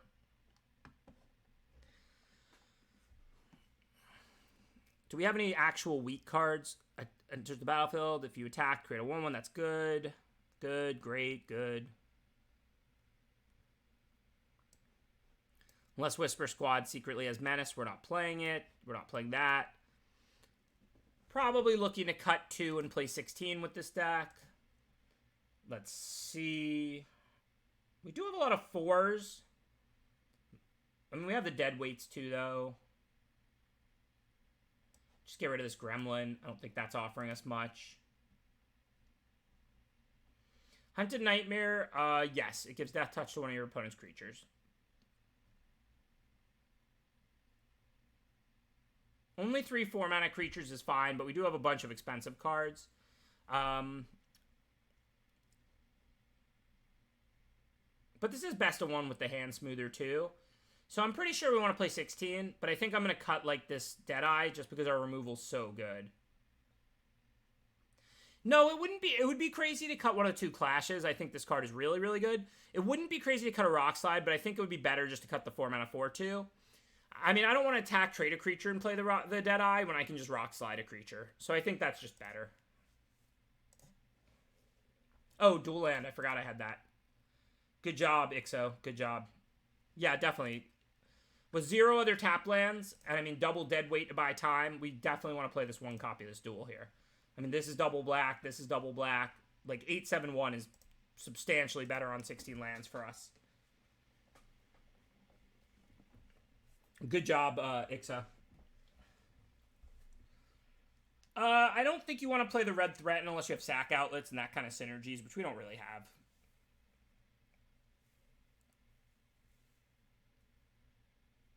Well, either way, I would play 16 lands in this deck. You know, the hand smoother, it means sometimes you play one less or you do crazy things like those 12 land aggro decks, but even if it's off, which I hope it is off, I would rather play without it, to be honest. Even if it is, either way, I think this is a 16 land deck. And we did kind of want 9 swamps, but as Ixo correctly saved me on, we had a red-black duel I forgot about. So we can have 9 black and 8 red, which is off 16 lands, because we have the dual land.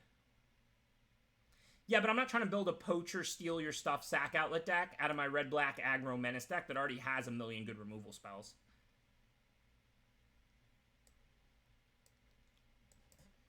So lifelink or death touch.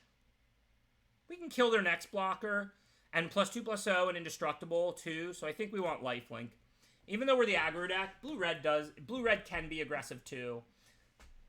I think lifelink makes more sense now. Like right now. More often than not, you probably choose death touch. Like in the late game, you're choosing death touch almost every time. But on turn 2, with 2 removal kind of in hand, lifelink is probably the way to go.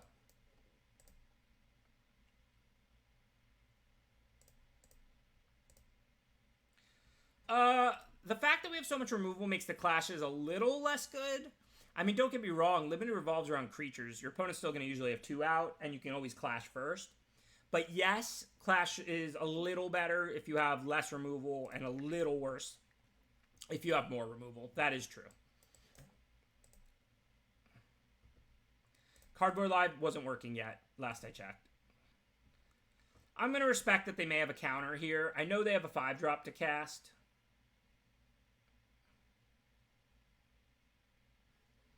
So I'm going to not tap out for my only creature there.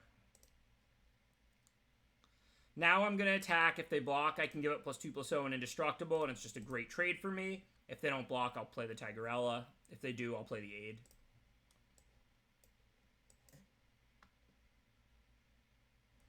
Definitely menace. Always menace.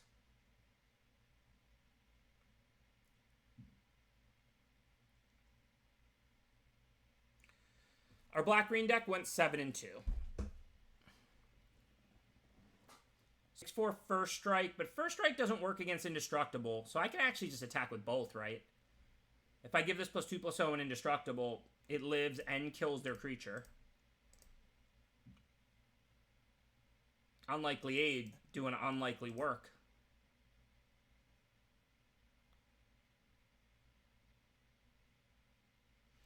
And then post-combat, we've got the Grim Dancer. Definitely want Menace. Do we want Death Touch or Lifelink? Probably Death Touch. We already have infinite life at this point. We're at 27. They're at 10.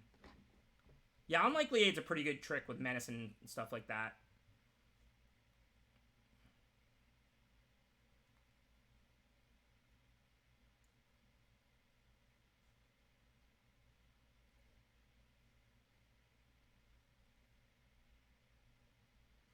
So we'll see what they do.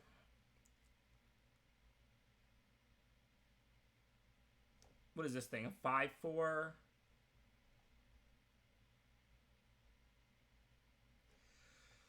But this is Death Touch, and this is 4 power. So I can attack pretty safely. Even though it's not pleasant getting 2 for 1, I think it's right in this case. When they cast this, they're going to draw a card with this in play. I can't really expect my 2/1 lifelink to do more than trade with a 3/4 that gets dead weighted at this point. I'm flooding pretty hard, so I don't know if we're going to win or lose this game. Hopefully we'll start drawing some spells. We'll draw those Menace Matters cards to finish them off.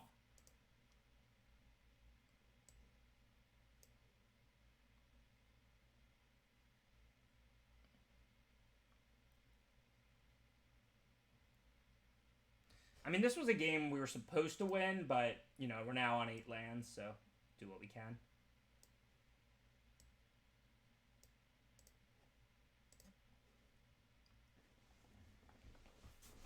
Yeah, we have life. We have time to draw our outs, to draw our burn spells, to recover from the flood, because we are at 30. Also, if they cast just 1 creature, the 4/3 has Menace, so they're going to go down to 2. They'll obviously have another card to play the following turn. They still have 4 cards in hand. But they will go all the way down to 2. And it looks like that's the case. Of course, it looks like we're not going to start drawing spells until there's literally no lands left. We're currently on 10 now. 4, 8, 10. 16 land deck. Hey, we still have 6 in the bottom 25.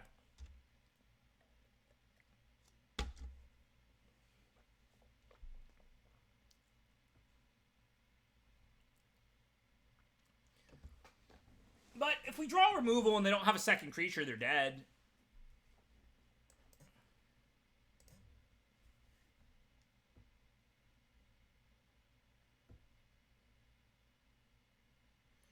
No. If you're going to be on the play and, you think you're going to be way ahead, you probably should choose Death Touch.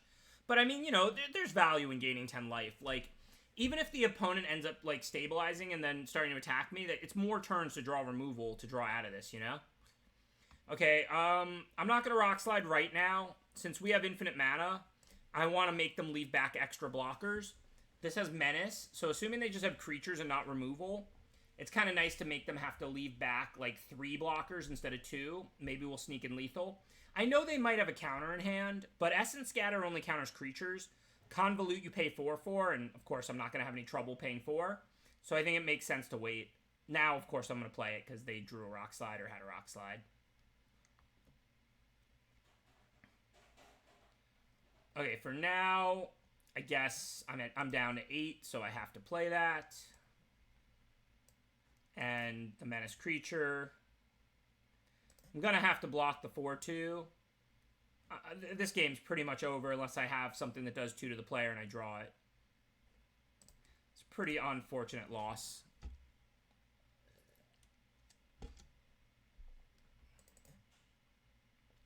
Flame Spill was lethal, yeah. Yeah, that's why, you're not eliminated on one game. It is what it is. It was a lot of lands.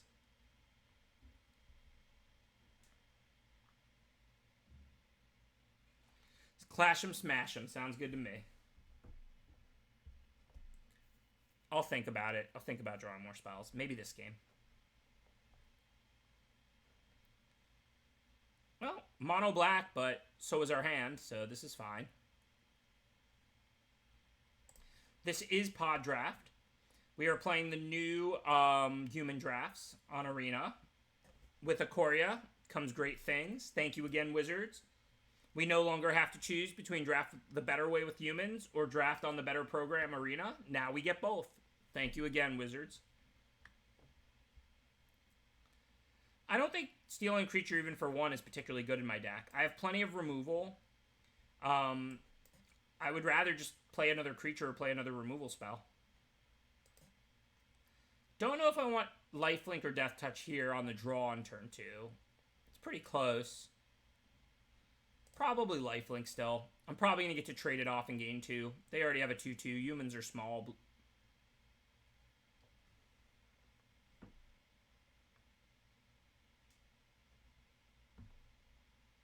Thank you, Green Bay Packers fan. Appreciate the subscription. I'm not just saying this because you subscribed. I often say that Aaron Rodgers is the best quarterback of all time. So hopefully that's not why you subscribe. It's because you like my stream. But I'm a huge Aaron Rodgers fan. It's true. Rachel confirms. And I'm going to take it because ideally if I can attack back, I can play Commando. And even if they have something to block it, I can still attack back. In this case, they played a 1-4, so I can't. But I drew Unlikely Aid, so I can again. Now if they block, we aid. Not as exciting as the last time we played it. And I'm going to go ahead and dead weight a 2-2, use my mana while I'm here, while I can. I don't know. I don't know about I don't know about all the different archetypes yet. Like I said, this is my second draft, and I don't even look at the previews. I probably know like 3/4 of the commons and 1/4 of the uncommons. Like I just can't like.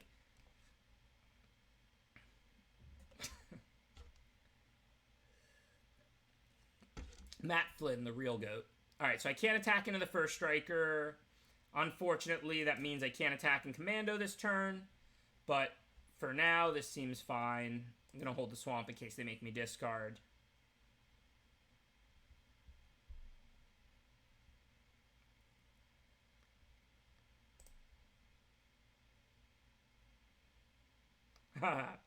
Aaron Rodgers is the gyre engineer of quarterbacks. What is this? Yuck. So, of course, if they trade, that's great for me. If I had a red, I could kill it, but I don't. So, I can attack with both.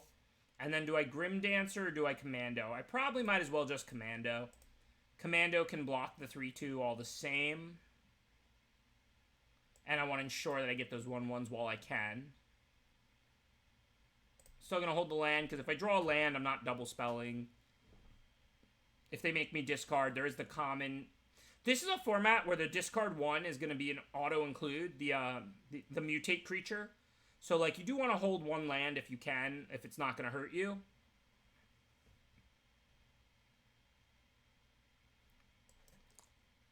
Definitely really appreciate it. Exactly what I wanted to draw. Swamp number 5. This is great. Pretty awkward hands here. So we don't need lifelink now, so let's go Menace and Death Touch. So Menace creatures have to be blocked by 3. But if they triple block, they eat it. So no attack yet. Next turn I can attack with this, because if they triple blocked, I would just eat their team.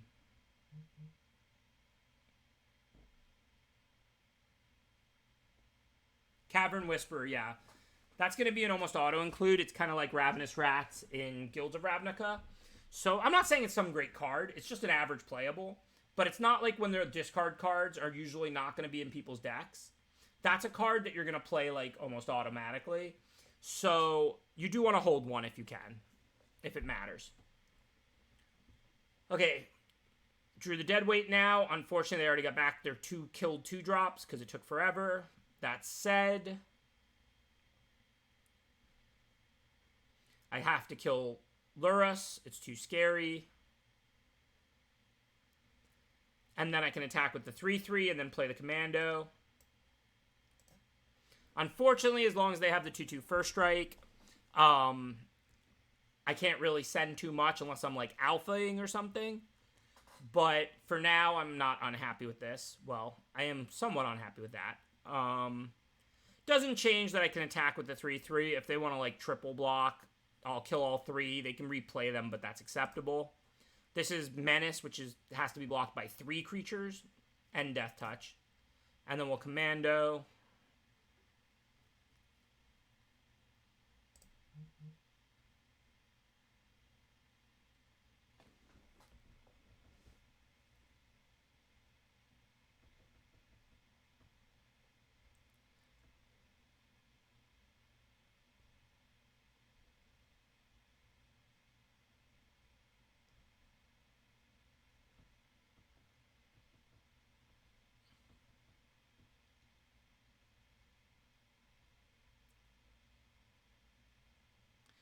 I'm not playing the Swamp because Cavern Whisperer is common, and they could make me discard 1. And Flame Spill can kill Lurrus and potentially win me the game, or kill Glider at this point, just to alpha, and potentially win me the game. But if they make me discard it, this Swamp is near useless for me.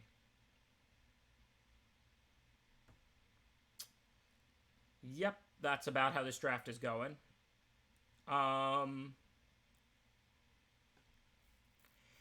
guess now that they have this to replay every turn, they can only play 1 permanent on each of their turns out of the yard.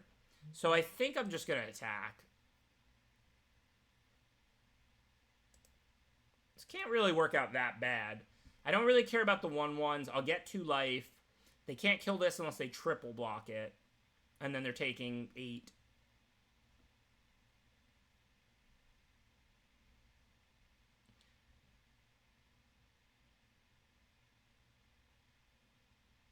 Yeah, it looks like they missed it unless they have a trick, which they might.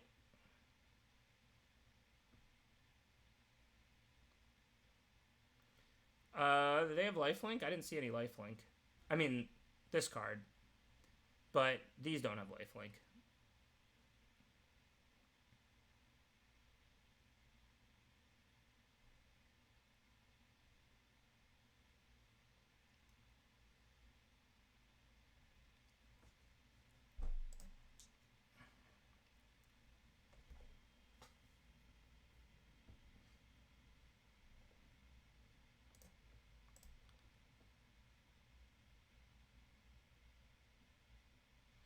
take like one more draw step. If I don't draw the mountain this turn, I'm going to concede.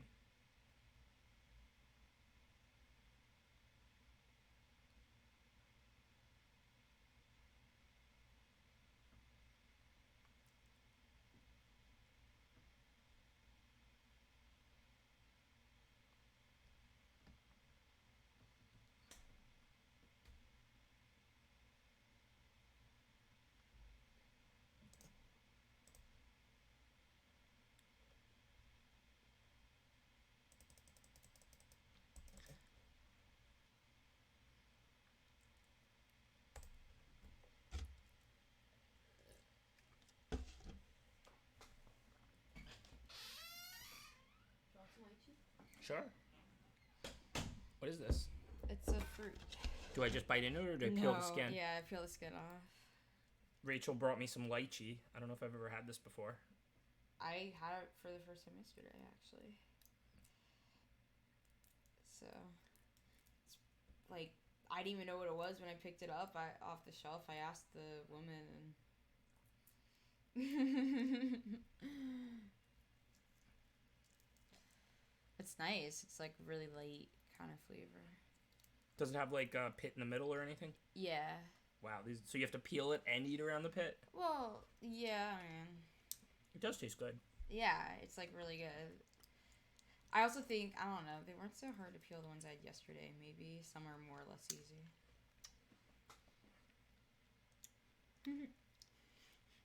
No, it is good. I like the taste.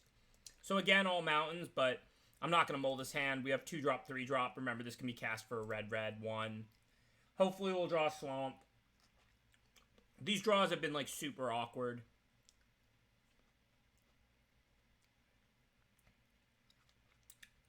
I think this tastes good. I like it. Probably not a fruit I would buy just because of the amount of work, but I think it tastes good.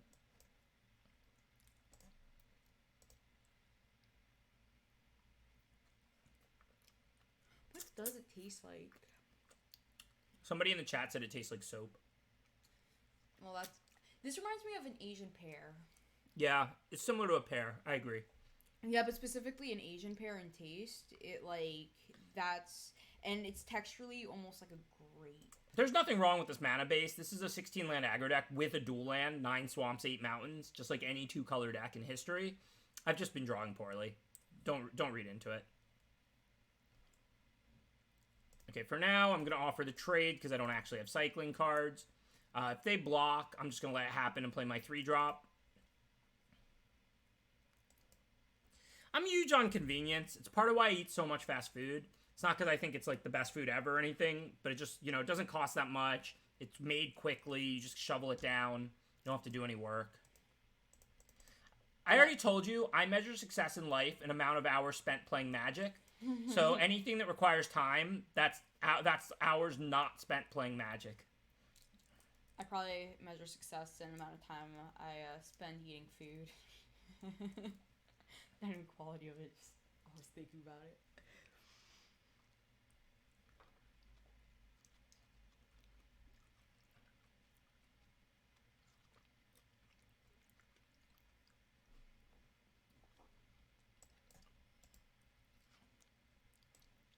So you only really have to hold 1 land in this format, I think. I don't think there's really discard 2. It's just discard 1.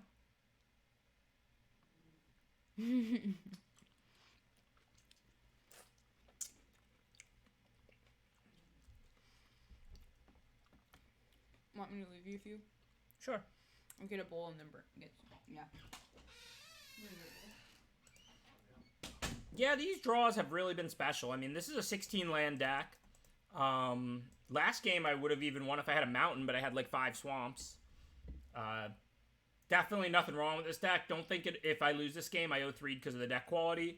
I'm not saying the deck was busted or anything, but like all 3 draws were just gross. Like 5 swamps, 11 lands, a million lands again, 16-land aggro deck. Like, like this is not normal or whatever.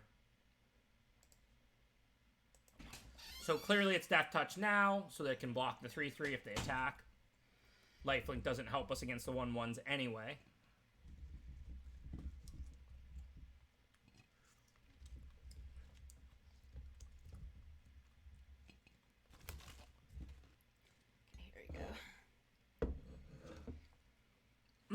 I should have attacked. I was thinking Menace. I forgot it was Super Menace. Hit the punt counter. Listen, y'all, I've been playing with Menace for 15 years or whatever since they invented it. This is the first time I've ever seen Super Menace. But yes, you're 100% right. They had 2 blockers up. I could have attacked. Hey, I have this card for my red-black Menace deck. Who knew?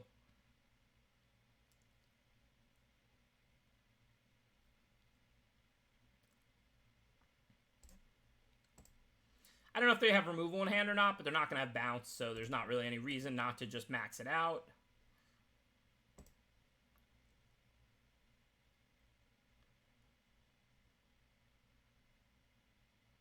Oh, there is a reason not to max it out. Granted, I wasn't going to play around that. There's no reason to put that card in their hand right now or anything, so I wasn't going to, like, not pump a bunch next turn. But yeah, Super Menace. That wasn't a punt. Not attacking the previous turn was a punt. And the 2 might end up mattering. They're down to 8. It is a race. But, I mean, I'm going to pump there. I'm not going to miss damage because they could be holding a common that they haven't represented, and I have no reason to put in their hand in particular.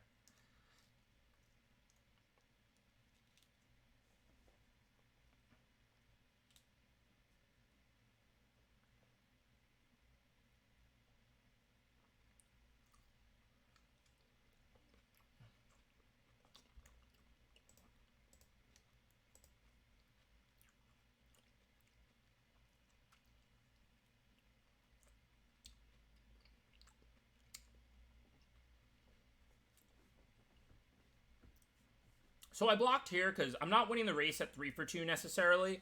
And I don't necessarily think they have anything.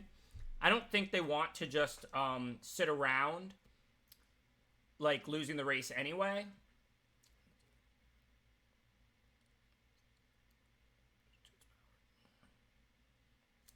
Yuck. So Clash doesn't stop that. I have to block that or I die. I have all those rock slides if I can draw. Hey, good morning, Infested. Well, it had been going great. I went 7-1, 7-2, 7-2 in the 2 seals in the draft. We're about to 0-3 with a pretty good deck. Draws have been kind of ugly.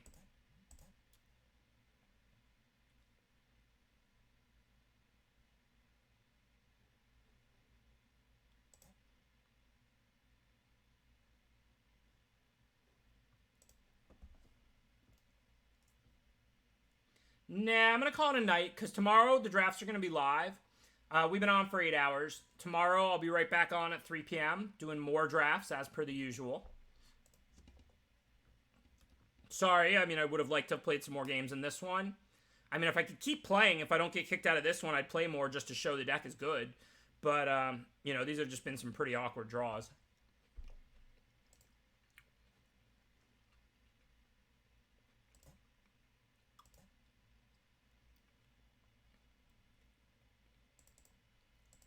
I do really appreciate all the support from everybody tonight.